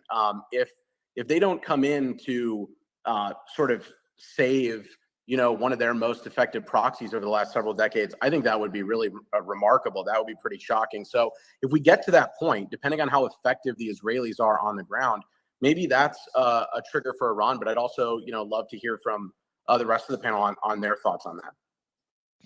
Yeah, I'd love to go on. Let me go to Syrian Girl on this before going to the other panelists. Syrian Girl, where do you think, just on that specific question, please, where do you think Iran draws the line on when they get involved, if there is a line? Yes, so there's definitely a line, okay? Because you guys got to remember that who started this. It was I'm going to call them the resistance axis. So Hamas, Hezbollah, Iran, all of it. So they've already determined the escalation ladder. They've already got contingency plans for everything that the Americans and the Israelis decide to do. And so with that understanding, these are the points I really need to make here. When you guys say stuff like Iran's not going to do anything, it's just going to stand back, that is escalatory. That's not de-escalatory. Because if the Americans go into it with that kind of, they're going into a disaster zone. Because what's going to happen now is what you have to understand, a war between Iran and the US, if Iran is launching things at United States territory, and if the US is launching things at Iranian territory, is different than Iran and the US fighting each other in foreign territory. So we've seen this in the past, okay? The Iranians have attacked US bases in Iraq with ballistic missiles. They have harassed the US Navy. That is 100% on the table. You're going to have Iranian super sunburner missiles torpedoing American ships, and that big aircraft carrier is going to sink into the ground. You're going to have the American bases in Syria and Iraq under harassment. I don't know. I think that, look, the thing is that you have to also note in the calculus of the Iranians is that the last time they struck a American base with ballistic missiles, the Americans just took it, and they believe they're just going to take it again. So, how far will the Israelis take this? I don't think that they're gonna. I think they have a lot more to lose. And there's one more point I need to make in terms of what one of the other gentlemen was saying. I forget his name. I apologize. Hostages. I think it was John. Hostages. Of course, the Israelis also have hostages. Palestinian civilians, women and children being held for years. And the notion again of the claim that it's not policy, ethnic the word cleansing is not policy. Now, look, the CFR is a policy think tank, and they've already made statements about taking the Gazans and putting them in Egypt. You have Israeli officials talking about We're going way above. We're going above. No, Sringo, we've gone back to the whole hostages, and so I think we've moved away from. I think you've told us about the red line, and you think Iran has a lot more to lose. Because I don't want to move off the point, and I already saw some people wanting to jump in and counter that new point. I said America has got more to lose. Sorry. Oh, okay. No, sorry, my bad. I do want to have breaking news as well, so it's like good timing for that. So breaking news here is senior. Damn it. A senior Hamas official says it's too early to exchange Israeli hostages. So it came in from CNN. Again, they know it's too early. I think it's just not up to them. Yeah, there won't be an exchange. I can say not with yet. 100. Not yet. No, there will not. There will not be. So this is, I believe, and I think Patrick would probably agree with me on this. What they will demand is that they will want all the jails emptied out of the captives. That's not going to happen this time because we saw what happened with Gilad Shalit. Gilad Shalit was one man and they exchanged about 1,000 prisoners. That won't happen this time. Patrick, do you agree? They'll try to extract them, obviously. But in terms of an exchange, I don't see that happening this time. How many prisoners do they have at the moment, or hostages do they have at the moment? So I think they have 100 and something, but I can tell you that, God help them, but there's not going to be thousands of prisoners. No. So I think considering the scale of the attack, they might make a deal where the attacks halt and hostages are released. So that could be the reason. That could be one thing that could stop. Like, because I think Netanyahu and his administration, politically speaking, they would, they'd face a lot of domestic issues if there's more deaths on top of everything else. Absolutely not. Absolutely not. Not in this case, Mario. I'm sorry. The siege of Gaza will not stop, and whether the hostages are alive or whether they're killed, it will not stop. Patrick, you're a military man. What are your thoughts? No, I think that's right. We've already heard word out of Hamas that they're demanding the release of Palestinians held in U.S. custody. The implied threat was at the peril of U.S. citizens that are currently being held. And so, yeah, Beezy, I tend to agree that I don't think they're going to give them up in exchange for anything less than their own prisoners, and that will be delayed and delayed and delayed so they can continue to hide behind them while Israel strikes Gaza. On this notion that the Iranians are going to start taking out U.S. carriers, that's nonsense. They try that. We'll conduct Operation Praying Mantis 2. Thank you. Totally and the agree. Iranian Navy will be at the bottom of the Gulf again. And that's in addition to any land strikes we do, because we can fly B-2s above the range of any air defense they have and bomb that country with impunity if we really wanted to. We haven't for a whole lot of reasons. They have most of chemical them weapons, domestic. right? They have WMDs, so you're not going to do that. So first of all, I will correct us here, and people can make that claim. If Iran had a functioning nuclear capability or a nuclear weapon, or if they were anywhere near having a nuclear weapon, even the farthest left They don't people need a nuclear weapon. They have chemical weapons, which is a weapon of mass destruction. Listen. They could do the exact same damage. It's just a bit more. No. Syrian, they they can't. use on the Yeah. United States, and Sure it's they open can. season. So, It's open Syrian girl, season if that listen, I will, Patrick, again, I'm going to defer to you because you're also a military man.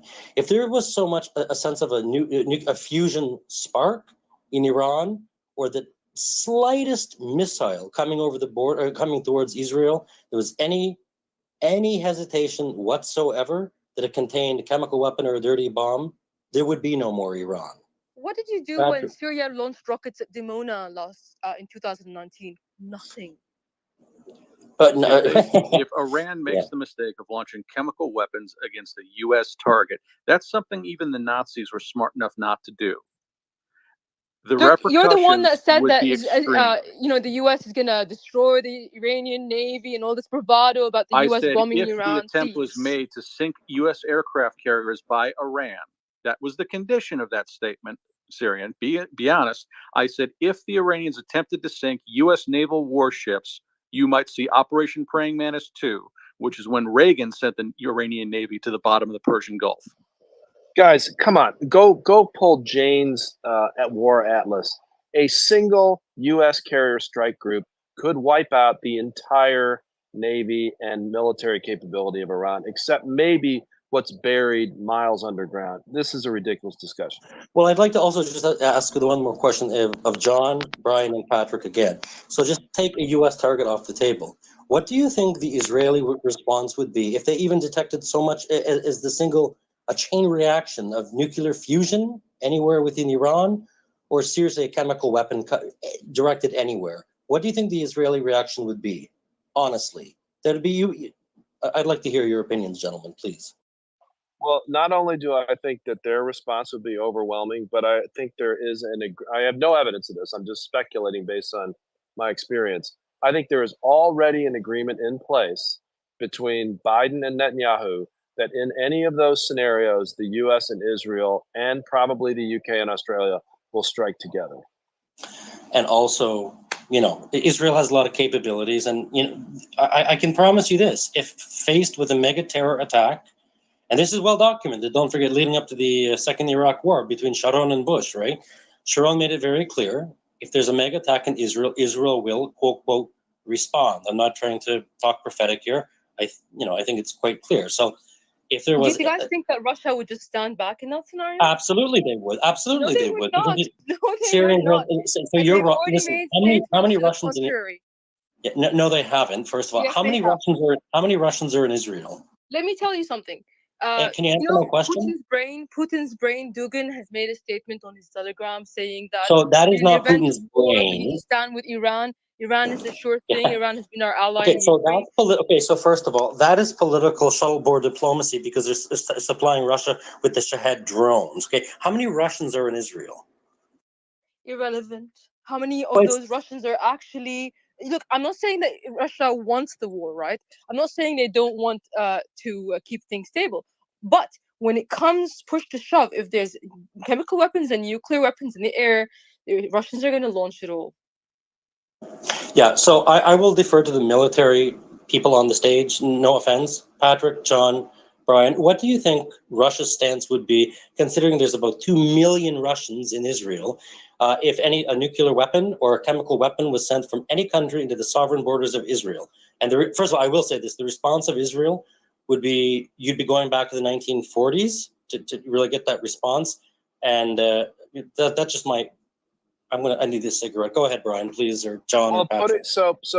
Putting aside the massive degradation in the capability of the Russian military that we've seen over the last 2 years, and putting aside their own border disputes that they have with the Chinese, I see absolutely no possibility that Vladimir Putin, as crazy as he is, launches World War III over Hamas and Iran. I just don't think that's possible. We said that about Ukraine. You said you don't think it's possible that we'd invade Ukraine, but look at us now. No, I didn't. No. That's not what he said. Hold on, whatsoever. I stop. remember clearly what he said. Hey, go listen to 11 episodes of my podcast. I said Russia was going in, and I predicted exactly how successful Ukraine was going to be in defense. Also, has nothing to do with it. There's a big difference between the way Putin views Ukraine and the way Putin would view Hamas or Iran. Let me go to. This is the last question to either Patrick or John, just really quickly. Yeah, what do you think Putin, the true relationship? What about Syria? Excuse me, let me finish. Syria, not the, not the surface, the diplomacy, the diplomatic jargoning. What do you think the actual relationship is between Russia and Israel? I am very curious. Well, I tend to agree with Brian on both the retaliatory aspect from Israel proper and generally the view on Russia's response. Remember, Russia is the only major power that has called for mediation in all this. While Russia is probably happy that this will delay the delivery of things like Arrow 3 to European Sky Shield and similar support that might impact the border war he's currently waging, it's also a major distraction. It imperils one of his allies that has currently been helping him. Obviously, that is Iran. And it's just a mess he doesn't need. It imperils his proxy state Syria if they get involved. There are some downsides to this whole thing from their strategic perspective that really do outweigh any upsides about aid delayed deliveries in terms of military equipment or anything else. It's something I don't think they'd like to have on their plate if they could help it. No, I appreciate that. And John, I want to get your thoughts on this, and I've got a few more updates and questions for the panel. Mario, I know how to pop up. I actually wanted to answer the question of what if the ground invasion looks like would go in there, then when would somebody step in, right? So what are the foreseeable costs? But if you want me to go to the Russia question, I can. I mean, Yeah, both of them, both the Russia question, and now obviously move into the next point because it kind of relates to my next question. Go ahead, John. Thank you. yeah. I mean, I think Russia has relationships with Syria for their own convenience. It's not some greater we will stand with them, and the same thing with Israel. I mean, if there was going to be a retaliatory strike from Israel on somebody like that and the U.S. involvement, Russia would be a part of that conversation to stay out of the issue because of that graduated response matrix, right? This, if then that, right? So that nations don't escalate into this. There is protocol for all this. I mean, there is conversations that happen with heads of states in these scenarios like this. I don't also, me and Patrick get along, agree on everything. I don't think Russia's engaged in a border war. It's engaged in a war of conquest to remove Ukraine from the map. So the question, I'm sorry I missed it on the timing of it. What would the foreseeable ground campaign look like going into the cities of Gaza? It will, I agree with Syria Girl that it's unlikely that the civilian population will be completely emptied like in past operations. You're looking at tens of thousands of civilian casualties, thousands of IDF casualties, and 80 to 90% historically of the entire cities destroyed, like every building. In the 2017 Battle of Mosul, it took them 9 months to clear the city of about 4,000 ISIS fighters. And still 10,000 civilians were killed because ISIS kept a lot of the population in before eventually the corridors were set up. And so there were 750,000. That's more than any city within Gaza Strip. But it is equal to the amount of damage. You just don't do it. Most urban battles like this, that of the stated objective of Israel. So when would there be somebody going in? This is too much. So guys, Trump just put out. Sorry, guys. Sorry to interrupt. Trump put out a statement. Sorry, John. Just now, I'll let you finish. I promise. But just Trump put out a statement now.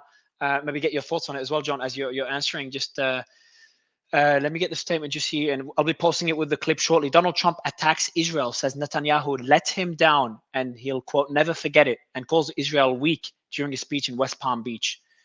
Yeah, he commented something that Israel didn't want to get involved with the killing of Soleimani. I saw that speech. I mean, look, Donald Trump's made a couple statements in the past few months. He even stated, he was asked by, I think it was Caitlin Collins. Well, he congratulated Joe Biden. That was the statement. That's on the record. Yeah. Oh, I understand. So, John, sorry to interrupt you. I just wanted to mention that. Go ahead, sir. No problem. I mean, I think there is a realistic prediction of the destruction of the urban areas of Gaza in order to execute the stated Israel mission. Even if it is within the law of war, that is the amount of destruction that will happen to cities when you take that mission of clear the enemy of the city. Especially if your point is to destroy Hamas military capability. Now, the question I think is a great question. Would somebody step in, international community, saying is costing too much, and that's billions of dollars of reconstruction too, billions. It's costing too much. You need to halt the operation. At this moment, I see that unlikely, but nobody knows that answer. As those casualties rise in the thousands, tens of thousands, in order to execute that mission, even if you do it precisely in accordance with the rule of law. I firmly believe that. Oh, man, it's just hard to imagine this. You go ahead. Just gonna say 100%. That analysis is spot on. I totally agree with it, and it's sad but true. And I have to sign off for a while. But guys, Mario, Piotr, thanks for running such a civilized place. I'll be back. I appreciate it, Brian. Thank you. And I appreciate everyone on the panel, literally every single person on right now for having this discussion so openly. And we'll, Layla, Syrian Girl, Hadi, Patrick, Justin, John, Wahid, Wajih, and of course, our two co-hosts. It's been a great discussion, great back and forth. Obviously, we went as far as discussing Russian involvement and a strike by Iran on U.S. soil and on Israeli soil, which escalations that wouldn't having that discussion a week ago, you would have been shut off and removed from stage because just way too far fetched. And now it's a pragmatic discussion to have. Just shows the crazy world we live in. If someone told you 2 years ago that there'll be a war in Ukraine, Russia, and there'll be a war between Hamas and Israel, the biggest war since the 1970s, you just laugh at that statement, and then we live in this world as we speak. So it's just sad to see. Wajih, it's been a while we haven't heard from you. Thank you for having the space. I mean, you've been doing amazing 5 days in a row, hosting the space, dealing with everyone's tantrum, whether it called for, uncalled for. So I really appreciate you, Mario. It's it's really a pleasure to be in a space that is civilized and able to have a hard conversation. My opinion Appreciate it. Go ahead. on But quickly, please, really. yeah, my opinion on Iran getting involved is going to be well, first of all, we have to differentiate between Iran and the militias out there, such as Hezbollah. Hezbollah said that if the Israelis do step on the ground for Gaza, that they would get involved. I think these are all deterrents, and none of the actors really want to get involved. Iran is going to really measure how it will affect its hold on the geopolitics and in the region. They have a lot of strings in so many places, including Yemen, Syria, Lebanon, and that make Iraq, and that makes it really hard for that gives them a lot of power, that gives them a lot of responsibility. So I don't think that they would want to risk all of that without knowing that they would be able to win the battle. Yeah. So Yeah. that's my take. I appreciate it, Wajih. And I want to bring up someone from Egypt just to understand, because I know a question was asked earlier about why that border is not being opened between Egypt and Gaza, and I think we've had a lot of discussions on this. So I'll bring up a speaker on this. Also, there is the IDF spokesperson just said that they believe the USS Gerald Ford carrier strike group will position itself off the coast of Lebanon and northern Israel. It'd be very fascinating how far from the coast that would be, and whether it will be seen from Lebanese territory. I was just wondering that, to be honest with you. Yeah, I was literally yeah. just that's going to be Like imagine Lebanese citizens waking up, and how, Gaza citizens waking up. I don't think Gaza citizens will see it from the Lebanese border, so they won't see it. But imagine Lebanese citizens waking up and seeing a U.S. Even Hezbollah just seeing a U.S. A strike group off the coast. and I wanted to echo what I think was what G said to you specifically, Mario. I mean, I'm just here being quiet. Thank you for hosting these spaces. I do want to say that right on behalf of everyone. Where else in this world right now could you get, Syrian Girl, me, people like Noga, people like Amir, Michael, all these different people respecting, for the most part, everyone's boundaries and agreeing to be civil? Like, this is really how the problem solve. The politicians should be solving problems, talking to each other. Could you imagine if we were all the people in power? It'd be fascinating. Like it's just crazy to think that. I was just fascinated. I had no idea that the leaders of Iran and Saudi haven't spoken for 10 years. The current leaders have never spoken. I think the first time leaders in those two countries have spoken for 10 years. Correct me if I got it wrong, anyone. That's just fascinating. The second time in 2023 that they speak. So this is extremely fascinating. And okay. So hold on. Sorry, Leila. Hold on. Sorry. This is important. So this is not, because everyone was saying this is the first time in whatever 10 years. You're saying this is the second time this year that they speak? This is the second time. Yeah, this is the second time in 2023 they speak. They haven't spoken before 2023 in a very, very long time. Okay, and when was the first time they spoke? Not sure. I can look it up. I can look it up for you. I think Mario, it's 2011, 2010. Maybe. Yeah. Have they spoken? Have they spoken before? But this year, this is not the first time. This year, I will get you the first time. I remember that it was recorded. It's the first time. It's the first time this year because It's the last one. it's the it first was- time this year. I read Yes, it yes, today yes, that yes. this is the second time in 2023 that they Maybe switched. last year they spoke. It's the first time. They just exchanged written messages. They never even Yeah, heard you're their right. names or You're right. Yeah, that's right. Yes. Yeah, Amir is right. I remember that. Appreciate the accuracy. Sorry. And we have a report. So just to be clear, the attacks in Gaza are ongoing. The West Bank seems to be quiet at the moment. There's just a report here. I'm just going to read it and review it. Let me review it before sharing it. Actually, Syrian Girl, you've shared that report. Can you tell me what we just shared in the group? I'll read it. I'll check it Sure out and read thing. it. Yes. Sorry. I should. But the mute button is a little bit hard to get That's all right. to. Sorry. Yes. So essentially, there is a video footage of to clarify what happened today. Israel gave permission to the Red Crescent medical teams to enter the bombarded areas to rescue the wounded. As soon as they entered, they were directly targeted, and the paramedics were killed. And this video. And that's according to whose story? That is according to, let's see which. Well, this is look. This is just breaking. So this so is not, yeah. So there's no source. There's yeah. also I take it back. All right, cool. There's a Unreported. Ahmed Sorry, unconfirmed. Sorry about this. No, all good, all good. Justin, I know you've been trying to chime in for a while, and there's been a lot said since you've been on stage. So I'd love your thoughts on everything, including Senator Graham's comments, Trump's comments, and the general stance in the U.S. Justin, it'd be good to get an overview there and what you'd expect to see next. Look, some fantastic conversations and good insights here from the U.S. perspective.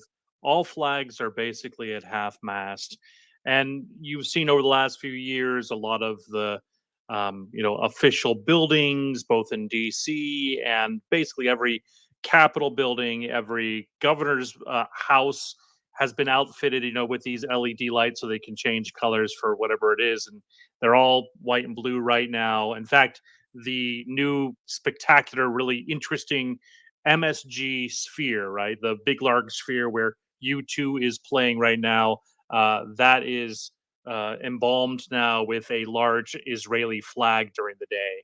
And U2, of course, who is now in concert there for the next, I think, month or so, changed actual lyrics to some of their songs to honor those, especially at the concert, who were killed. So all across the U.S., the backing of Israel is very substantially strong, and I would say surprisingly unifying across all parties. I sense, though, that people are anxious to get to some semblance of normal because it's so draining to be on top of this 24/7. So we'll see what happens. Of course, I think there's a lot of nervousness around Friday and what might happen there, as there was sort of this national call for, I think it was a day of outrage or a day of anger was the word from the Qatar-based former head of Hamas. And so there is, a heightened sense of, hey, be cautious, be careful. But it hasn't touched us here, except for we know 22, I think, Americans were either killed and some we believe are still captured. So there's still a lot of discussion there. Steve Scalise, I think the vote officially will go through tonight or tomorrow, and he will likely be the Speaker of the House unless something dramatic and drastic changes. But the news is basically still 24/7 all around these things. There is a very heightened sense of tension on various spheres. For example, everyone's brought up the issue of the 40 decapitated babies or dead babies, and people are looking for confirmation one way or another. President Biden got up there and said some comments about it, but now they want so it Justin, back. Justin, let me ask you a question. Right? Let me ask you, yeah. let me ask you a question. You've been on the stage many times covering all these different issues for what, months and months now, since the early days of the space, getting close to a year. So my question to you would be: we've heard those reports. It's been a very, very heated topic whenever it's brought up. And again, so people are kind of making it out to be like, hey, if heads of babies, sorry, Piotr, you might want to jump off for a bit if you're listening, because it's going to get a bit graphic. But saying that if heads of babies were decapitated, that means there's a lot of violence. But if that wasn't true, that means everything else is not true. But we just don't know which parts of it are true or not. But if it's, let's say it's confirmed, IDF says actually there's no confirmed report, it doesn't mean what happened on that day was not atrocious and there's not other acts of violence or terrorism, whatever. But my question to you is, we're getting those conflicting reports. It has become a very important issue, in an important debate. Where do you stand on this, considering the conflicting reports, where the source, the journalist, they mentioned it, but she hasn't seen it. But then there's the prime minister mentioned it, and a spokesperson, I think prime minister and or the spokesperson. Biden used the prime minister and or spokesperson as a source, but then another spokesperson said that there was no confirmation that was reported on the Turkish newspaper. Where do you stand on this? I'm curious. Look, if it's 40 babies beheaded, or it's 40 babies killed, but just a few beheaded, or the other conflicting story, of course, was the young woman who was mauled, paraded, and spat upon in the back of a Hamas terrorist pickup truck by their own video. Only But it's what the do you- what same do you thing, think- but it what- might be what do a you think- different woman. Yeah, but what do you Right? think I of mean, the so- beheading one? Yeah, so what do you think of the beheading one, Justin? I think there's substantial effort. There's a substantial evidence right now. You have, for example, the Daily Mail, which published very, very graphic but blurred out video, blurred out photos, and there are 4 different media reports who were on the ground there in Be'eri, Kibutz, and so they're there. I think there's plenty of evidence to show that there was massive atrocities there. Okay? So I haven't had. Yeah, so I'll be honest. I haven't had time to look at it just for the audience, because obviously I've just hosting the space all the time. But so what I would do, Justin, if you're open for it, can you do a thread or one tweet or a thread just mentioning all the sources that say they've confirmed it, etc. Which and like kind of good thread confirming that it's true. And then Sully's made a thread. So Suleiman, who's co-hosted a lot of our spaces, he's made a thread debunking it. So then people have a thread of confirming it, a thread of debunking it, and then they can look at both and make up their own mind. Maybe it's a good idea, Justin. You can put that on your profile and people check it be out. glad to. Yeah. Cool. Because I know you're good at putting threads and putting things together. And then people could look at Suleiman's one. You can go on his profile or DM him. He can send it to you. And they could look at Justin's one and make up your own mind. And then we can move off on this debate. But I do want to go back to the topic of discussion. And let me go to Amir. Amir, go ahead before I go to some news. Well, yes, before we change topics, actually about Hamas, I want to mention something. And I just want all the analysts, I want Patrick, John, to really think about this, and Piotr, and you, and everybody. What if Iran is okay with Hamas being not like slaughtered, but being weakened? Because I want to open a trend to what has happened in the past 2 years. Especially, and I want to set the point from after Soleimani's assassination back in January 2020, the IRGC Quds Force. That was the start of a declining point from Iran's axis of resistance, so-called. And what has happened so far, you see Yemen, Iran's support for Houthis got dropped heavily. You see Iraq, you see Syria, Iran's not doing too much as it used to do back in 2015. And I think the same thing is happening with Hamas. Think about Iran. Israel is damaged heavily, the damage. Just two quick updates. I'm just going to jump in and let you go again, because we're a bit digressing. So two things. Number one, there's clashes, and I'm going to post it out. Clashes continue between Israeli forces and Hamas members as Israeli forces enter Jenin. Okay, so Ben, they've entered Jenin. How major is this?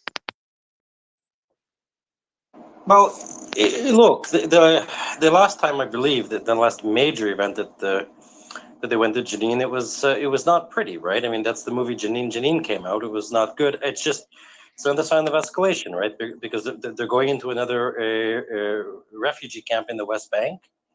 It's close quarter combat.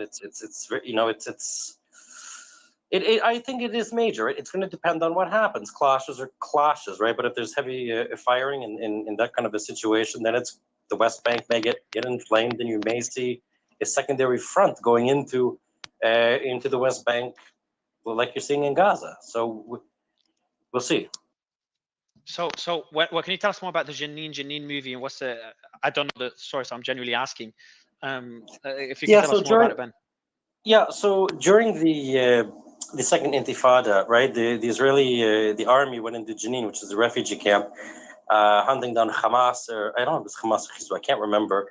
And a lot of civilians unfortunately died, and the majority, I would say, of the camp itself, the buildings were destroyed, leveled. and there was an international outcry, right? Arafat used to refer to it as Jeningrad. And there was, I believe, the UN, I think maybe Sierra Negro, you can correct me, there was a probe that they wanted launched into it for human rights abuses. That never actually occurred. Now, at the end of it, when they did allow some I could be wrong on this, please, anyone jump in to correct me. I think that when the international observers finally did go in, the death count, while still high, it wasn't as bad as expected, but there was a lot of damage, a lot of killing, a lot of soldiers were killed in there, and a lot of Palestinian, not only militants, there were some innocents killed too. So my memory is not. It was an IDF defeat. There was an IDF defeat. I have a podcast with an IDF historian about the Battle of Jenin. They also went into other refugee camps in Nablus and other areas, but it was a massive defeat for the IDF, and they learned a lot of lessons from that. But yeah, they pulled those. When did they enter it? When did they enter Jenin? 2002. 2002. Wow, Now, such if a I long time remember ago. correctly, too, John, Is there that were hold on? also- Is that the first time they entered Jenin since 2002? No way. No, they might just be. recently were in there, but that was the first time they entered the Jenin refugee camp, right? Because there's Jenin, and then there's the Jenin refugee camp, which is right beside it. That's the first time they entered the inside of the refugee camp in 2002. It was also interesting, Mario, because I believe it was in Jenin in 2002. It was right before the Second Iraq War, correct, John? Or Patrick? Yeah, Patrick. It was right before that. And there were American special forces embedded with the IDF. I remember that vividly.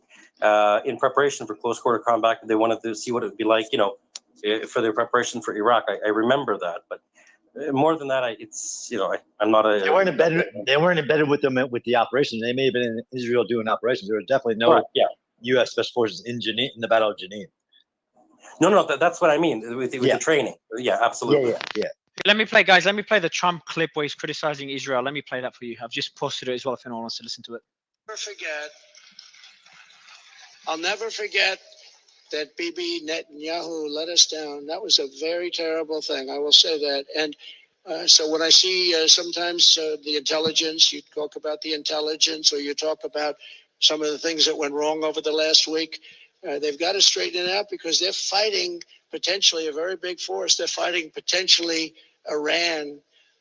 And when they have people saying the wrong things, everything they say is being digested by these people because they're vicious, and I'll never forget.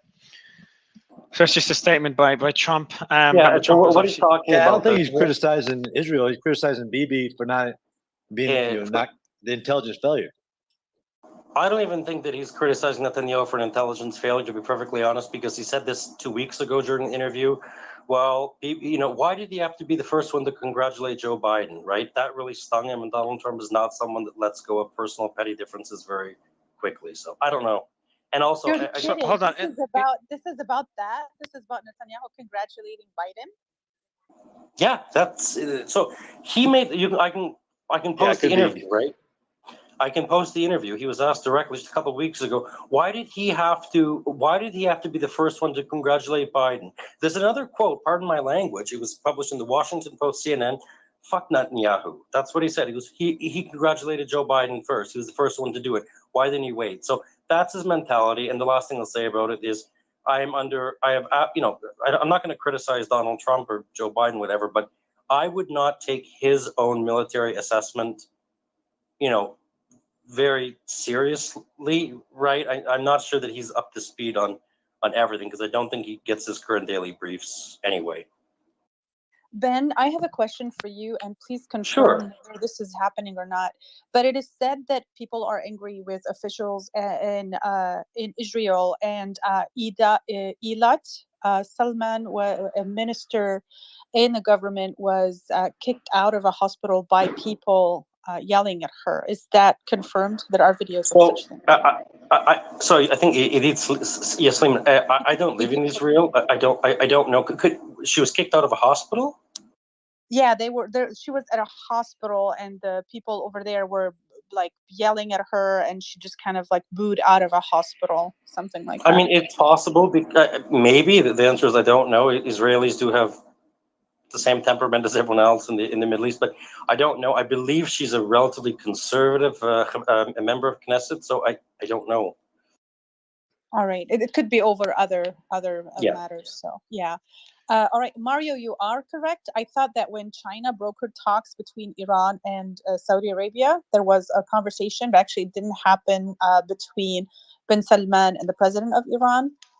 But this time it is the first time that it happened. So that's correct. No, I appreciate it. So I will go to let me go to MJ Saman. I'm not sure your name, Yeah, Mr. Saman. thank you, Mario. But how are you, I'm sir? fine, thank you. No, my pleasure. Appreciate. What's your name, My sorry, name sir? Mohammed. Appreciate giving me the Mohammed, opportunity okay. to speak.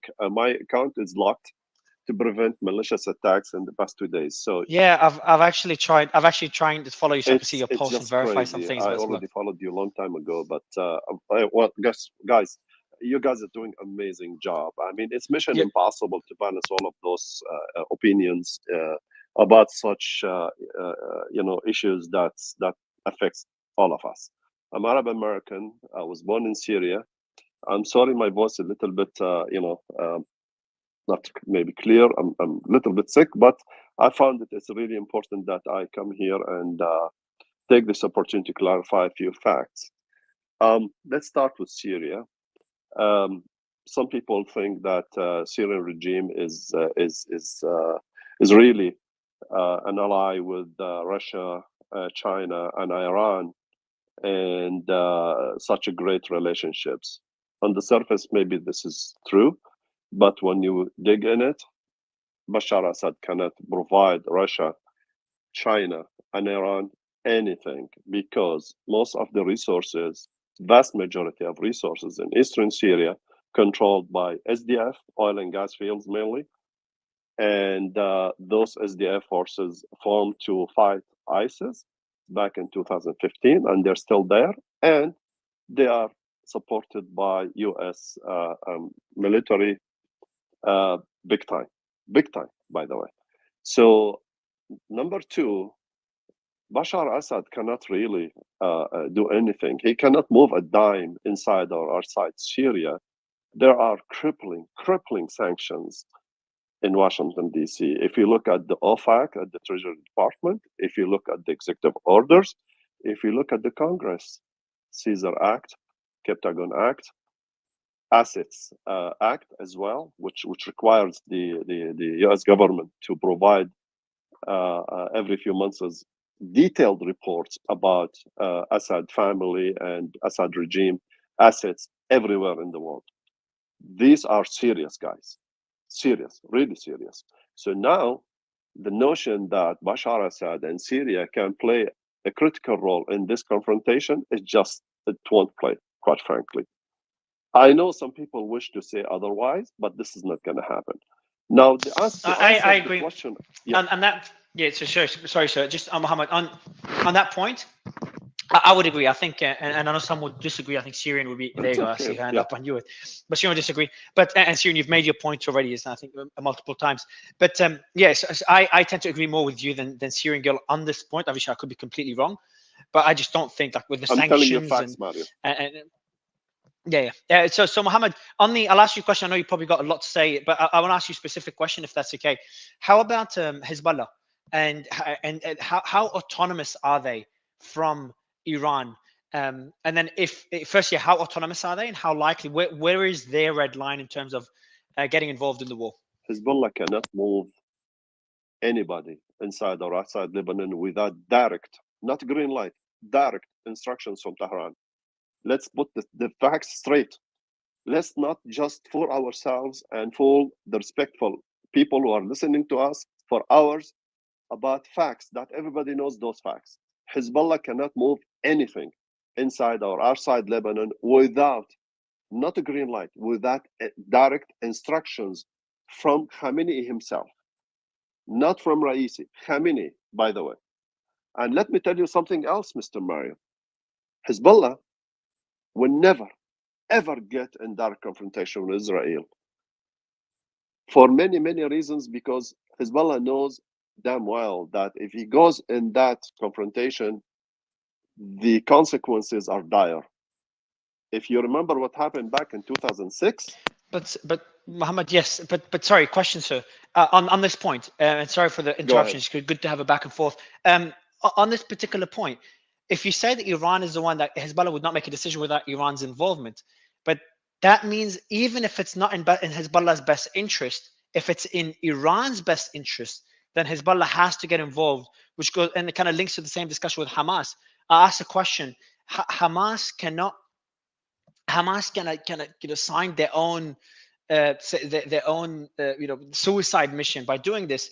So like for me, it's just perplexing that they did this if that was their intention, that scale of an attack and that brutality of an attack, unless Iran sanctioned it or asked them to do it for Iran's benefits, geopolitical benefits. So then, what are your thoughts on these 2 points? Like if it's in Iran's benefit, not Hezbollah's, wouldn't Iran ask Hezbollah to get involved? Again, I'm based on the assumption that Iran has that level of That's for influence sure. over That's Hezbollah. what's going to happen because Iran will never get in direct confrontation with the United States and Israel. They will always send their militias and the sectarian militias, actually, unfortunately. And this is what happened before. They will always ask their militias in Iraq when they attacked the U.S. camps in Iraq, if you remember that, after Soleimani, was killed and al-Muhandis. They will always ask their militias. And by the way, those militias, they are not Iranis, by the way. They are, most of them, vast majority of them are actually from Afghanistan, from sectarian, from Pakistan, from several places. They are not Iranis. Iran will never, ever spill a blood in direct confrontation with the United States or Israel. Let's just take this out of like. But then, sir, wouldn't I they? like But that. so, yeah, go ahead. But I'll ask one question, and then Ben has questions for you. But then, Mohammed, if Iran gives the authority to Hezbollah or requests Hezbollah to join the war, again, assuming that they have that level of influence, which I think they do, but some disagree. If they do request Hezbollah to join the war, aren't they risking strong retaliation from the US and Israel? So obviously the US and Israel don't want Iran to get directly involved, but they warned Hezbollah. And how far will they go if Hezbollah gets involved? Will they destroy Hezbollah, destroy the Lebanese economy, but also have some sort of attacks towards Iran? Isn't Iran risking a direct confrontation by asking Hezbollah to get involved? That's a good question. First of all, Lebanese economy is already destroyed, just like economy in Syria, by the way. Just like the Iranian economy, by the way. Everybody knows the sanctions that was reimposed after, canceling that Obama deal with the Iranians with the nuclear. It's just really bad. If you monitor on daily basis what happens to the oil tankers in the Gulf, between Iran and the Gulf states, every day, every 2 days, there is a problem. Iran tried to hijack one of those oil tankers, and the United States basically take those boats or those tankers that smuggling Iranian oil, and they just sell it and put the money in the fund that's been established in Washington to pay for the victims of the terrorist attacks. By the way, you know that, I think many of you knows that Iran is, there are countless lawsuits in federal courts against Iran, against Syrian regime, by the way, and against Hezbollah. Absolutely. So yeah, let's talk facts, guys. I'm telling you something. I see it every day on my dashboard, by the way. So the question here, would Iran, for some reason, ask Hezbollah to go in this confrontation and risk eliminating Hezbollah altogether? In my opinion, this is not going to happen. What will happen right now? They're just warming the, what they call it, the theater, to come to the negotiation and find a deal. That's about it. Yeah, I'd like to And ask you. Palestinians, Hamas, and Palestinians will pay for this, by the way, not Lebanese. I'd like not to ask. Hezbollah. So I'd just like to ask you, maybe to Mohammed and to Layla, and maybe to Amir too, just a general question. So let's just take the current situation out of the equation for a moment. But in terms of the general pulse of the the majority of the population of Syria, and Layla, I think I detected a Lebanese accent. I could be wrong. Like, what is the general feeling towards the state of Israel? And I ask, look, I don't think anyone's going to be embracing, running across fence, hugging each other, but do you sense that people just want to get on with their lives? Do you like what would you say? No. Well, I'm I sorry. can okay. definitely answer that question. You want to Let- say that you want to go You're first? asking, just to Uh, clarify the question, BZ, you're talking about the Syrians, how they feel about this whole thing? No, not about this whole thing, right? I mean, just generally. Let's say tomorrow or in a year from now, God willing, inshallah, there was a solution, an acceptable solution to the two-stage solution or something like Inshallah. that. Inshallah, aywa. Would it be? What is the general pulse of the Syrian people, right? Like I can't imagine that it's the way it's portrayed on the news that you have millions of people walking around saying we hate Israel, death to Israel. Same with Lebanon. Like I have a lot of Lebanese friends, and no one has ever said to me, "Oh, Lebanon hates Israel." I've never heard that from a I Lebanese think we person. should all answer that question one by one. Okay, so yeah. So I don't know if Leila wants to go or I'll go first. No, actually, I'm interested Ladies in first. knowing I'll from go you. after the ladies. Thank you. What is the sentiment in Syria, and I'll tell you after that what is the sentiment in general in Lebanon, from what I'm gathering on different spaces. So go by the ahead. way, Leila, do you know we had 2 members of parliament from Lebanon on stage? We should get Syrian ones as well, but we've had 2 members of parliament from Lebanon on stage here, including something Yakubian, Miss Yakubian, I think it was. Yeah. Paula Yakubian. Yeah. Paula And I just Yakubian. want to clarify that so I'm not Hadi talking. was here. Yeah, so I'm not speaking about in the last week or the last month or whatever. Just over the last 5 years, 10 years, is there a warming up to the fact that you have to live next door to each other, or is it still, like when I was younger, Israel has to be destroyed and blah blah blah. So just Mohammed, if you could comment, and then maybe Syrian girl or Layla, whatever order. I guess I'll start if that's okay, unless it's someone else. Well, Of course, we go have ahead. time. Sure, Guys, please. just start. Yes, Okay, yes, please. so unlike with the Iranians, which you saw like a split of opinions, and perhaps unlike the Lebanese, where you might have a small faction of Lebanese Maronites that are more open to the idea of like being friendly to Israel, they've done polls on this actually. Something like 95% of Syrians are against Israel, are against normalization or any kind of thing with Israel.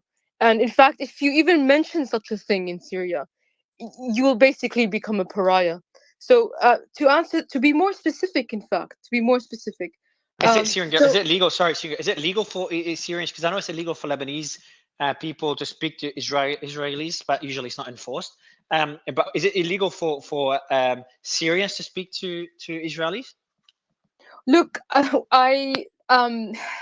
this is kind of a complicated question because I'm right here. Like, am I committing a crime? No. Yeah, but I mean, no, I but wouldn't be able to go to Israel. That would go to be Israel. like, Yes, but in no, I Lebanon, they wouldn't be again. able- Yeah, I in wouldn't Lebanon, be- in Lebanon, they have a law that they don't enforce because I know a lot of people that have, Lebanese people work with Israelis all the time, but they have a law that you're not allowed to talk to an Israeli. That's what the law says. Look, Hadi, isn't maybe that it's there. You guys should have Farid Shahabi on here, which is a Syrian minister that's on Twitter. Yeah, please. But Yeah, if you can invite him, that would be great. Or just send me through his Yes. username after you speak. Go ahead. Sure. So I'll get back to you on the law. I'm sure there is something like that. And especially if you can't speak to Israeli media, that is gonna be like a horrific thing. So the point, what I want to say specifically about Syrians and how they view the war in Palestine, it's not just the fact that Israel occupies Syrian territory in the Golan Heights, and it's not just the fact that the Oslo Accords were like a failure and stuff. There are a lot of Syrians that see it in the context of Greater Syria. And Greater Syria, so Syria actually declared independence in 1920, and when it did that, the Syria border that was drawn included Jordan, Palestine, and Lebanon. And of course, you had the French and the English come in after that. But the Syrians, they still see it that way. They see it as Bilad al-Sham, like the Levant, and that one day we're going to reunite. Now, that doesn't mean that they want to get rid of all the Israelis and push them into the sea, as some will say. What they want to see is that it becomes a secular state where everybody in there is, it's whatever their religion may be, Christian, Muslim, Jew, But under a that they Syrian can live in flag. peace together. It doesn't have to be. It could be a federal. It could be. Look, if So it's basically, under it's an a Syrian. Israeli What you're flag saying right is now, it's a it's fine. Syrian. There's This is a Ben. long-term Hold on, Ben. Everyone, just Ben. There is a significant escalation in Jenin And Well, there's that's not a good reports sign. now, that there's clashes in Hebron. Yeah, Hebron's in the West Bank. So what Syrian girls are? What you're saying is it's like a Hold on, Syrian version of. so Ben, before we move about Syrian girl, like I'm getting messages that this is pretty serious escalation. Yes. And I'm gonna be. What could that open up another front on the West Bank? Yeah. And when was the last time that happened? Well, look, there's always clashes, especially with Hebron, because you have very holy sites there, the cave of the patriarchs, and it's holy to both sides. There's a lot of settlers around the Hebron. There are clashes there, but again, just anything right now, the whole area is like a, it's like a pool of gas, right? It's looking for other sparks to start a flame. So yes, it could be. Jenin, yeah, usually, not always or exclusively, but usually, if there is an incursion of the IDF into a refugee camp, it's pretty fierce fighting. It's not good. Is that the first time IDF members? Sorry to change the topic, guys. I think it's important. Is that the first time IDF members clash with IDF? So Hamas and IDF clash in Hebron since the conflict began. Well, I'm not sure that it's Hamas in Hebron. Hamas is not. Someone else could probably answer a little bit better than I wish not over here, but I'm not sure that Hamas is in Hebron. It's probably just other Palestinian militant factions. Interesting. Yeah. So just to add credence to what I was saying, Sorry, just 2 seconds. So just 2 seconds. I will go back to the discussion. Sorry, Syrian girl and everyone else that wants to add on to this point. I just would. So when people say Palestinian resistance, Ben, what do they mean by that? Let me. Well, I think if you ask the Palestinian, they would say it's a Palestinian resistance, right? I think if you ask. No, but when they say it, would they refer to Hamas or could be any resistance? Well, it could be any resistance, right? So it could be jihad, it could be Lions Den, it could be somebody else maybe can expand on that. Let me clarify something about this, Mario. The escalation is expected in West Bank. Go ahead. Yeah, sorry, just one more question. Sorry, Mohammed, I'm going to go to you on that point. But just quickly, Ben, so I want to get it really politically correct. So when you're making statements like this, because the footage, and I'll be posting it, is just non-uniformed men with weapons. Would you call them Palestinian militants, armed citizens? What would be the term, Ben? Oh, no, if it's going to be resistance fighters, they're going to be armed militants loyal to a group, right? I don't know if it's going to be Hamas, if it's going to be Islamic Jihad, if it's going to be one of the other smaller groups. There's a lot of them, but like no, PFLP, they are. Would be PFLP, yeah, absolutely. Could be anywhere. So it would be Palestinian militants brackets unconfirmed group and Israeli forces. Is that fair? Yes. Okay. And can we refrain from calling one side militants and one side forces? No, but the militants, because we don't know exactly what group they're from. There's no uniform. So that's why I would use the word militant. Usually I don't. If I know it's Hamas, I'd say Hamas members or PLO members or whatever group. I guess you could use the word. How about call them Israeli militants from now? Okay, that's fine. Yeah, if you want to use I think it's fine. Yeah, if you want to use Israeli militants, I think it's fine. I have thick skin. I have thick skin. Yeah. So let's go back to the point. Mohammed, I want to go back to this discussion.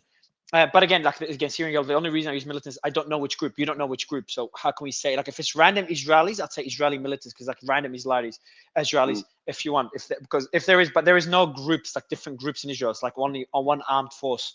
But in Palestine, there's so many groups. There actually are different groups in Israel, because a lot of the people in the settler camps are also armed. So you can definitely, they may not be a collective, but they're definitely not part of the official Zionist forces. No, I understand. Let's go back to the discussion, guys. So Mohammed, you were talking about the escalations in the West Bank. I want to focus on that and how serious this is, because it seems in the back channels that people are pretty concerned about it. It is very expected for one simple reason. Palestinians everywhere, inside and outside, will never allow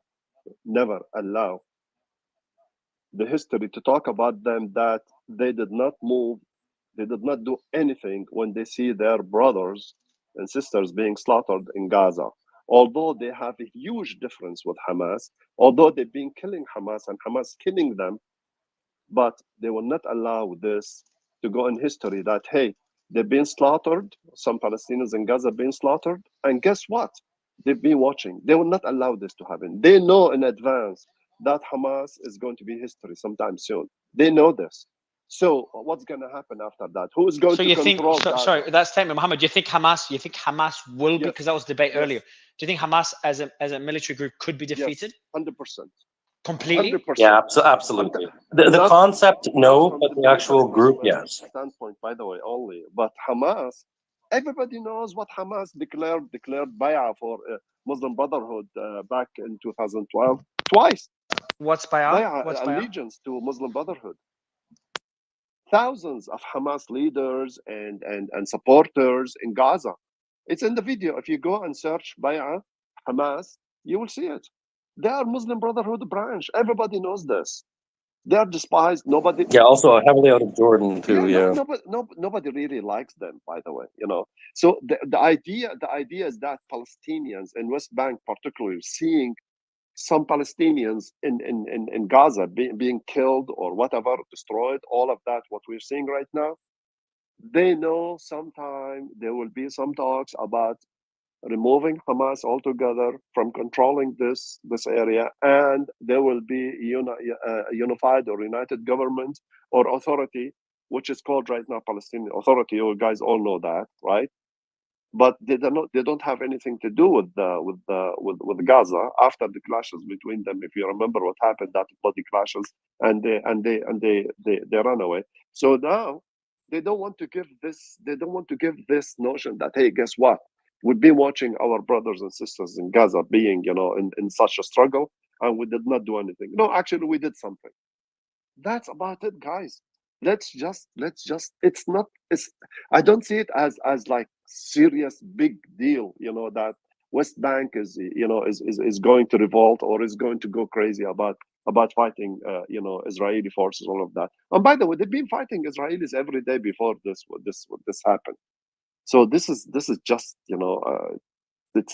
that's the idea. They cannot go in history with such title that they did not do something with their brothers and sisters in Gaza. I repeated this like 5 times, but just to clarify this, because some people, they have nothing to do with this confrontation. Those people in West Gaza, by the way, nobody consulted them, nobody talked to them, nobody communicated with them about Hamas going on this crazy Yeah, rampage.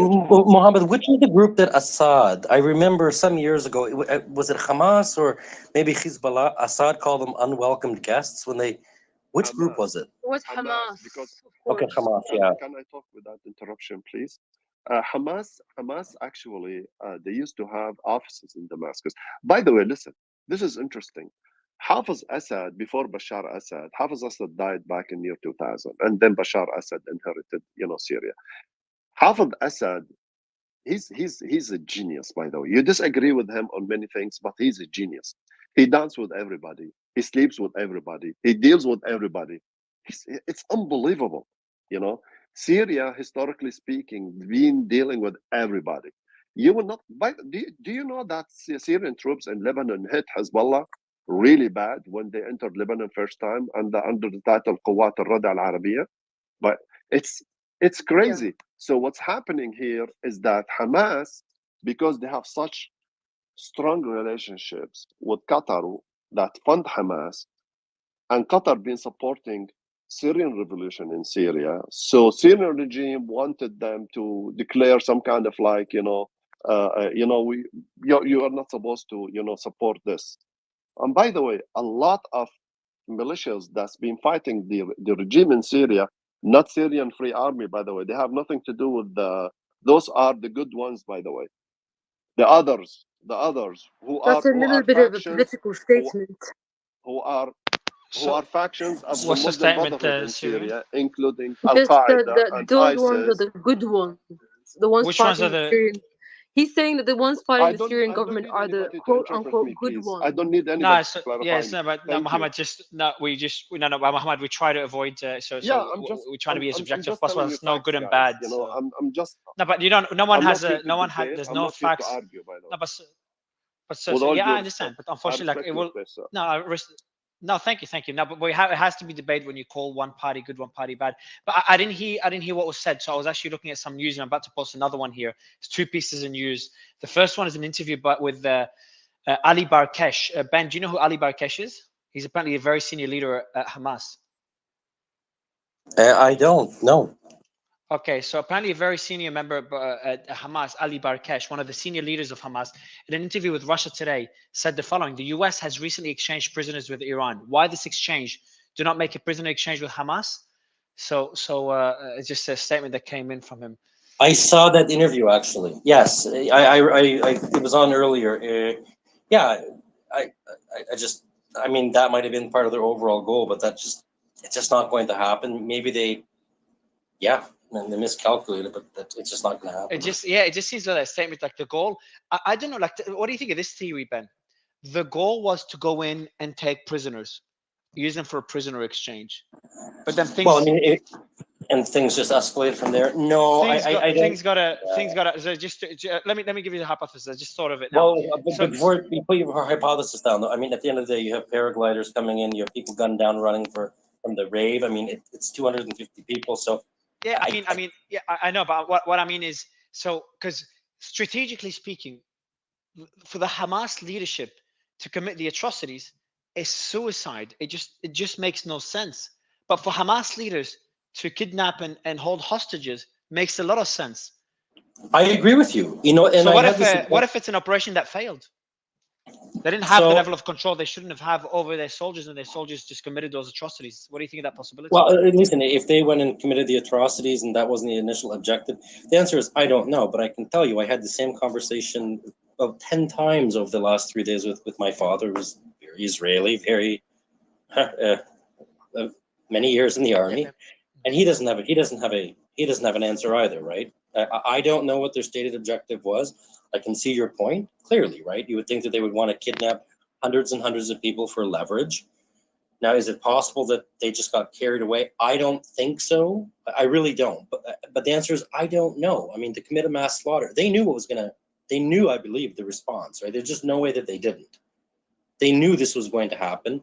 Maybe they knew that. The response wouldn't be the same if. I'm agreeing with you. You're exactly right. What I'm saying is, if they're, they knew that by killing all these people, this would be the response. There's no way that they didn't. They knew. But this is what I mean. Like, leadership knew, but the leadership. That's why, because they knew, because it doesn't take a genius to figure it out. Because they knew. That's why they didn't. That was not their intention. You're also forgetting this would not be the first time that Hamas has gone on suicide missions, right? That is the MO of Hamas in general. Yeah, so I'm not an expert. Yeah, so I guess you give me an example. So can you give me an example of previous horrible attacks by Hamas? Because I don't know.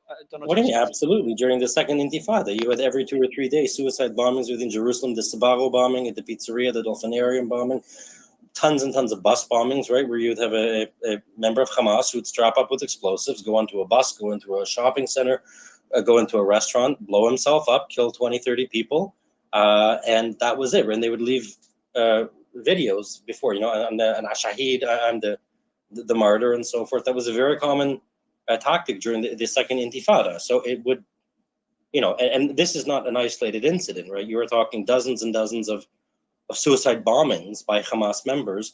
So it is not beyond in my mind, that I am not a military strategist, but I do not believe that it would be beyond the psyche of Hamas to go into a suicide mission knowing that, that this was it. This was the end of it. I mean, that is, I believe, part of the mindset of a lot of the militants, right? I mean, there's no denying that these suicide bombings happened, right? And so I can't discount that. But the answer is, I'll be the first to say, I don't know.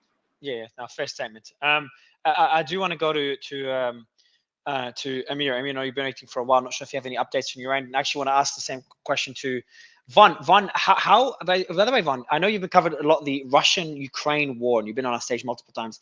How deep are you in the geopolitical situation in the Middle East relative to Eastern I'm going to be Europe? honest. I cannot talk about the Middle East like I do with the depth that I do about certain other regions.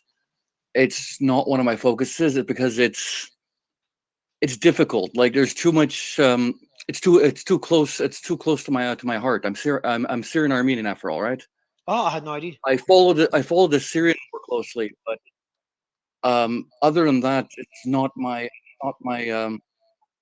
my area of knowledge per se. No, I appreciate it. Yeah, just wondering. Let me go to Amir and then we'll go to Michael afterwards. Amir? Well, yes, Mario, I think this is a false narrative for just Hamas doing this suicide. And I think Bizet is right. Actually, this is, I think, their biggest suicide mission ever. Just going. I think their main goal for this attack was to damage Israel, and the most beneficiary party to this is Iran. Even if Hamas gets quote unquote destroyed, Iran is just a straight win. Even if Hamas is. So Iran just says, okay, we have less bills to pay. That's the final thing, And I just want to mention this again. This is a trend. Iran is the axis of resistance is, I don't know how to say this, is having less value for Iran than like comparing to 2015 when Soleimani was alive. It's getting more irrelevant, even especially after Iran did the rapprochement with Saudi Arabia. That's like what resistance, and Iranians are actually very, very, very pragmatist. They are realistic. Khamenei, the leader of Iran, did not rule this country for 40 years with being like ideologic. That's the thing that you see, but they are actually pretty realistic. And I think they just thought that, Hamas one day or another, maybe we can't use them anymore. I'm just suggesting this from an Iranian perspective. That's a fascinating. That's really interesting. That's something I hadn't considered, right? So Yes, they did it before. They did it before with their other forces. This is not new. This was done with Houthis. What happened to Houthis after the Iran-Saudi deal? Nothing. They're just Amir, Amir, that's a really interesting theory, right? I never considered that, right? The ultimate suicide mission, giving or whatever, right? Taking as many people with them. The answer is I don't know, but in order just to damage the peace process within Saudi Arabia for the goal of Greater Palestine, is that what you're basically saying? That is not the main goal. The main goal for Iran was to humiliate Israel, and they did it very good from their perspective. And I think, to be fair, this has never happened in Israel before in this scale, So they're okay with it. And above all, this is ruin too. I don't think this was the main goal. This doesn't make sense because, it took months of planning. I don't think this can be correct. But you are totally right. It was a suicide mission. That is 100%. Yes, and this is not the first time Iran did this to its proxies. I think I want to ask Ben. Iran did it. Bibi also benefits somehow when it comes to the protests that were taking place in Israel. I think he's showing a very clever approach right now to unify the parties. I don't know how you feel about that. I know that's like a big conspiracy or psyop or whatever, but the reason why I say that, coming from an Arab point of view, and I think you've served, so you know a little bit about the equipment that exists on these borders. They can sniff a fly, dude. Like they can see a fly moving. I know that border very well. Hey, listen, I'm going to get a lot of shit from certain people when I say this, but I'll say it anyway. You are correct. I am very familiar with that border. I am very familiar with the equipment that's on the border, the monitoring on the border, right? The answer is, I don't know. My father was 27 years in the military. He was an advisor at Camp David, at Oslo, everywhere, and he doesn't know. We have brigadier generals in the family, and they don't know. So I think that once all the dead are buried, there's time to, that will get sorted out. But the answer is, I don't know. The first point that you made in terms of, does this benefit Netanyahu? This is not, I know it's a conspiracy theory, and I do understand. Mo, by the way, I know we argued earlier. Listen, you're a decent person. We're all just human beings, right? Syrian girl, the same thing. We're all humans. So I just want to make that clear. I respect everyone here. I preface to say it's a conspiracy purposely. Like I don't believe it. Right. So, does it benefit Netanyahu? No. If anything, this is probably the most destructive thing to Netanyahu. This is like a Golden Meir moment. So again, when dead are buried, Netanyahu is going to have to answer for that, because you are right.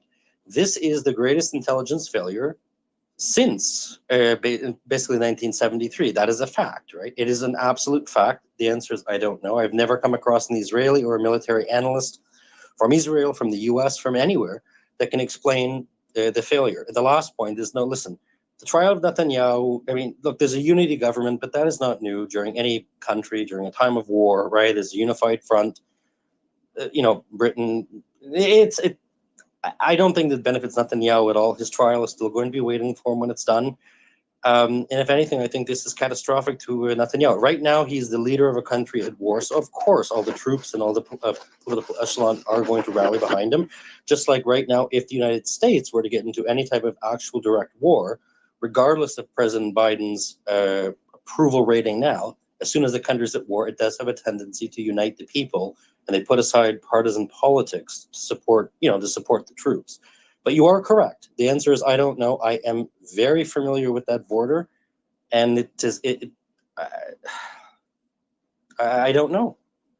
I can accept like, that. can we like, I know it's easy to go down the I don't know, right? But it just for the sake of context, people listening, I would love for you to describe the level of equipment we're talking. I'm familiar with it, by the way, just to be clear. I know you are, so you've had firsthand access. It's very important that there is context to this, right? It's yes, absolutely. I am an objective, unbiased person for the most part. I will answer your question.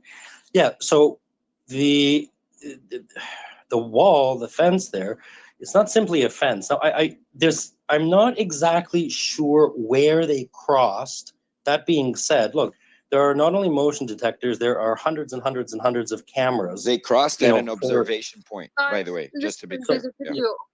Okay, so I've seen that. You guys all don't know, but I do know. So Okay, so can I? Well, it's not that I don't know. It's just that I haven't seen any.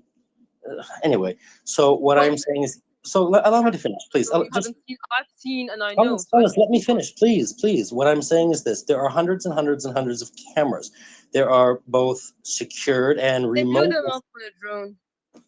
Pardon? They blew up there's a video of them blowing up the watchtowers and the cameras with a drone. Okay, but but the thing is, there are motion. We don't even have to speculate. Okay, so then you lead the conversation. Sorry. I think Syrian Girl, it was important to get the firsthand knowledge, regardless of what we've been told, right? So taking out observatory posts. Everybody's seen the videos, right? But we're talking. What I'm saying is taking out the observation post would trigger an immediate response, right? There's not just one observation post. There are hundreds of cameras along the entirety of the border. There are motion detectors. They have those little robots with the I don't even know what they're called in English. They, like what are on the. They're effectively ground drones, dude. That's what they are. Ground drones, yeah. You have those. You have, I believe they still have them, remote operated guns, right? I mean, so. Again, it's just taking out one observation post or two observation posts that's really not going to allow the type of infiltration, in my opinion, right? Because they're everywhere. I mean, it is one of the most secure borders in the world. It is. Well, I guess it's not as secure as you thought, because what I obviously, so let me finish. That is the point that I'm trying to make, and I'm conceding that point to Mo. So I don't think you need to, get sarcastic with me. I'm trying to answer him in an honest, objective way. Yeah, there was the objectivity of highlighting that. Why did Israel drop? Put it this way. Let's just be objective for a second. I don't think Hamas would have been able to inflict that much pain if, and I don't want to say something that might ruffle some feathers, but if Israel was on point like they usually are, it doesn't mean that Hamas wouldn't have breached. They could have. But don't think that Hamas hasn't attempted this before. They have, and they've been killed in their tracks. That's my point. They've done this all along. Okay, this plan. What I'm again, I think there's people who have served who can tell you. Because Iran allowed them to trigger it. You understand?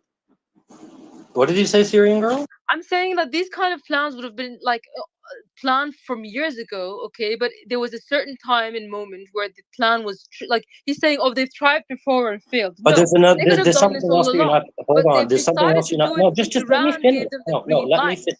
Okay, you have to let me finish. Okay, two-way conversation. The other point that I'm going to concede to Mo is this: take all of the human elements in terms of observation, cameras, guns, drones, everything out of it. There's one major aspect that we haven't touched on yet, and that is the intelligence aspect of it, right? So at the end of the day, most times that a terror attack or whatever we want to call it, an attack, I know we're being politically correct here, is prevented, or if you see a raid into Janin, Kalkelia, Tulkarm, these raids happen because of Palestinian collaborators, right? What they want is safe passage, they want money and this and that is how intelligence in Israel is gathered. And I know because that's what I did in my military service, okay? What people want is money and a better life for their family. And you know what? When you present them with those options, normally they'll say, okay, I'm in total agreement help me, with I'll you. help And you would know there's double, triple agents, blah, blah, blah, and this and that, and the third, Absolutely. right? So again, if you just one last thing, and I didn't mean to mute you, Syrian girl. I just let me finish. And at the end of the day, I do ask the question, right? So if you have an attack of this scale, the notion that it was not picked up by an intelligence service, or that no Palestinian would have run to their counterpart or whatever you want to call them, their handler on the side of Israel, and said, "Listen, I'd like $10,000 US. I have this great piece of information. It's a massive attack. I can prove it and vet it." Right? There's a lot of questions out there. So yes, Mo, I can answer I those hope that. questions that you have. But no, you can't because you're not in the Yeah, I Israeli can. military. No, you can't. You Okay, but can't. I know the other side, right? So I can answer it from there. Okay, but I'm not. But I you're was obviously talking. confused about how could this have happened. But I can clear up the Okay, confusion. I don't think you can, and I'm going to be really blunt with you. I would really I've tried to be very polite with you, but you're having a very ugly attitude with me. You do not know more about the Israeli security than I do, just as I do not know more about Syrian security than you do, right? So let's try to be mutually Dude, respectful. I actually think Israel has a lot of good information on Syrian security than probably the own Syrian people. Well, not me. But what I'm saying is, let's just try to respect each other here. If I don't know, you don't know. If the political echelon and the military echelon in Israel do not know, which they do not know yet, you don't know. So I understand you're a journalist, but you don't know. What you're doing is speculating and potentially passing on information that you've gathered or has been told you, but you don't know, because if you knew, you would be on all the networks right now explaining what happened to people, and you're not. You're here on Twitter, and I appreciate just you. before you let's shift the mic, I just wanted to highlight that one specific point. Hamas has attempted this level of attack before several times, and it failed in its tracks. In fact, you can go and look at each and every single attack they have attempted, where they have at one point killed 4 Israeli soldiers, and in return 3,000 Hamas fighters were killed. All right, in that process. By the way, again, another point in this attack that happened on Saturday, only those that were kidnapped, they fled very quickly. You can see that in reports, you can see that in video, and those fighters that remained on the ground, pretty much all dead. I think the number's about 90%. Yeah. So, anyways, because I know there's some other hands in the room. I don't So mean to be disrespectful, by no, the no, way. but go I'm ahead, just sir. trying to give an Listen, alternative point of view. please do, and I want to apologize to you if I was rude. Look, tempers are very hot here. My emotions. I apologize if I was Okay, sounding you know what? sarcastic. We're friends again. I know we can't be friends in real life because it's illegal for us to be friends on both our governments. But that being said, please continue. Please go ahead. Not at all. And yes, we are friends again in the virtual space. So, And inshallah, one day we'll have a coffee together, and yeah, Mari will be maybe our I'd guest. love it. I'd really, really love a one-state solution where we're all just equal. That would be the peace. That would be the ideal peace. But But we can argue over that. We can argue over that over the coffee. But go ahead. Sure. So, look, I don't know. If you guys don't want to hear it, it's fine. I don't have to speak. You guys can keep that. But I just want to think, like, the note. There's so many conspiracy theories. I know it is a conspiracy theory, but the conspiracy theory is that Israel let this happen. I just can't. I can't not push back against that. If you don't mind, is that okay? Absolutely. Listen, all ideas are welcome here. Even though I might not agree with it, who cares? You don't agree with my ideas. Please, Sierra girl, go ahead.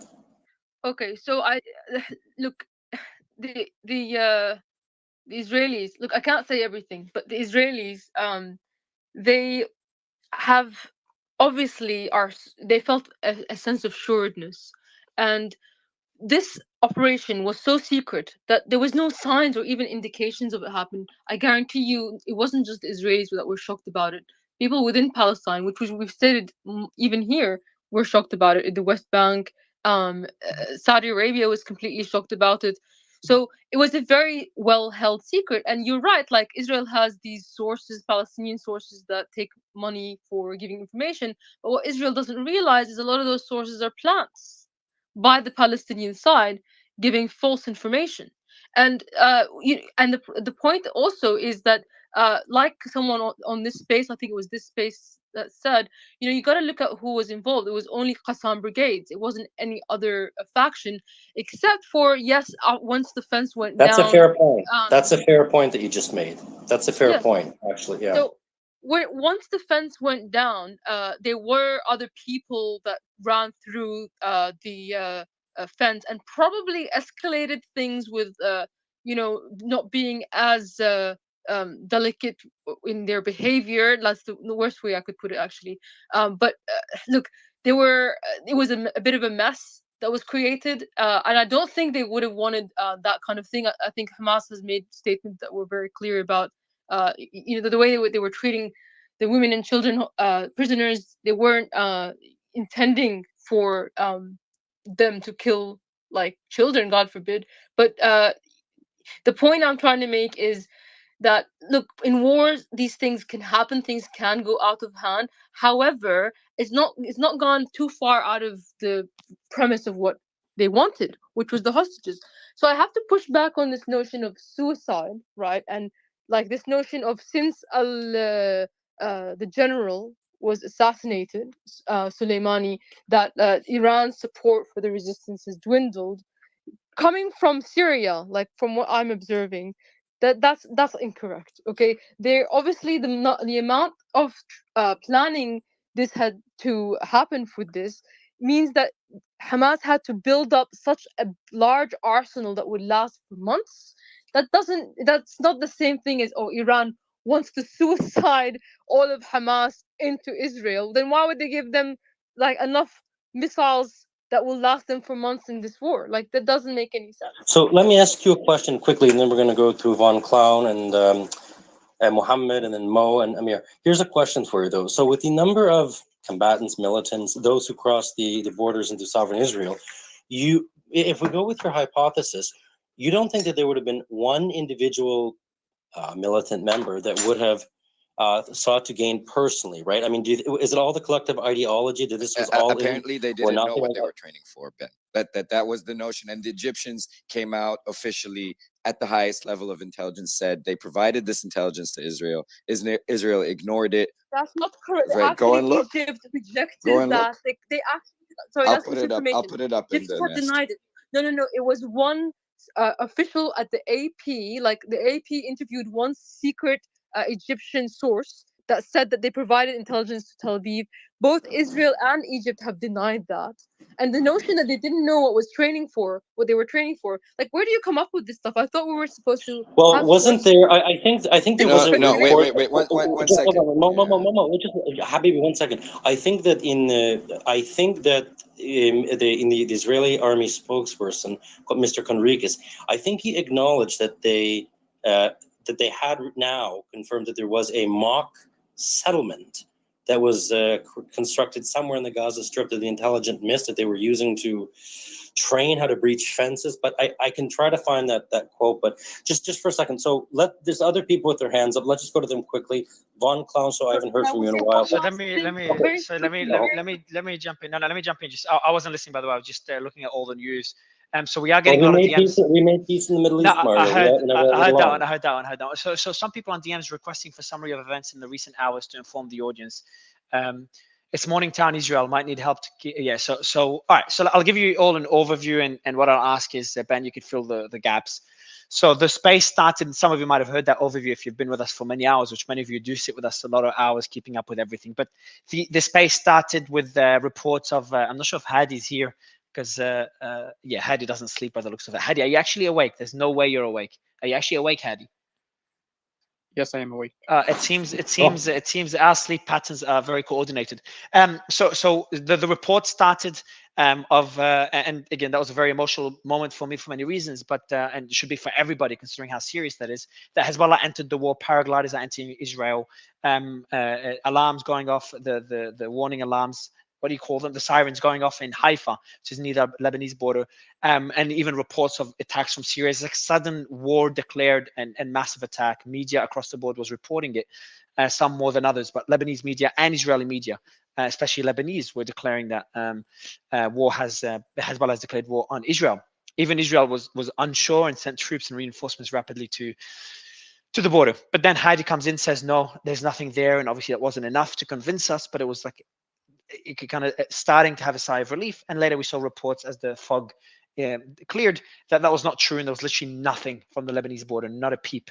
There was only one rocket from Gaza towards Haifa. But that started the space. And then throughout the space, we've had, again, more support towards, so it kind of generalizing it all to keep it simple, more support from the Western world to Israel, military support as well. But then starting the rhetoric now starting to shift, not shift, but more calls for humanitarian corridors to Gaza. And even from the US saying it's important to differentiate, and paraphrasing, between Hamas and the civilians in Gaza, which I think we'd all agree on. And then there's been reports of potential hostage exchanges, but that hasn't materialized. I think Qatar is trying to broker some sort of exchange, but in the meantime, the rhetoric on the Israeli side is that Hamas is gone. Hamas will be wiped out. Netanyahu spoke, as well as the defense minister and other lawmakers. The emergency government was formed as well. I think call it emergency government or unity government. What do you call it, Ben? Joint government, whatever you call it. National unity government, yeah. National unity government in Israel was formed. And everyone's supporting essentially an imminent ground invasion by Israel into Gaza. Hamas response has been muted. Almost no incursions into Israel. Almost no rockets into Israel. Just complete silence on the Hamas side. On the Israeli side, the bombardment, the airstrikes are relentless. The amount of destruction in Gaza is indescribable. And I think we've seen a lot of reports. You can go to any news outlets and they'll show you the amount of destruction that's happening and continues to happen. It's less extreme now, but it's been pretty heavy-handed and as expected. I think everyone expected the response from Israel to be unprecedented. We did have a journalist come in from, that was pretty tense time, but we did have a journalist come in from Gaza, joined the space. He had solar power and he used all his electricity just purely for the Wi-Fi connection. So he's the only person we've had for like days now, 2 days, 3 days from Gaza. That's how difficult it has been to get people from Gaza to join, considering there's no electricity, no internet. Water's been cut off, supplies have been cut off, and Egypt's not able, even through Egypt, they're not able to send any humanitarian aid towards Gaza. So things are really bad on that front. The positive news is that there hasn't been any escalations on the Lebanese side with Hezbollah. There hasn't been any escalations of anything. There's been de-escalations. It's been quieter despite the crazy reports. On the Syrian side, it's almost been silence. We had unconfirmed reports, which I don't believe would happen, from one of our panelists, that there's been strikes by US Air Force on targets in, I think, Iraq and or Syria, but that was not confirmed, so it turned out not to be true. So other than that, it's been pretty quiet on that front. The rhetoric across the board has been now for de-escalation, I think, and sympathy with what happened in Israel on most cases, and sympathy towards the citizens of Gaza. So that's been kind of a general overview. Now, the negative side has been a flare-up that's ongoing right now in the Gaza Strip. I think we're posting footage. We're going to do a video now, kind of a collage of videos all together to be posted on that will be posted on my account of all different footage of the clashes that are happening on the West Bank in Jenin, I think it is, and other areas as well. I forgot, but you can check my posts. They're all there. So that's the negative side. And the last point, so it's kind of a general overview. There's the call for the first time ever. The Saudi and the Iran leaders had a call. We don't know what the call was about. We're trying to analyze it and speculate on what it could be about. But the fact that they've had a call is pretty major. My assumption, that's my personal assumption, and I think most people agree, that it's either Saudi approaching Iran and supporting Palestine, or they're just speaking for de-escalating the situation. It was a pretty long call. It was a 45-minute call, not too long. And then as a last point, we've had more military aid from the US to Israel. Ben, have I missed anything? The last thing I want to say is the big red line that everyone's waiting for is when, if ever, would Hezbollah join. This is the last point that I have. Ben. Yeah, I think actually you provided a very good summary. I don't think you missed anything. I mean, we were able to debunk a lot of information. We were able to confirm a lot of information. I think you summed it up perfectly. So I think if I can just go, there are a few people with their hands up. I did promise Syrian Girl that she could go ahead, but the answer is no. I will not give you the proper recipe for hummus, Syrian Girl. Go ahead.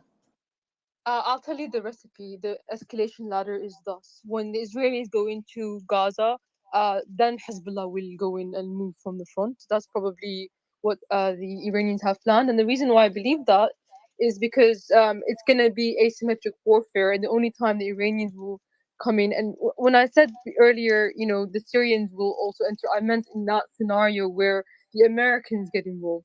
So that will be when Iran moves. I think what happened with Saudi Arabia and Iran talking is that Iran is passing on its demands through Saudi Arabia to the Americans. And the notion that they're just going to suicide Hamas into the thing and just give up on the whole resistance, I think it's complete opposite of what we're seeing right now. Iran did take a very high risk, but they're not going to lose because they're not going to just give up just now. They have planned this already. The high risk is for high reward, because the alternative is that the Saudis do normalization, and that will put Iran in a very difficult position. They can't allow that to happen, and they can't allow Hamas to be wiped out. But even in a case where they fail to achieve their objectives and they fail to keep Hamas in power, Hamas is not the only resistance group. Resistance is just never going to be ending. So the resistance won't end, but I think if Hamas, resistance in Syria hasn't ended, let's go to the rest panel. We've got a pretty big panel, so I do want to open it up a bit more. But I would agree that the landscape is going to change. It's going to drastically change. Let's just keep it vague at that. And I will be posting a video in the next 30 seconds or so. Just see on my profile, everyone, of the clashes in the West Bank. And I actually want Ben to watch it and tell me, Ben, how does that compare to previous clashes we've seen in the region? And do you think this is as expected, or this is a significantly worse than you initially expected? So if you can do that, Ben, I'll post it. You should see it posted in the next minute. Just uploading now. Let me go to Mohammed. Mohammed. I'm just thank you, Mario. I'm just surprised by the wishful thinking that I'm hearing in the past few minutes about Iran getting involved to support Hamas and all of this nonsense. With all due respect, Iran. I'm not talking to you, my dear. Syrian. I think we've given you the mic more than anyone else on the panel I mean, for a while. So let's just open it up a bit. I know, Mario. Your space is amazing and it's under control. So that's why I'm here. Iran will never, Israel will definitely. This is the end of Hamas for many million reasons. Not only the crimes that's been committed in the past few days, that's the whole world seeing it. If you are in Washington, D.C., and if you see the media, the local media, if you see the prime time, the American networks, what they are saying on the prime time, in the American media, if you follow the newspapers, American newspapers, and the social media, you will know exactly that Iran will never, ever go on such confrontation.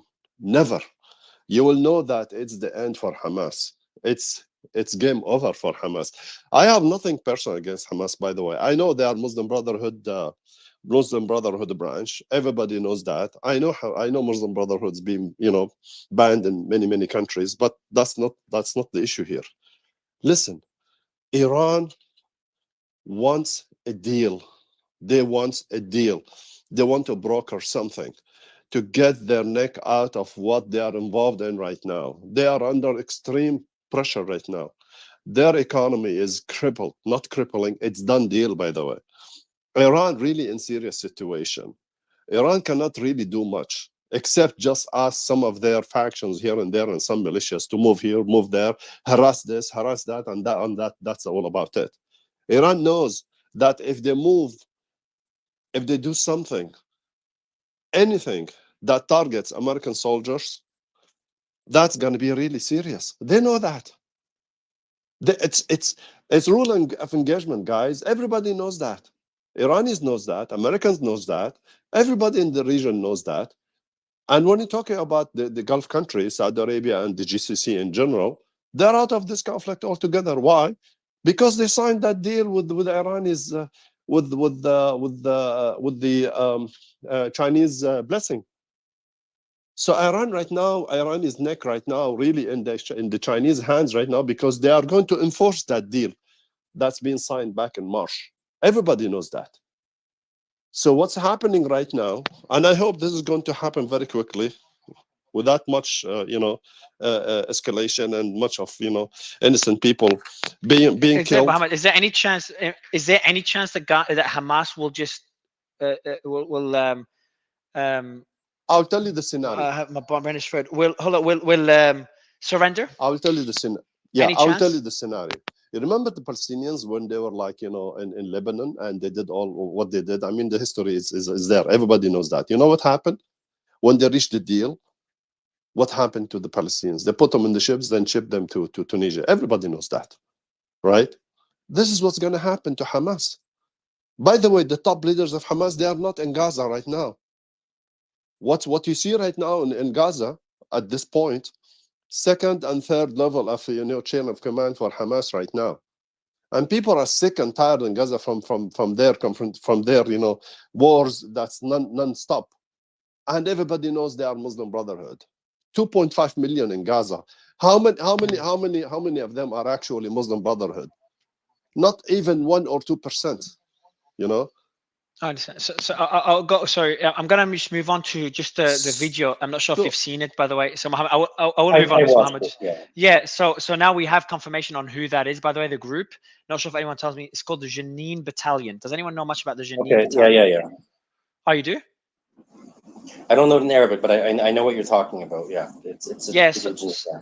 Yes. So how does anyone know how powerful, how much equipment do they have? What's their military might, if any?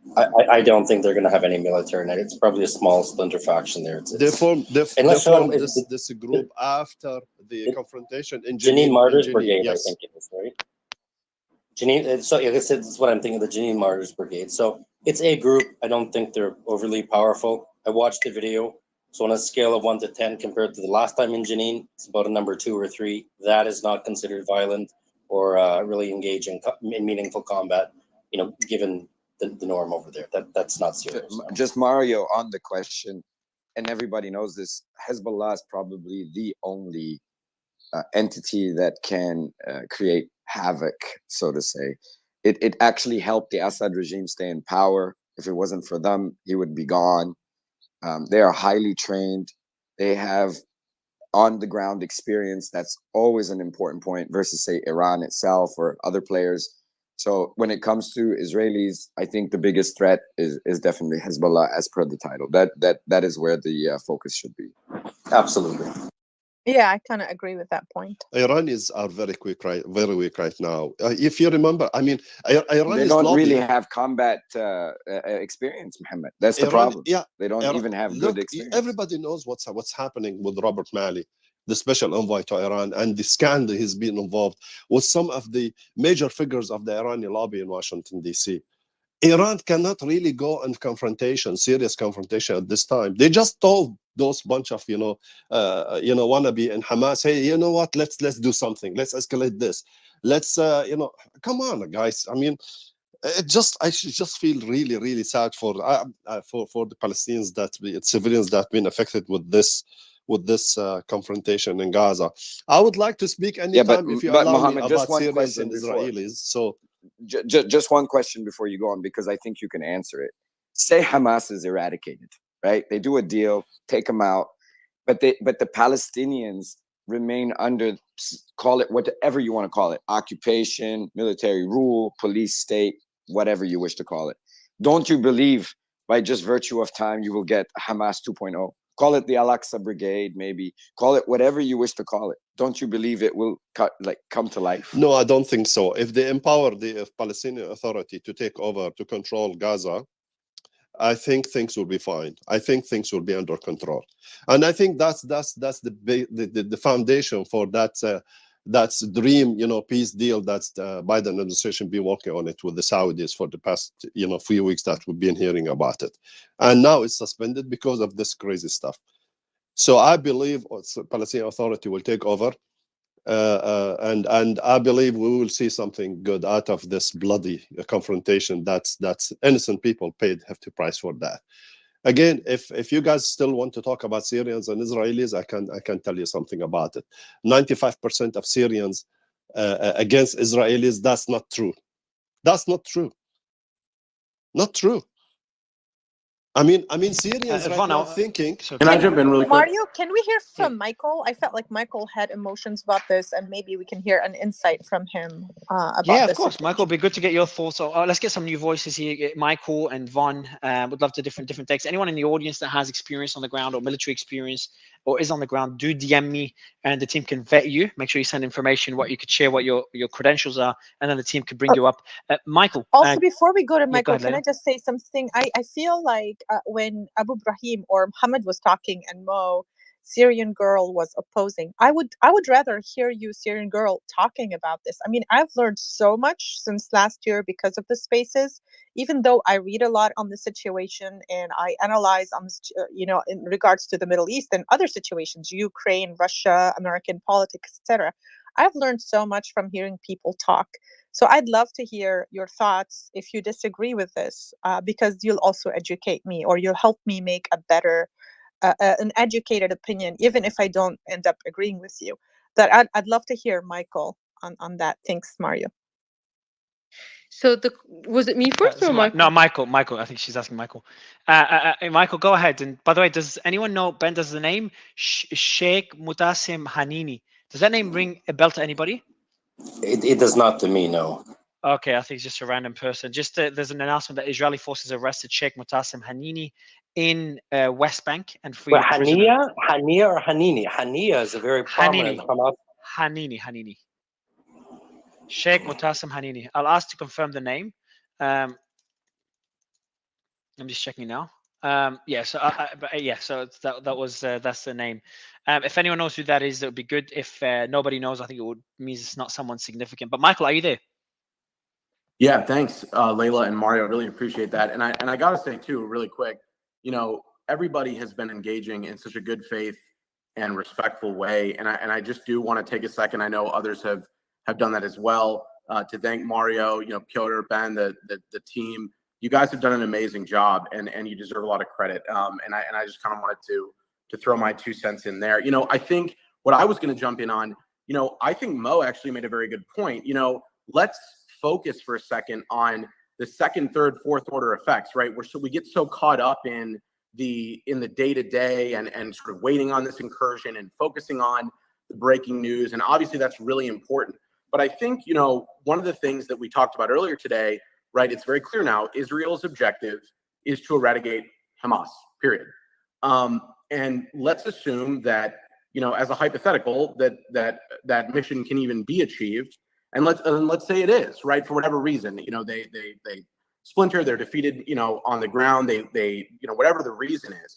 I don't think that it's a fair assumption to say that the PA will just sort of, take over Gaza. I think there's a huge question of who takes over Gaza. And I think Mo's right that we could see sort of a Hamas 2.0 or a different similar group, because there really isn't anybody to fill that gap in Gaza right now. Palestinian Islamic Jihad, they're too small. I would argue the Palestinian Authority doesn't have a plurality of support, which is, of course, what's driven the popularity of Hamas in certain ways. So I don't think the PA has a lot of credibility either. Certainly they have, more than PIJ or other groups, but I think that's a big question I'd love to, hear more thoughts on from Mo or from others.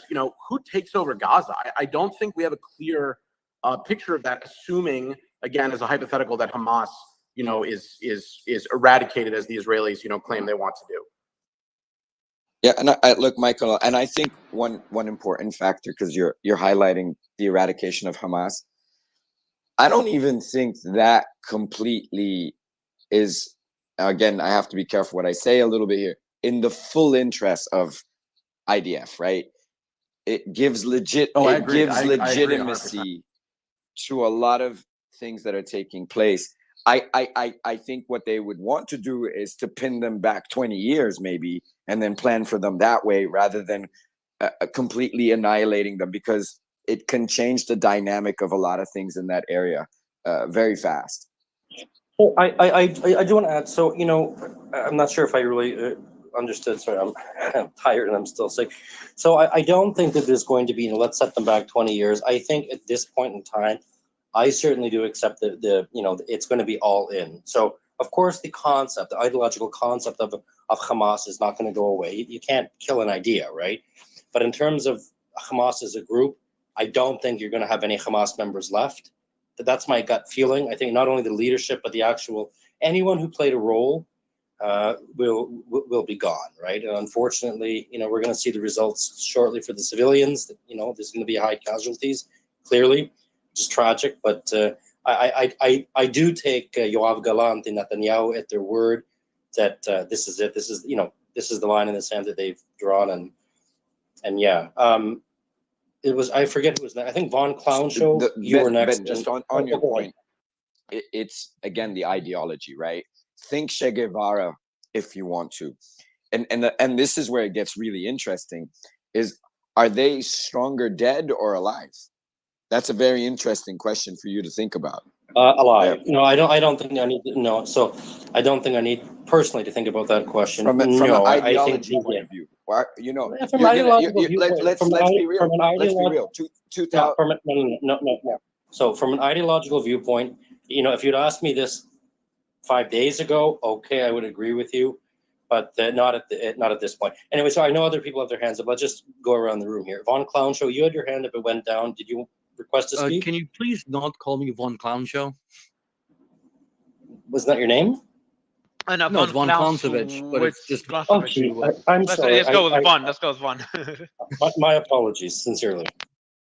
So I was gonna address when Hezbollah enters. Hezbollah said early on when this started that their condition for entering directly anyway is a ground invasion into Gaza. Likewise, Egypt warned against one, but I'm not sure what they actually have planned to do. My pet theory is that they're not opening green corridors, so to kind of try to deter a ground invasion on the grounds that there's 2 million people in there, and it's going to be a slaughter, and it's going to be there's going to be how do you recover PR wise on a global scale after that? I think they're banking on that. I was gonna push back on the conspiracy theory about how it's not an intel failure, but we're way past that, so it doesn't really matter. Fair enough. Because look, to just put it really briefly, the Americans didn't see the Tet Offensive coming. So there's a historical precedent for something this big happening because no intel agency is perfect, is flawless. None are infallible. Mistakes happen. Things get overlooked. I think Hamas spokesperson mentioned that planning this for quite a while, and only maybe like 5 people knew the totality of the plan. So if the foot soldiers didn't know the totality of the plan, you're not going to be able to bribe it out of them. So mistakes happen. This is a very costly mistake. I don't think it's a conspiracy because how does Bibi recover from this? It happened under his watch. So we could argue that the way it's going to be perceived is that he let this happen. The rally behind the flag phenomenon only takes you so far. Once the fighting's over, you have to there's questions to answer and accountability to be had. There's long-term benefit, obviously, destroying Hamas. And as for what replaces Hamas, look, I'm a two-state kind of guy. I don't think that that this goes away unless the underlying system that causes all this is addressed, because look, we have decades of historical antecedent for this. The system in place just breeds intifada after intifada, and this isn't, and crushing this one isn't going to stop the next one, because there's a reason that compels them to do it. And that's the underlying system they're forced living on it to wonder. Let me ask you a question. Okay, let me I'm going to just play devil's advocate and push here. So I believe, in my mind, the two-state solution has been dead for a long time, ever since Oslo died. That's my gut feeling, right? And one could argue with Taba and Sharm el-Sheikh, the summits in Camp David too. That being said, do you think that there is any possibility right now, for the next 100 years, that there is any situation at all that any government of Israel, no matter how left-leaning they are, that would ever, even concede to enter into a two-state solution, a binational state solution, or any type of territorial congruency or congruity within within Israel or the territories? I mean, in my mind, and God forgive me for saying this, I mean, it's over, right? I'm not talking about the Palestinian people, don't get me wrong, but any type of hopes that they had for independence or statehood, in my own mind, it's finished now.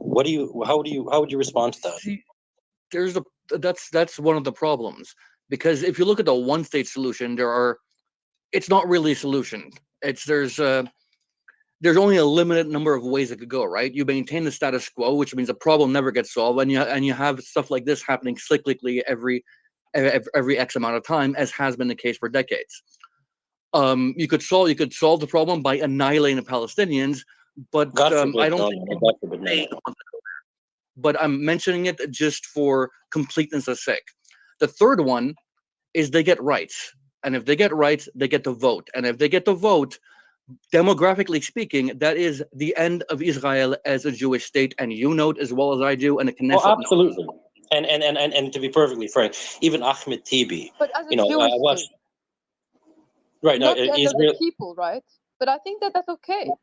No. So okay, and again, you're entitled to your opinion, but I can speak on behalf of like 99% of people. So we agree democracy is not always a perfect solution, right? Like, just to put it So out. I agree that listen. I agree that when you're dealing with ethno states, it's a very complicated situation. But I will say this though: the fundamental character of Israel as a Jewish state will never alter, and there is no greater than 0.2% of the Israeli population, including, let's be very frank here, the Israeli Arab population within the state of Israel, they have a say in this too, right? I mean, it is a very, very difficult solution. I concede that, but I mean, look, there's never going to be a binational state. That's something that Israel could never live with, Well, I'm not asking for a binational state. I'm not proposing a binational state. I'm proposing two separate states. Right. Fair enough. I don't think that at this point in time they will go to the other hands. But I just don't think, and I'm not. I agree with you. This is, I think this is it. I think this is it. And I remember very carefully when Ariel Sharon gave an interview. He was with George Bush at the White House. It was just, I believe, before the invasion. And I think we can all agree the two-state solution was even dead at that point, right? Everything that was going on was for show, right? They wanted to appease the Saudis to allow the use of the Saudi facilities for the pending war in Iraq, right? I think any hope of a two-state solution or any even real meaningful independent autonomy within Gaza, but also within the West Bank, I think it's been destroyed, and I don't know how it goes from here. So we've got some hands up. I don't want to cut anyone off. If you'll indulge me, I have of course. For you. Yes. How do you propose making a one-state solution work then? Because we can. There will not be a I think one-state solution. that the status quo is untenable. So there will not be a one-state solution. I don't think there was ever going to be a one-state solution, and I agree with you. The status quo is untenable, but I think that the untenable is going to be the reality. That's just my gut feeling. Listen, I'm not anti this, anti that. I think that's just the facts. I think what you see is what you get, especially after. Because we have the same conundrum in the Caucasus where nobody wants to compromise. So we're just going to be fighting until the end of time. Yeah. Patrick, go ahead. Hey, BZ. I'm Ben, by the way. You can call me Ben. I think Vaughn missed one option here, and again, as he did, I'm going to speak purely from a perspective of what has been done in the past. I am not advocating this. I want to make that perfectly clear. The other option is to break the Palestinian will to do this again. And the way you do that is much like it has been done throughout history. You go in and you use an extreme level of violence. And you go after Hamas. You take basically no regard for any civilian casualties you may or may not inflict for people who are still there when you do it. It would be very bloody. It would garner international opprobrium in many circles. But historically, for people who basically have to live side by side, or as Vaughn said, the thing we really don't want to see, one side exterminates the other. That's not good. The only other real solution is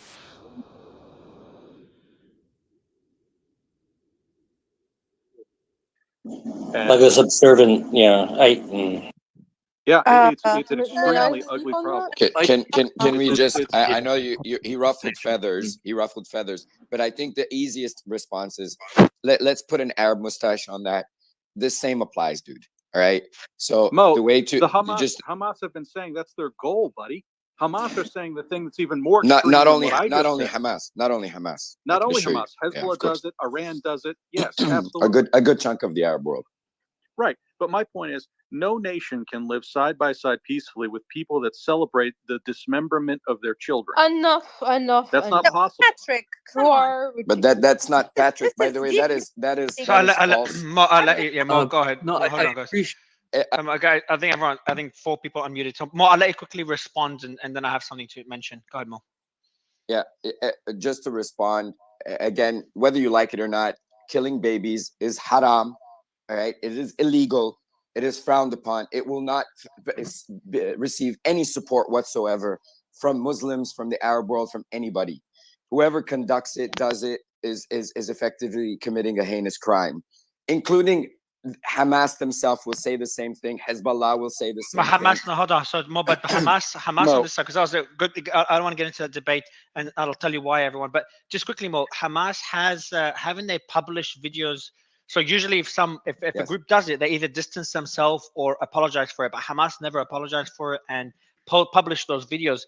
So would you say Hamas are breaking that haram rule, or you disagree with that? Mo? So funny enough, every mini mission that took place on Saturday was put online. Every single one. Like, they were proud of this. Try to understand that. Very proud.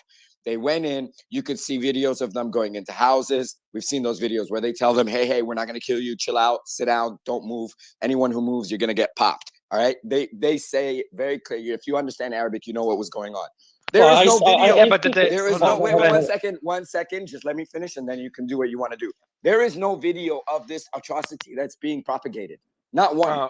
Okay, so first Ben, of all, Ben, hold I on, think- hold on. yeah, Ben, go Yeah, ahead. so I speak Arabic, right? So I've seen the videos, but at the end of the day, there are 1,200 dead people. There's about 285 dead soldiers. So again, the other 1,000 people, the men, the women, the children, whether or not we're going to debate over the decapitation, okay, let's not go there. But there are dead women, there are dead children, there are dead elderly people. So haram or not, it happened, and they didn't kill themselves, right? So I'm going to push back on that. Mario, go ahead. Yeah, and Ben, we have. Sorry, I forgot I'm eating without muting.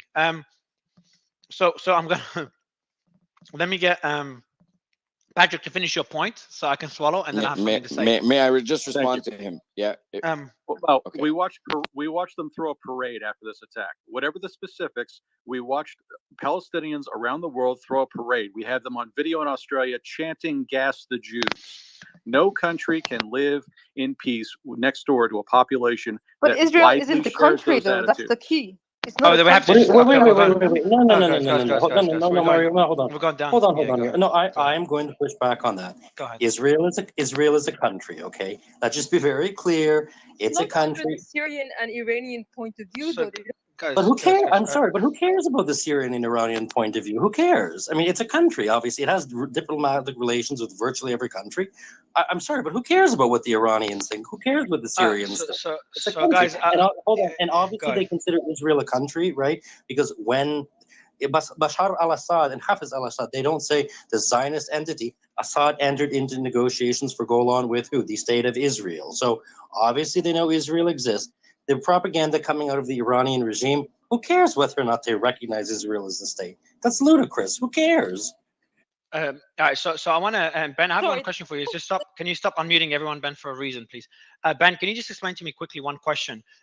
What is how would you explain very simply the two-state solution and why it's not, it hasn't been happening for all this time?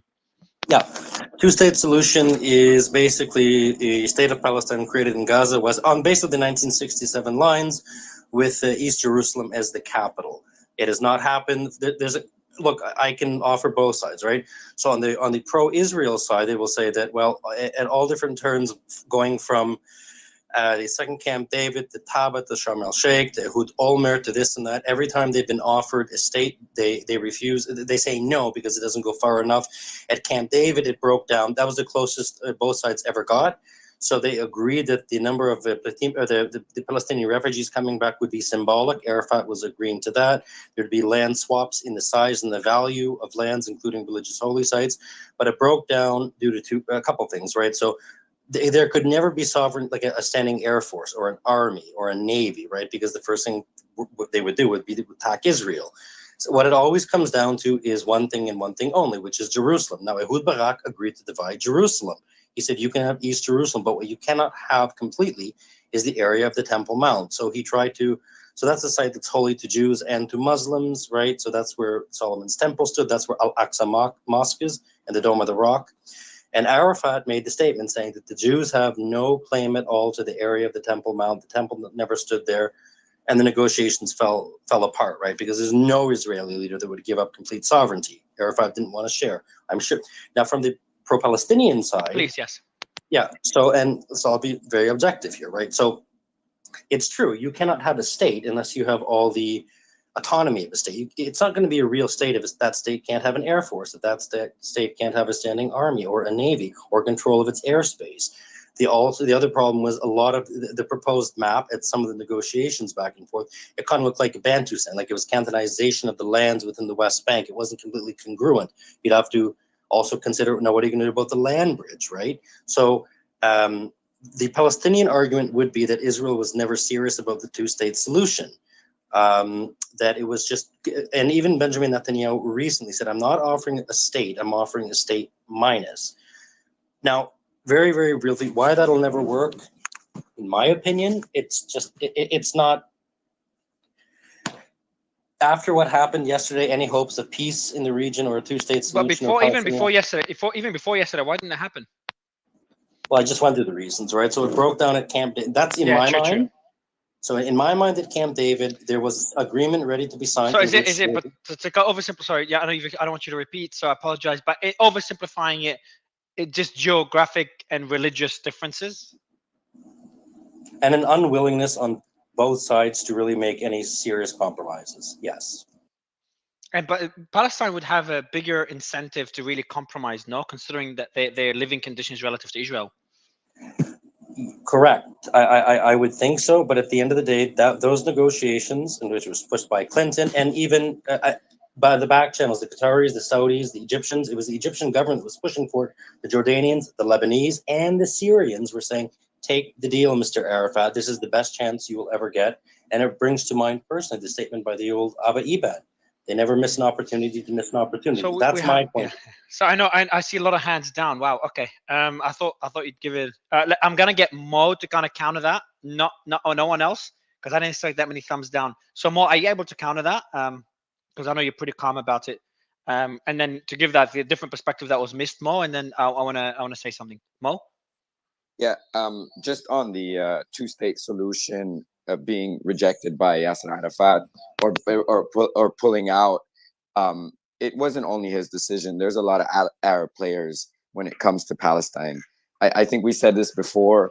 Palestine, or let's go specific, the Holy Mosque, the Al-Aqsa Mosque, is not only a Palestinian mosque. It is as much for Saudi, Iran, people in Pakistan, you name it, across the globe. That's what it stands for. And more on this the is Arafat, where it gets critical.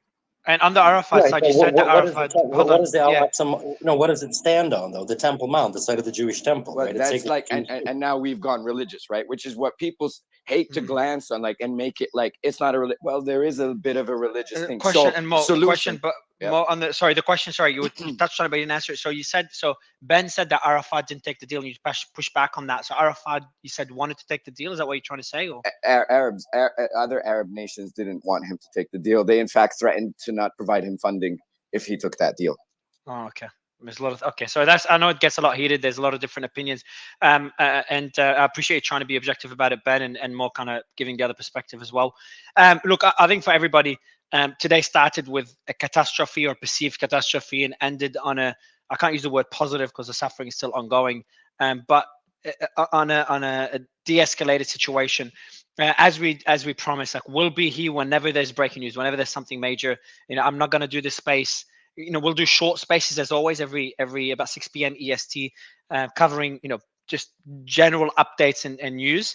But in terms of breaking news and marathon spaces for 10, 20 hours, we'll do those when there's something really breaking. You'll see us 100%. You'll see us here if we're a few minutes late, max. But 100%, I can guarantee you, we will be here. We have a group of moderators that help keep those spaces going.